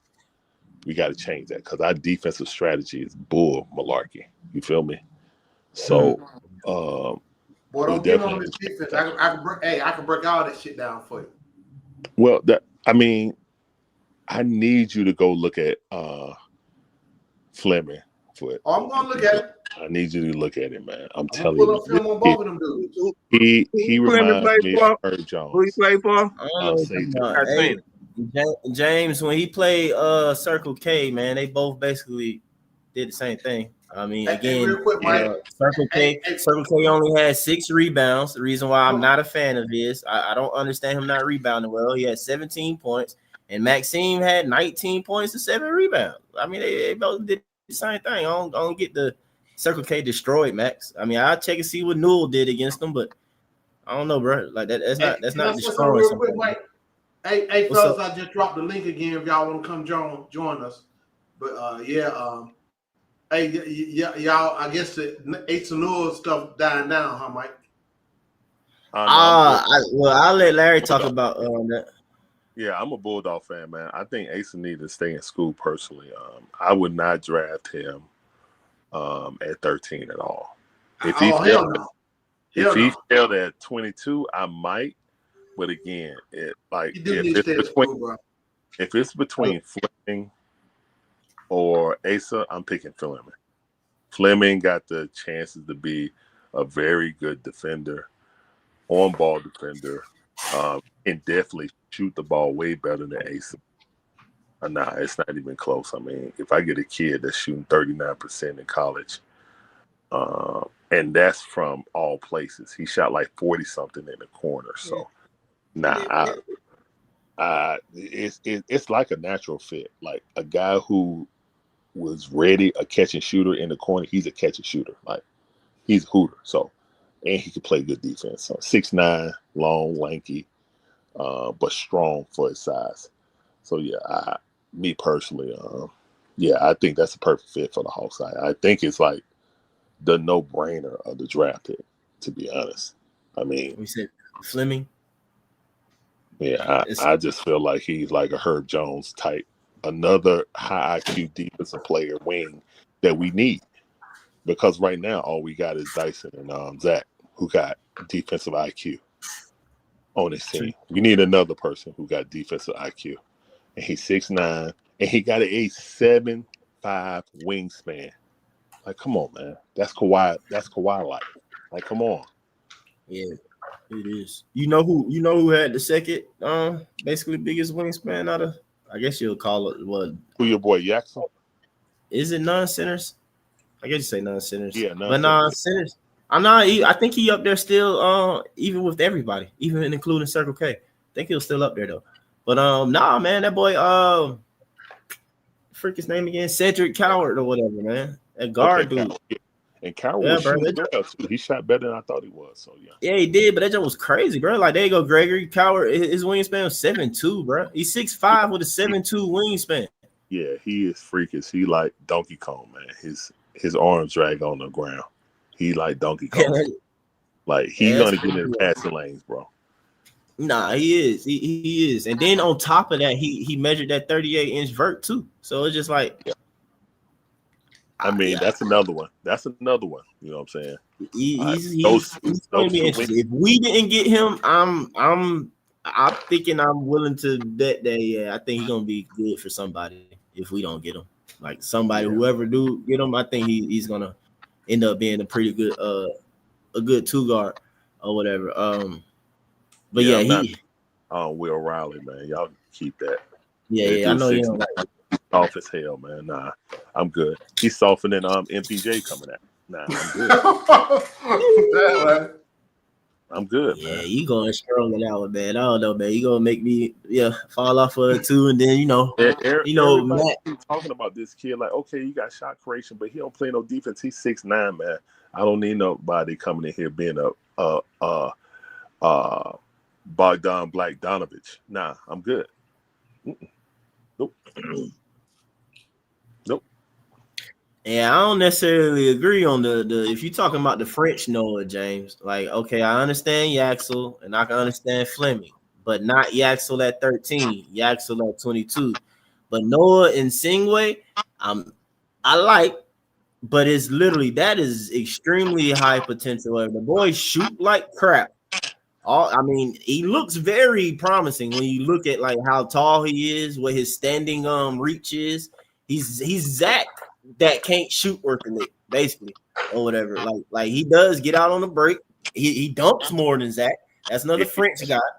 I rock with him. Like he looks nice and everything, but I won't say like he's saying those are the only players we should be looking at, like Yaxel, Noah, and Fleming. Like I said, again, I like Yaxel at 22, but we got two picks. You got 13 and 22. You know what I'm saying? And again, Noah can be in the mix, but like I don't know. Just seeing your comments the way you're talking about some of the other players, I'm surprised that you're talking about. I guess you're a fan of Noah because, like I said again, Noah can't shoot worth a lick. I think the boy was in the 20s. No, I ain't no think he was in the 20s when it came to 3-point percentage. So now, did y'all hear the rumor about? Well, not even rumor. It's fact. Knipro is going to meet with the Hawks.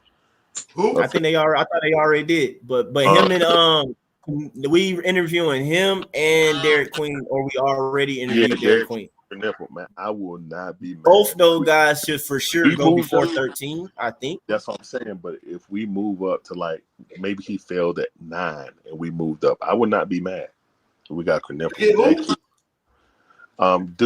Fleming, I can more so see at 13, possibly. But I gotta get sold on Fleming playing small forward because every time somebody mentions Fleming at the 4, that's when I fall off of it. I'm like, no, I mean, I know he got good height and stuff like that in a sense. No, he can be the backup. He can be the backup 3. Nah, I mean, when I watched him, I mean, if you like him, whatever. If it wasn't for that dip, bro. That dip on that shot,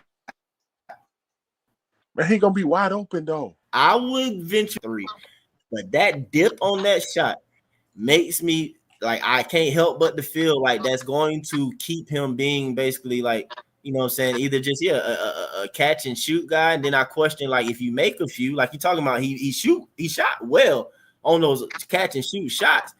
But like, you know how it is. I mean, once they know you can make open shots, bro, you're not gonna be open. Like teams gonna make sure they buy you or close out on you. So the question is, can that dip in his shot get off on certain players? You know what I'm saying? Not certain players, just in general, really, with close defenders and stuff. Can you still pull up and get that off? I gotta disagree with that because what I saw was even when Zach started to hit, like at first he was wide open, they would turn his back. But at the end of the season, I mean, he shot 40% after January. You know what I'm saying? Got his average up to 33 on average. Yeah. But still, Zach was shooting at the end of the season, and he still was wide open sometimes. So as long as he get those looks, Trae Young will get you those looks. No, you're right. But that was one season, though. But Larry, that was also one season. You're right about that. That's one season. But at the same time, though, I would still add to the fact, and you know it and you've seen it, and that's the beauty about Zach, again, at his size, that high point release, he showed plenty of times of no dip, like literally the ball coming here and it's straight up to the shot. You feel me? Yeah. Yep. That's all I'm saying, bro. I know I'm nitpicking, but I'm just saying I can see why Rasheed falling off a little bit because of that dip shot, bro. That's all it is. That's all I'm saying. Right. That dip. That is important. That ain't nitpicking. That's very important in the shot. That ain't nitpicking. That's being so fluid. Because our people dip down, they go up, but if you catch that shit, it's just going up. But guess what? It's going up. What was at the beginning? All right. But guess what? What happened with Zach at the beginning of the season? He was trying to work on that because that was a change from Kyle Korver. Remember? His shot was slower than that.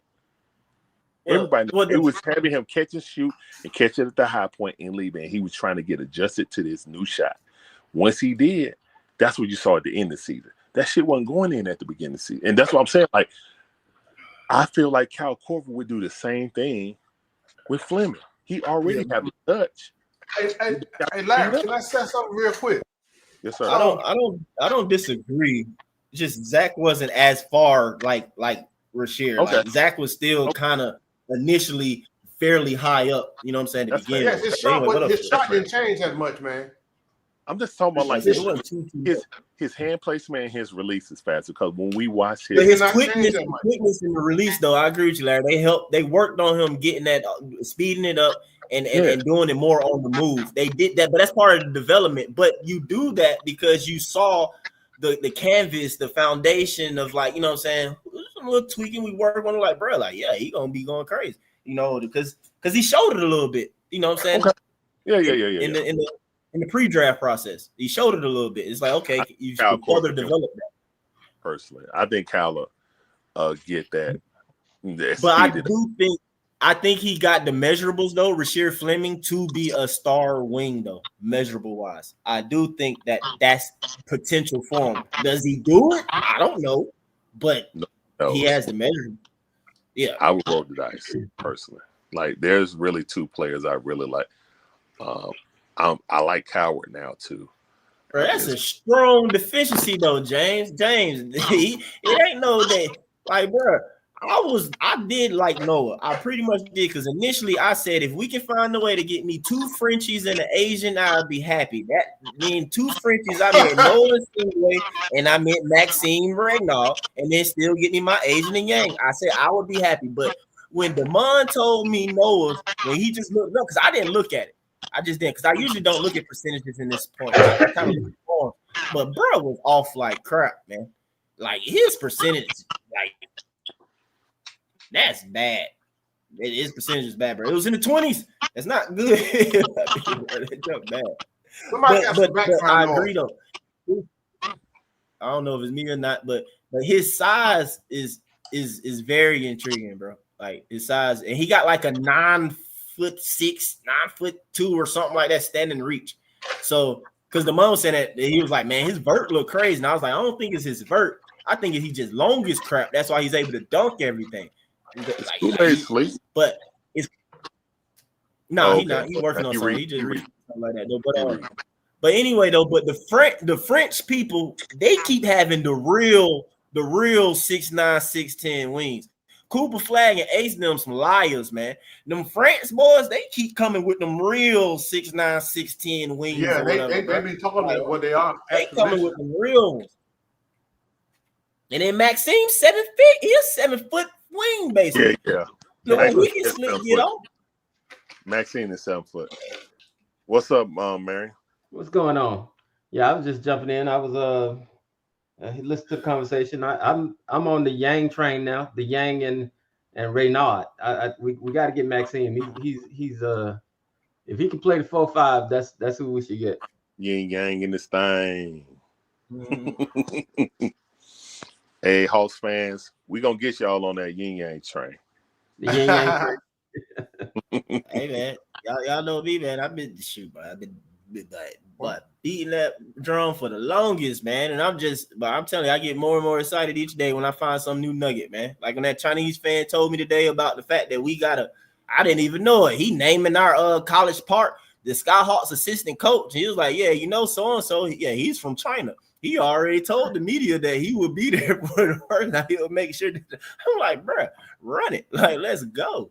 I'm too happy. It just, It's just reinsurance a little bit, man. I'll be highly disappointed, of course, we don't get him, but I just like the fact that like yeah, he's on our radar, man. That gives me some type of hope in this trash franchise that we roast all the time. That like to hear that we're one of the only ones. What's up? We got a whole month, a little more than a month to go, though. No, I agree with you. And that's why you agree and say that. And I think everybody who actually pauses and really look at him stuff like, yeah, I don't think he's gonna stay no second round grade. Like that's not happening. Well, no, not just that. I mean, other teams gonna be interested, and we don't know what our front office is gonna do. Guys, the fact that we don't have a Pobo right now. Well, you already got your GM, man. You got your GM. He gonna be already ready to go. We don't have no direction right now, man. All right, thank you, Kool-Aid. I already told Larry we didn't have one before, so it's just business. Exactly, Larry. That's the other point too. We ain't had a Pobo in a decade, and now we want to start tripping and stuff like that. Like we'll be all right. We'll live it. What it is. But also too, though. Look what's been already got a plan, bro. But man, I already told you though, too, though. But majority of the guys who've been making all the moves and making the stuff that we do like are here. Honestly, was here this past season. He got hired before the DJ move. You feel me? So I don't know who did it. We know Kyle Korver called Quinn. So those who love Quinn, it wasn't Landry who got him in here. Kyle Korver called him up. He's still here. What else want to do? Korver, y'all the one who say Korver. Y'all say Korver is the one who's going to see Duke guy or this and that. Korver's still here. You know what I'm saying? They said that we've been one of the ones sending people to look at Yang for the past 2 seasons. You know what I'm saying? Or at least a full season. We know they did this past season for video. Hansen was here. So I feel like I don't think that we're going to just like go some crazy too far off direction, to be honest with you. What up, A1? What's up, family? What's going on? Glad you jumped on up here. Who you want? want? Been doing some work on some of these players, man, these prospects. Man, it's so crazy because I mean I know I just really start chiming in about it, so I'm hearing like these different names. So I do have some guys I got to go check out, but for me, man, I kind of just been looking at anybody that's 6'11" and up. I honestly been hearing about guards. I've been hearing about Walter Clayton. I've been hearing about Jason Richardson's son. I've been hearing about all of stuff. Yeah, but honestly, I've been looking at guys who like 6'11" and up. I mean, that's what's up. Yeah, I want a center, bro. I ain't gonna lie to you. I want me a center. I want me a big man. I'm not even saying get rid of double O. My thing is we need to get bigger in that front court. Regardless, we need to get better in that front court. So in order to do that, so you got some good prospects coming out. It's a couple of projects, of course, you know what I'm saying? But some of those guys may be there at 22. Some of those guys may not even be there, may fall out of the first round. But for us, we don't have a second round pick. Remember, we gave that up years ago. Gallo. Big Bay. Yeah. You know what I'm saying? Oh, yeah. Well, I had read this one was from when we traded for Gallo. But I don't. Oh, it might be. Oh, dang, that's crazy. Still ain't even kicked in yet. OKC has our pick.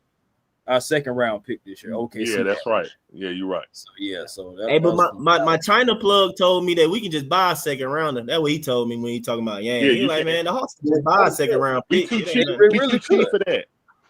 We too cheap for that. They really could. We ain't that cheap as people keep saying. Thinking we're not that cheap. Hey, we gonna let Chris. We gonna let A1 finish up though. But hey, Larry. Oh my bad. My bad. Cheap though, you say too cheap though, but that might low key be an investment that he'll get like a 10-time return on unlocking the Chinese market. I'm just saying, but go ahead, Chris. Right, man. Well, I will say this about I see y'all on the Yang train and all that stuff like that. I see what y'all doing. I looked at his tape for the first time ever today. It's like I ain't trying to be funny, but it's like Yao Ming and Jokic, I don't know, maybe brothers and sisters had a baby and decided to, you know what I'm saying, put them out there. That's the only way people can explain it, bro. Bro, that man is very talented when it comes to passing the ball. He can run the floor. I like his I love the way he's able to pass the ball, and the fact that he's tall, he can drop it into places that like other people just can't get to, and we would just need guys to just slash to the rim. You know what I'm saying? Cut back door, slash to the rim. I ain't gonna lie, I like the kid. I do. I like him.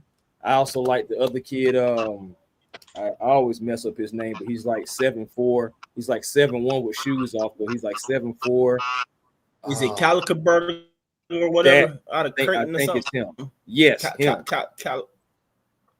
Yeah, man. I'm not even saying you got to pick him at looking 13. at his Yeah, I'm not even saying you got to pick these guys at 13, but I'm looking at 22 for a lot of these names. I know they have Sorber or whatever, but my thing is I'm nervous about him because he just had foot surgery.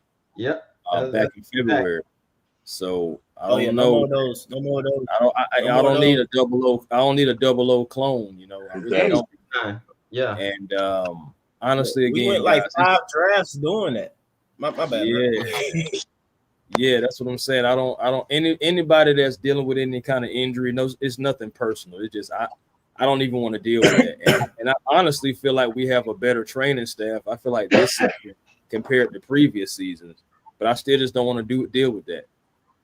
Also, what do you guys? Any of y'all seen Joan Beriner? I know he's kind of raw. He's like 19. He's a Frenchman and everything, but he can move, y'all. Like he can really move. He's fluent. Yeah, man, he's pretty fluent. Now, again, he's raw. He's only like 19. Okay. So he's a pro. I feel like he's a project. Somebody that can go on down to College Park and probably develop. And where he played? He played college or overseas? Is he like Maxime? He played in college. He played over there in France, I believe.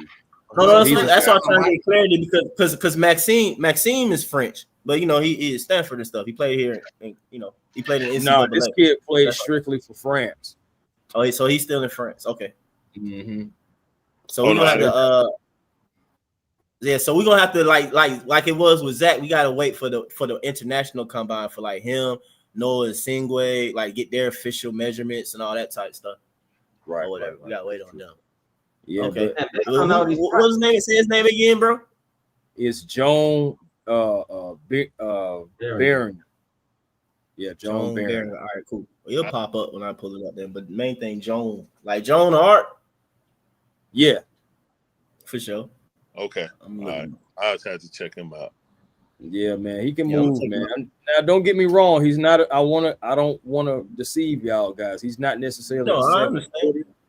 But the kid, like I said, the kid can move. Like honestly, and I think if you, like I said, send him down to College Park for a minute, see what he does, see how he transitions, because the kid got game. I mean, let me see. I can look at him up real quick. But also too, if y'all haven't, y'all check out Noah and Singway, man. Like I said, I mean the kid check every box measurable wise. I mean he's slim, so he's one of those ones that's like, okay, if he can fill out a little bit more or whatever, I mean he could be something if that develops correctly. But you know that's a question on that shot, man. That's a question on that shot. Yeah. And where did he play? He's also French. I think he plays maybe in Germany though. I don't think he plays in France though. I think he plays in a different country, but he's French. I think he plays for Germany. Hey James, I know you in the chat still, man. He what you call one of his guys. And I don't know if you know of Yaxel. I like Yaxel too as an option. Yeah, Yaxel was cool. Yeah, Yaxel was cool too. I don't have a problem. You see, you like him at 13? Yeah, I wouldn't be. Okay. Yeah, no, 22. I wouldn't be mad at Yaxel like at 22. Like today in the scrimmage or whatever, I didn't even realize it. A lot of it probably because of them being lame with their cutaways and stuff like that, with the interviews and like highlights and bull. Like that was pissing me off. I was like, bro, y'all literally doing that and not showing the action. Like dang. I mean, at least do a split screen for me, But Yaxel had like 13 points, 9 rebounds or whatever, and he came in. He was the backup. I mean, he played more minutes than Yang, but he was the backup to Yang or whatever, and he had 13 and 9. And for me, watching his film and looking at his stats or whatever, he comes off to me like an easy double guy. You know what I'm saying? Like he's going to find a way to get rebounds, and he's going to get you at least double digits points. Now if it's going to be 20 and 10, I don't know about all that, but I think like 13 and 9 and 10 and 8 or something like that, like good rebounds and stuff off the bench. I can see that from him. You know, so if we talking about depth and a backup for Jalen, because we probably ain't going, not no probably, we're not drafting anybody really that's gonna start. Is it the kid from UAB? Yeah, the kid from UAB. Yes. That's why I was just making sure. That's Cedric, right? Just making sure. Yeah, that's no, that's Yaxel. That's Yaxel from UAB. Cedric went to Washington State. Okay. Yeah. Cedric went to Washington State. Looking at the kid. Yeah. Now that would be intriguing though. I don't know what Cedric defense like though. Like if you mess around about him, I remember looking at him.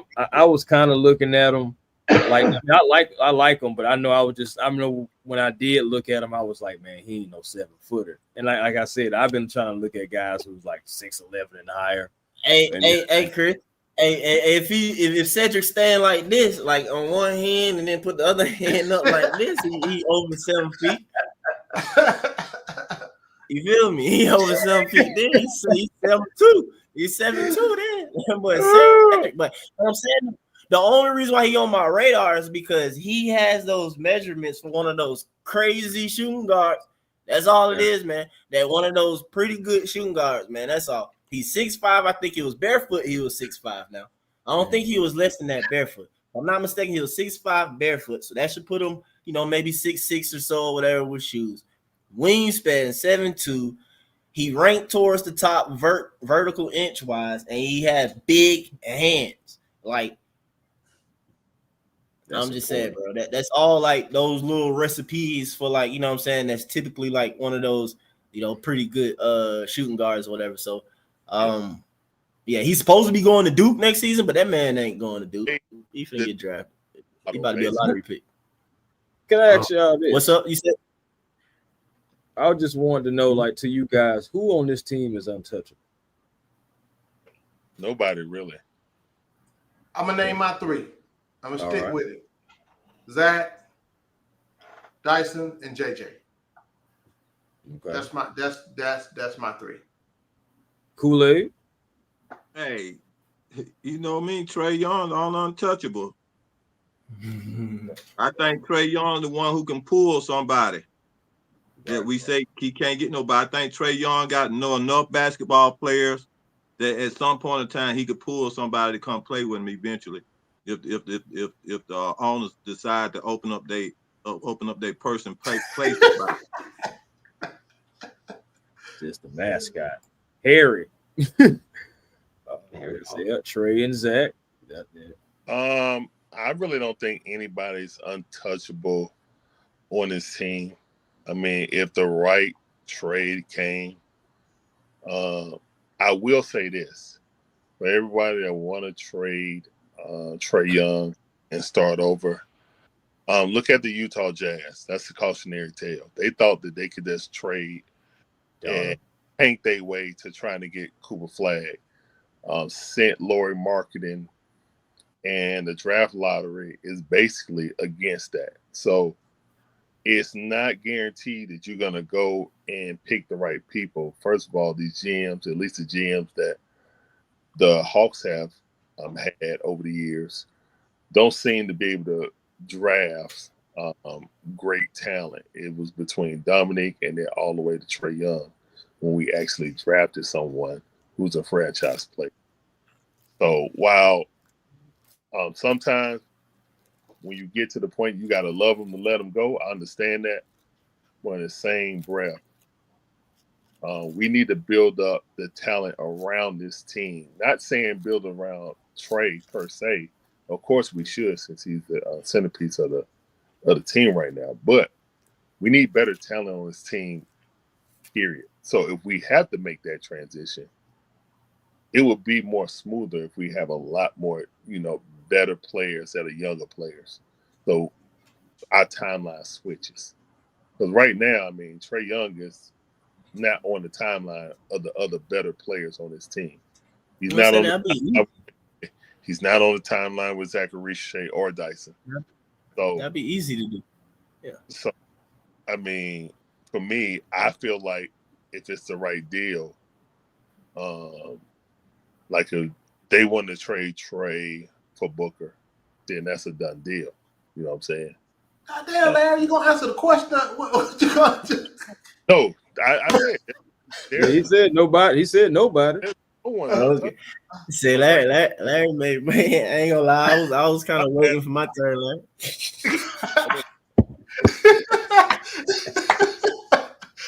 Boy. Boy, you stupid, Larry. Nah, you good, man. You good, man. But hey, but for me though, my two untouchables though, of course, you know, Zach is in that, and JJ. Zach and JJ, to explain, I personally kind of feel like that's your hopefully better, but that's your Paulo and France. Yeah, I dig it. I dig it. Yeah, JJ and what Zach, I'm not moving. And what I'll say is that as long as you got players that are better than the players that you got, then everybody's tradable. And I think that's the case that we're sitting in. There are players in the league that are better than players that we have. So anybody can be moved for the right trade.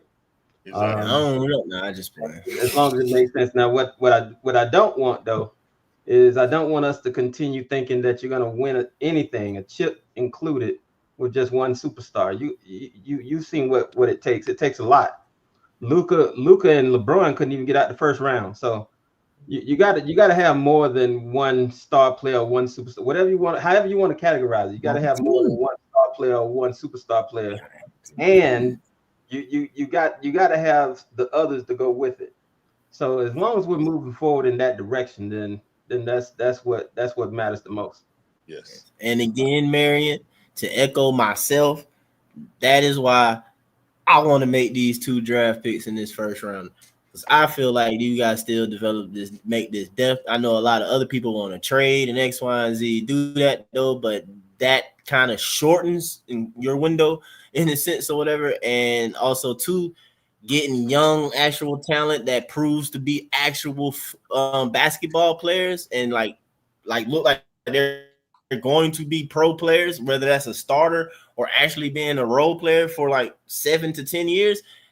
That's trade pieces now. You know what I'm saying? To effectively strike on the proper player to then get you over the hump though. But like I said though, man, I think that we just one more year, just one more off season, try and add to the young core. Like I guess Larry was alluding to a point too. That's like that's a different age than Trey, because Trey is the vet, and like Trey technically not on that timeline. So if you're able to get a couple more guys to go with, because really, like you think about it, if we all feel like you hit on, I got you Kool-Aid, but you feel like you all hit on JJ, Zach, and Dyson in a sense. You feel me? I think Hawks fans kind of like collectively feel good about that 3, and that 3 is very young. So imagine that we can hit on in that type of way, in some type of form or fashion, with that 2 more. Well, I mean, you could throw double O in that and then say 2 more. That effectively put you at what, 6 then players at that young age of what, 24 under or whatever. Like that should give you a pretty good window. You know, me and Mary talked about window at one point, I think today or whatever. But like that should give you a pretty good window of doing some stuff or everything like that. You know, and Trey can be the vet to that. But like, I just think, just like if we could do that, man, that'd be pretty good. And shout out to Landry, I guess, for getting us 2 first-round picks, man, after giving away our pick. That's the 14th pick this year. Let me play advocate for a second. Let me play advocate. If and I heard who you said, so I'm gonna push on that. If Giannis came out tomorrow and said, I want to play with Trae Young, and Milwaukee said it's gonna cost you at least JJ plus another one of your young players and your picks, are you turning it down? I mean, I'm turning it down. Giannis with 3 years left on the contract. Are you turning it down? But what if JJ like this? I didn't get to take my turn. I thought you were gonna let me in. Mike. No. If I can keep Zach, dang man, dang Kool-Aid, I'm gonna keep it quick. I'm answering real quick, Kool-Aid. I keep Zach. He said I keep Zach. I would give them JJ. I will also give them everything you said if they can give me I guess a second round pick in return to come with Giannis, and I still get me Hansen Yang. Just get me Yang, bro, and I'll be okay. Okay, can I go? Go ahead, Kool-Aid. Hey man, Trae Young said this at the end season interview. He said we had the players to make the playoffs. And let me tell you why I'm saying that when he said it. He saw it through Quinn on the bus. That was a question to Landry. Are you going to fire Quinn? And the reason I'm saying that because when you put a team together, if you don't have the right person driving that team, and I mean a coach that can take those players to a championship, they're not going to get there. You could put all of you. They're like your boy sit over there and just messed up the Lakers. He can't coach. He made too many mistakes in that game. When it comes down to playing like that, man, you got a coach. That timeout, putting LeBron James at the center and playing him at power forward and center and out. Man, that was not no smart basketball over there. Overplaying them. Not making the same thing. Let me tell you something. The same thing that coach made over there with the Lakers, with LeBron, when he brought them back in, and then getting them that, and then didn't know how to rotate that rest time in for old LeBron James for them to be able to win. Coach Quinn did the same thing in our overtime. He did the same thing on that run. He brought Ning Yang and all them guys back in there. He didn't bring our young boys in for 1 minute to let them breathe. Even if he believed in them. It's the same thing, man. You know why Indiana is winning? Because they got a championship coach. You look at that team. It's the mentality that championship put in that heart, in their minds, the heart he has them to bring to play with. Because sometimes good championship coaches is more than just running plays. It's psychological. Coach Quinn is a sissy. He had two players step up on him last year in their face on the court on TV. That's a punk coach. And I'm telling you right now, I'm gonna tell you right now, Coach Quinn is not gonna be the coach gonna take us to the championship. Can I add something to that, Kool-Aid? You know who's the assistant over there with the Indiana Pacers? I know who the assistant is. Huh? I know who their assistant. You know what they're running over there on the offensive deal? You know what they're doing? Coach Pierce. I know. That's all I'm saying. But I'm saying Rob Pelinka is the championship coach. Coach Pierce. Yeah, not Rob Pelinka, but you know what I'm talking about. I'm saying Rob Pelinka because he's the ex-coach of the Lakers. I don't know why he keeps standing my head. Rob Pelinka? Rob. He's a GM. Okay, I'm thinking about. I'm thinking about. Okay, Rob is the GM. GM, like he's the GM for the Lakers, right? Rick Carlisle. Rick Carlisle, yeah. Rick Carlisle. You was on the roll, brother. You was on the roll. I was with you. Well, okay, but you understand. But I'm saying Rob Pelinka is the GM, right? When you said that Quinn made the same mistakes that a rookie head coach made, I was with you. Yep. But then you started talking about the manhood, and then next thing I know, Rob. I'm sorry, man, but I'm sorry, man. I don't mean to call him all of that, man. But it just pissed me off, man. You know, I pissed off when he did it. I'm sorry. But you know, I was on the roll. Yeah, I'm sorry. I didn't mean to call the S word, man. Sorry. Hey, take it back. I take it back. I call him something else. He a punk. No, I can't. That's the same thing. Ain't it? Hey, it's chump. Oh no, man. Kool-Aid, tell us how you really feel, bro. The man, all I see is all the stuff in here, man. The man can't even fight the referees. He's scared. He won't even take a fine. I'm like, come on, bro. I'm like, really, bro? And it ain't just Trae Young that be getting in trouble. He let his other players get texts. I mean, like, now, Kool-Aid. To that point, I was watching the game the other day. It wasn't with the Houston. I think it was It was Rick Carlisle. And when Rick Carlisle spoke out and got that technical foul, he got a tech. And the announcer said, now that's what a coach is supposed to do. The coach is supposed to come up, take the technical foul for the player so the player can concentrate on the game. And you don't want the referees turning their venom towards the players because the players are cussing them out and arguing with them. You know what I'm saying? Mm-hmm. So he said that's what a real coach is supposed to do. It's not just X and O's. You're supposed to be the one to take those bullets for your players, so they can just concentrate. Larry, you know how I feel about that. I got to disagree with you on that one, brother. I know that, bro. This is the soft NBA that it is right now. That, bro, come on, bro. It is off. They grew up like that. It is.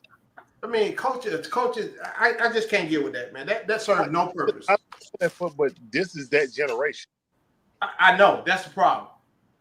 They're soft. I can't change what the generation is. I mean, you're right. I know. Larry said, "I just work here." That just burns me up. No, I got you.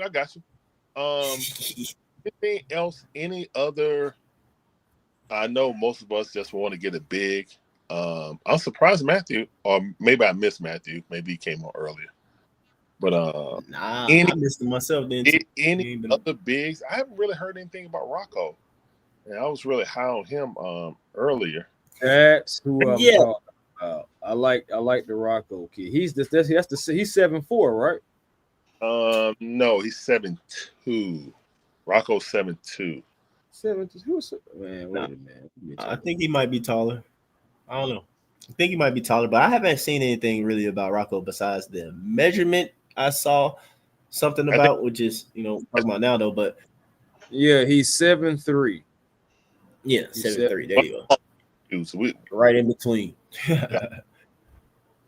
Yeah, so I don't know. I think he's had an injury within the last year.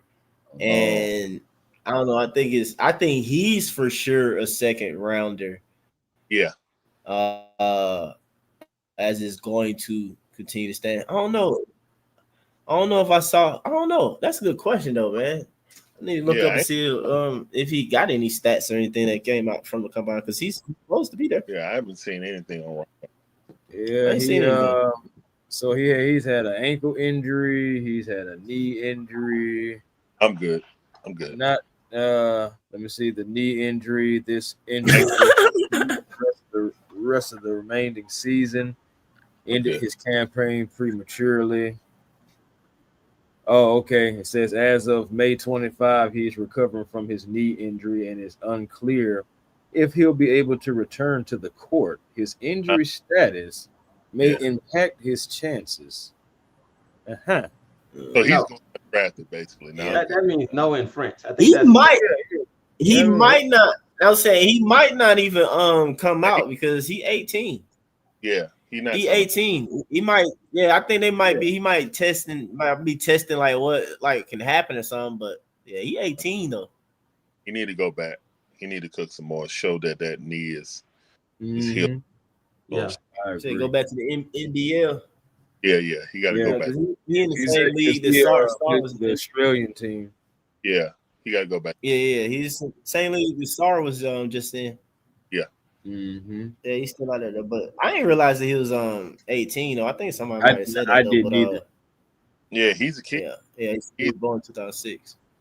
Oh yeah, I just finished watching the a highlight video that Cedric Coward put up of himself, and it's pretty interesting because it starts off with the headline reading that he is a great defensive player. And all the highlights was of him doing offensive stuff. I like the attitude in that. But my question is, do y'all know if he is a true dog or what? I gotta look him up, man. I like what he did. I gotta look him up. I like this though. I think that he's quote unquote a true dog. I gotta look and see, but knowing his story and the path, I feel like you have to be a worker and you know what I'm saying, like go get it on the court type player. Again, This was a 0-star recruit coming out of high school, go to D3. You know what I'm saying? You at Washington State, committed to go transfer portal, but supposed to go to Duke. But like I say, he rising up boards and stuff now. Though I don't think that's not a weak player. At least definitely not mentally. You know what I'm saying? Now as far as like trying to go fight some folks or some crap like that and being in people's face, I don't know about all that type stuff. But as far as being, like I said, like I said, strong mentally or whatever, and a worker or whatnot, to me, all that says like for sure he is like no doubt. Well, no, He's gonna understand that he gonna have to. What's up? Even in that package, he's playing very physical. He plays a physical offensive game. I'm just to saying. Be honest with you, Marion, I haven't even dug super deep into him. I just like, bro, when I looked at him like for a brief moment, really, I probably looked at like one kind of highlight package thing or whatever, and was like, okay, bro, smooth. Like I like it. But again, like Chris alluded to, whatever, like, bro, I'm only kind of thinking like 6'7" plus, 6'8" plus or whatever. So it's just like, But when his measurables came out from the compound, I was like, oh, hold on now. Now that combined with what I did see, I was like, oh heck, no. Like, he bro can score the ball. Like he's smooth, like ball player. Like he can get where he need to go. He understand. It's not like flashy over dribbling stuff. He gonna score. You know what I'm saying? And I like it. So basically, quick thing on Rocco. So I'm over here watching. Holmes was going through combine. He is. Yeah. Oh, okay. Shooting What's his and stats? all. You see anything? Yeah. So what do he do with the shooting? What's his stats? I mean, he was shooting the three. Let me see here. He was because I think they did out of 30. I think it's out of 30 that they did. Right? I think they took 30 shots. Everybody. Yeah. That boy, Will Bryant was 26 out of 30. I know Larry said he can't shoot and stuff like that too.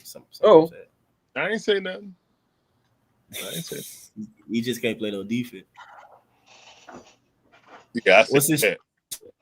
Okay, let me see what we got on him. Okay, so he had well, as far as the standing reach, he had a 9.6.5 standing reach. Okay. In the vertical jump. Trying to find as much as I can about him now. That's not bad though. Hey, that's the ramp. That's what's crazy about it though. Real quick, Chris, while you're looking for that kid Noah Singway, the other fresh kid, I think he's like 6'9", maybe 6'8". Like he's the Zach height thing or whatever. But his standing reach was like 9.6.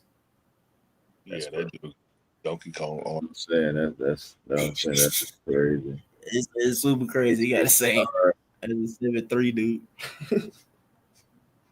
Now I will say this, like because I'm still looking for that, but I'm seeing his video of him going around like trying to shoot the three. From what I'm looking from the video that they showed, I mean, shoot, I'm looking at 6 shots and homie knocked down 4 out of 6. 4 out of 6 threes, just moving around, just shooting the ball.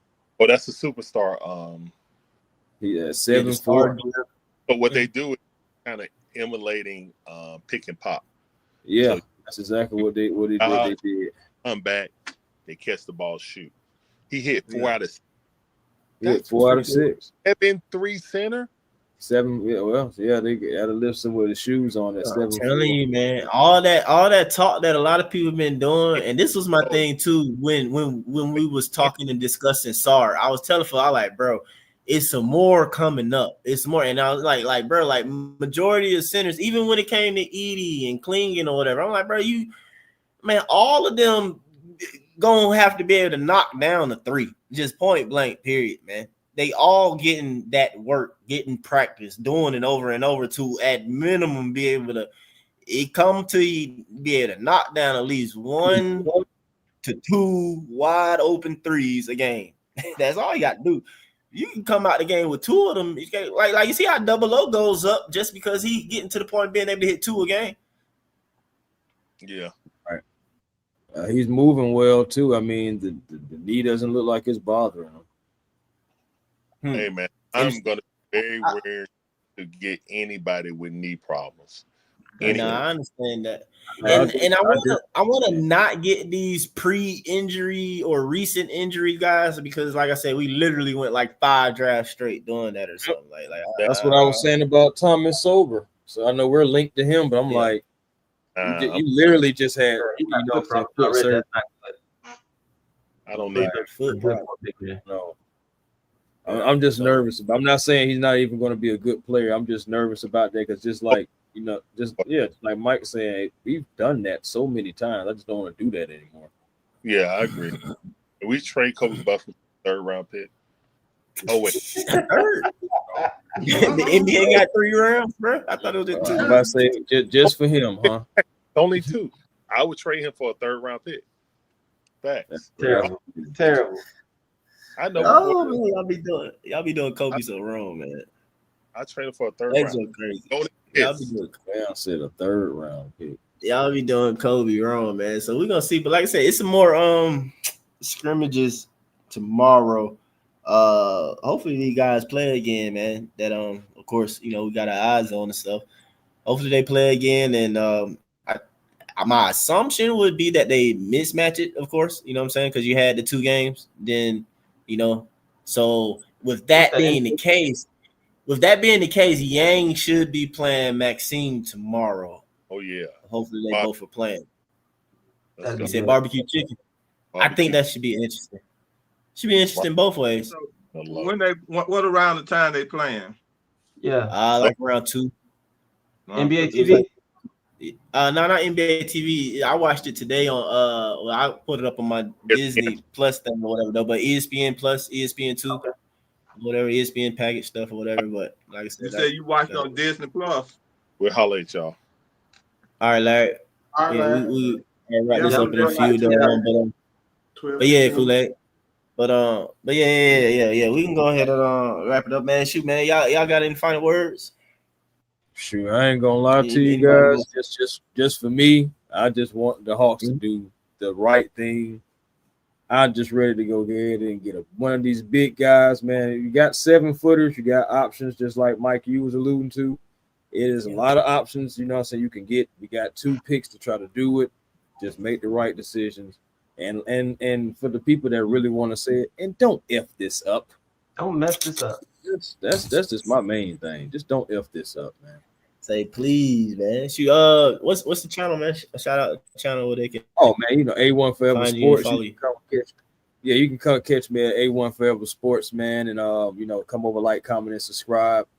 Twitter, A1 Forever, Instagram, all the socials is pretty much circled around the page. And also catch your boy on the Hawks Digest too, man. We just crossed over 1,500 over there. So, nice. Doing the same thing you guys are doing, man, preaching the good gospel about the Atlanta Hawks. So, yes, it's all about. Yeah, man, we gotta keep getting that Hawks content and all that stuff out there, man. Continue to show the world as Hawks fans out here, and we continue to push our narratives and stuff like that, man. We gotta continue to grow that Hawks voice, man. So appreciate you always, man, checking in. But yeah, y'all definitely, man, check in with Chris, man, and A1. A1 forever. With Chris on that over there. Yeah, man. Kool-Aid be pulling up, man. Kool-Aid be pulling him up. I be pulling up every now and then. Hey, he had me with that. What was that you were talking about? That Giannis thing? Was that Giannis you were talking about? Yeah, man. Reports about Giannis, and they saying they want him out. What you were talking about? Man. So, hey, man, it just. I don't like the report. I'm just a messenger. I tell folks don't shoot the reporter. I may give my opinions, but rather it makes sense, whatever. Yeah. But at the end of the day, man, these reports gonna be hot this summer about the Atlanta Hawks because we are a hot topic. Whether it's Trae Young, whether it's how do they improve, do they put a star around them? Now you got this whole Giannis thing, so he's gonna be linked to shoot all 30 teams, regardless, somehow, some way. So it's just that season. Yeah. My parting words.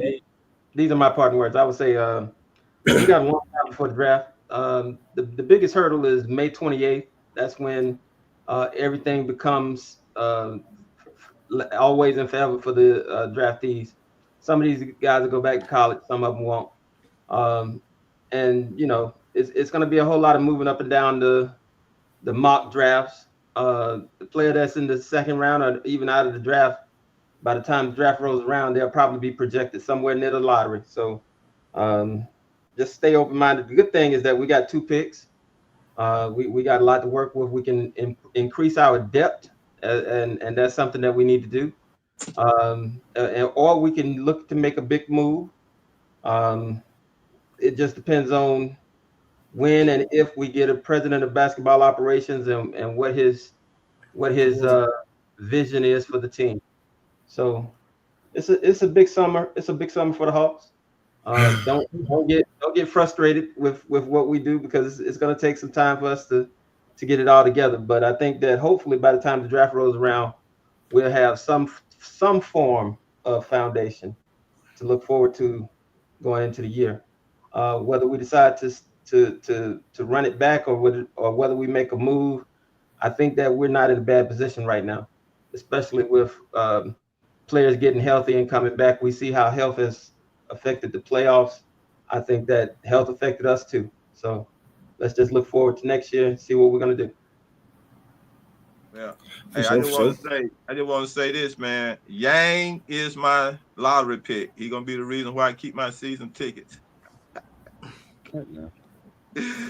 Yang, Hansen Yang. Hey, I just want to be entertained by Hansen Yang. You know, like I just told you, Kool-Aid, we got a whole month left. Y'all gonna keep I'm going to that draft party, man. I'm gonna see. Marion, who's gonna get drunk, man? Yeah. Who's gonna get drunk off the party, man? Marion, a month or whatever. Brooklyn, and next thing you know, they're gonna be drafting Yang. Nah, man, don't say that, bro. Come on, man. Hey, man, y'all talking about Kool-Aid finished? Kool-Aid, you finished? Yeah, I'm finished, man. That's all I want. Here's my take. Y'all know how I feel. I mean, but I am gonna take a look. I'm gonna put some game film on Yang, but trade them damn picks. That's why I'm at. But Yang got me intrigued a little bit because I trust Mike's judgment, just like I did on Vic. So how he come about it. So I'm gonna check out Yang, go put some game film, look at it. But hey, man, the draft is a crapshoot. So it's a lot of luck in it. It's not just don't mess it up. I don't care. You pick from wherever to wherever. It's a crapshoot. That's true. Just hopefully you pick the right guy. It's all about luck because you don't know what they have, what the guy is, what kind of team he's gonna go on, because all that stuff matters. Not just how you play, but how you fit into the team. But if Yang as advertised, from what I can see so far, Mike showed me footwork good, got little handles. Yeah, I'm intrigued. So we're gonna pull up some game film specifically on him. And where he playing, Mike? Where he played at? China, CBA. Okay, but all right, but the draft come by. I mean, so let me see if I can pull up some film on him and look at it. But I like what I see from what it is. I let y'all deal with all them who we get because I don't have time with basketball. But you spending on that shit right now. But I'm gonna put him up, man. He look intriguing. So I might get with you just like I got with Vic Cohen. But that's my spiel. It's just luck. So if not, trade them down picks. Or we get him at 13 and bro, it is what it is. Yeah, for sure. Just get better, regardless. Yeah. Hey man, winning would cure everything. Nah, for sure. It would. It definitely will, man. But everybody like that winning. For me, I've been waiting a long time, Marion. So a month is okay, but at the same time, though, it is getting closer to the moment of truth for me. Because remember, I would tell the people, man, if he undrafted, I wanted him as an undrafted free agent last summer. When everybody was talking about Saw and stuff, like no, draft Zach and get Hansen Yang, just sign him and get him in the camp. Like screw all this or whatever. But anyway, man, yeah, bro. I can't talk enough. I probably start getting on y'all nerves, man. But man, talking about Hansen Yang, man. I want to give y'all something real quick before you close out, Mike. Just because we're on Yang, I want to give you something else on Yang. All right, so today spot shooting, 14 out of 25 makes. That's 56%. Yep. Off the dribble shooting, 15 out of 30 makes. That's 50%. 3-point shooting, 14 out of 25 makes. That's 56%. Not bad. Free throws, 7 out of 10. That's 70%. Wing to mid-court to wing shooting, 14 out of 27, 51%. I'm just saying that's Yang. That's nice. That's something. Yeah, that's why I'm gonna look at it for. That's nice. That's saying that's the shoot. I mean, I saw it, but I love the fact that he shot decent, shot well. You know what I'm saying? It wasn't like no stupid high stuff. Because if you go and look, like say for example, people would automatically think Danny Wolf shooter, this and that. Danny Wolf wasn't like crazy far ahead or something like that. You know what I'm saying? And his stats, if I'm not mistaken, when I did look. But yeah, bro, when you look at that and his post move ability, and like I said, the potential to be an offensive engine in himself. I sound like some of these other guys when they want to start talking all this crap though, but the potential of there is a big to be that, bro. Like, come on, man. It's crazy work, man. It's crazy work. Like that footwork is crazy. Man. My fault, my computer or whatever, I feel like it was glitching and stuff. I don't know if y'all saw it, but it was just one play. The guy, it was a highlight but they missed the three, but he got the ball elbow wise on the post, make the strong dribble moves, and just because of he's a big body, because he 1-on-1, he about to cook your big 1-on-1. Two people coming down on him, he still got the ball high, showing good footwork. Hit the perimeter guy with a no look bounce back, like bounce behind pass or whatever to him to do it. And then on top of that, you got to notice, this is why I talked to the fact that like once he actually, I can see if he can become like get his have confidence, rhythm, and playing within the league. Oh, he'll low key be a star because you pay attention when he did it or whatever. And the dude shooting a three, Yang like this, he got his hand up. You know what I'm saying? Like basically like Cash. You know what I'm saying? No, he just made a good look, but the dude missed the shot. And I saw y'all in the highlight. And he in China, he dunked on somebody. He go like this. He in China doing that. You feel me? Come on, man. Don't let him start feeling himself in America and stuff like that, bro. He automatically gonna have star power because he's Chinese. Like that's literally the second biggest basketball market in the world. It's just that they ain't produced like actual NBA players so it looked like it in a sense, but like actual viewership, and they hoop too though. A lot of them play basketball. They really play basketball over there. You know what I'm saying? But yeah, bro, they love basketball, man. It'll be beautiful, man. But anyway, hey guys, Yao Ming love. We can definitely use some of that. Yeah, and see, guys, when I'm at the game and I'm at one of them playoff games, guess who I'm dapping with? An Asian brother. Yeah. I have a fired up in my section. Me and my Asian brother be dapping, man. So I know we get Yang up in there, boy. I'm gonna have a lot of Asian brothers around me dapping. Yeah. Man, talking about, man. See, that's the only reason, bro. Like, I wish he was not in China last season because I'm willing to bet everything. If that man played college basketball, if he was over here playing in the NCAA, playing for a school or something like that, there's no doubt in my mind he would have been a top 10 prospect. Like, folks would be going crazy about him. Like, they'll be drilling. The only reason why there's so much doubt about it is because he's coming from China. Like, we can't fathom it. It's like we ain't never seen it really. Even though we saw Yao, you still, you know what I'm saying? You're like, no, it's still like a bird. That was just an extra super fluke. You know what I'm saying? And then all the other attempts after him has been super horrible. So it's just like, yeah, bro, you write off anything Chinese. Like you really do. I'm gonna be watching the other posticators talk about the draft and all that kind of stuff and what they picks are and all this kind of stuff. And I hope Yang don't come up, man. I hope Yang don't come up. He don't come up. That's for real, man. I hope that's what Marion talking about. It's gonna be hard for him to stay somewhat under the radar. Quiet, stay under the radar. But Clutch, but that's the thing though. Clutch not gonna let him stay quiet. That's again why they got him here already, because he could have been part of the international combine. Notice that, right? He could have been part of the international combine. He's an international player, but they got him over here previous to the combine already, because he'd been working out. You can actually see clips of him working out with Circle K, because Circle K clutch too. If y'all go to Gilly them YouTube channel, because Gilly and Wallow or whatever was at clutch them draft thing when they was actually going through the drill stuff with him. You see Yang, going through stuff there, like just pay attention throughout. So you gotta watch it to kind of see him, but he's there with all the other players stuff. So Clutch gonna put that man on display, and that's why they got him playing in these scrimmages. They gonna do it like, come on, man. Yeah, Clutch ain't gonna necessarily keep him quiet necessarily, but yeah, the Hawks just gotta go get him or whatever. But I don't know. I might low key pop back up tomorrow, man, because like I said, if him and Maxine play, hey, that'll be something to talk about. If they start talking about him, we can kiss him. I tell you right now, if they start talking about him, man, and start raising him up in that top 10, top 5 and stuff like that, we can kiss him goodbye. Hey, man, real quick, man. Y'all smash that like button, man. I don't know, though, Kool-Aid. We can go get them, though, because they are people. Well, some fans are already talking about, trade up to go get Circle K. Say, 13 and 22.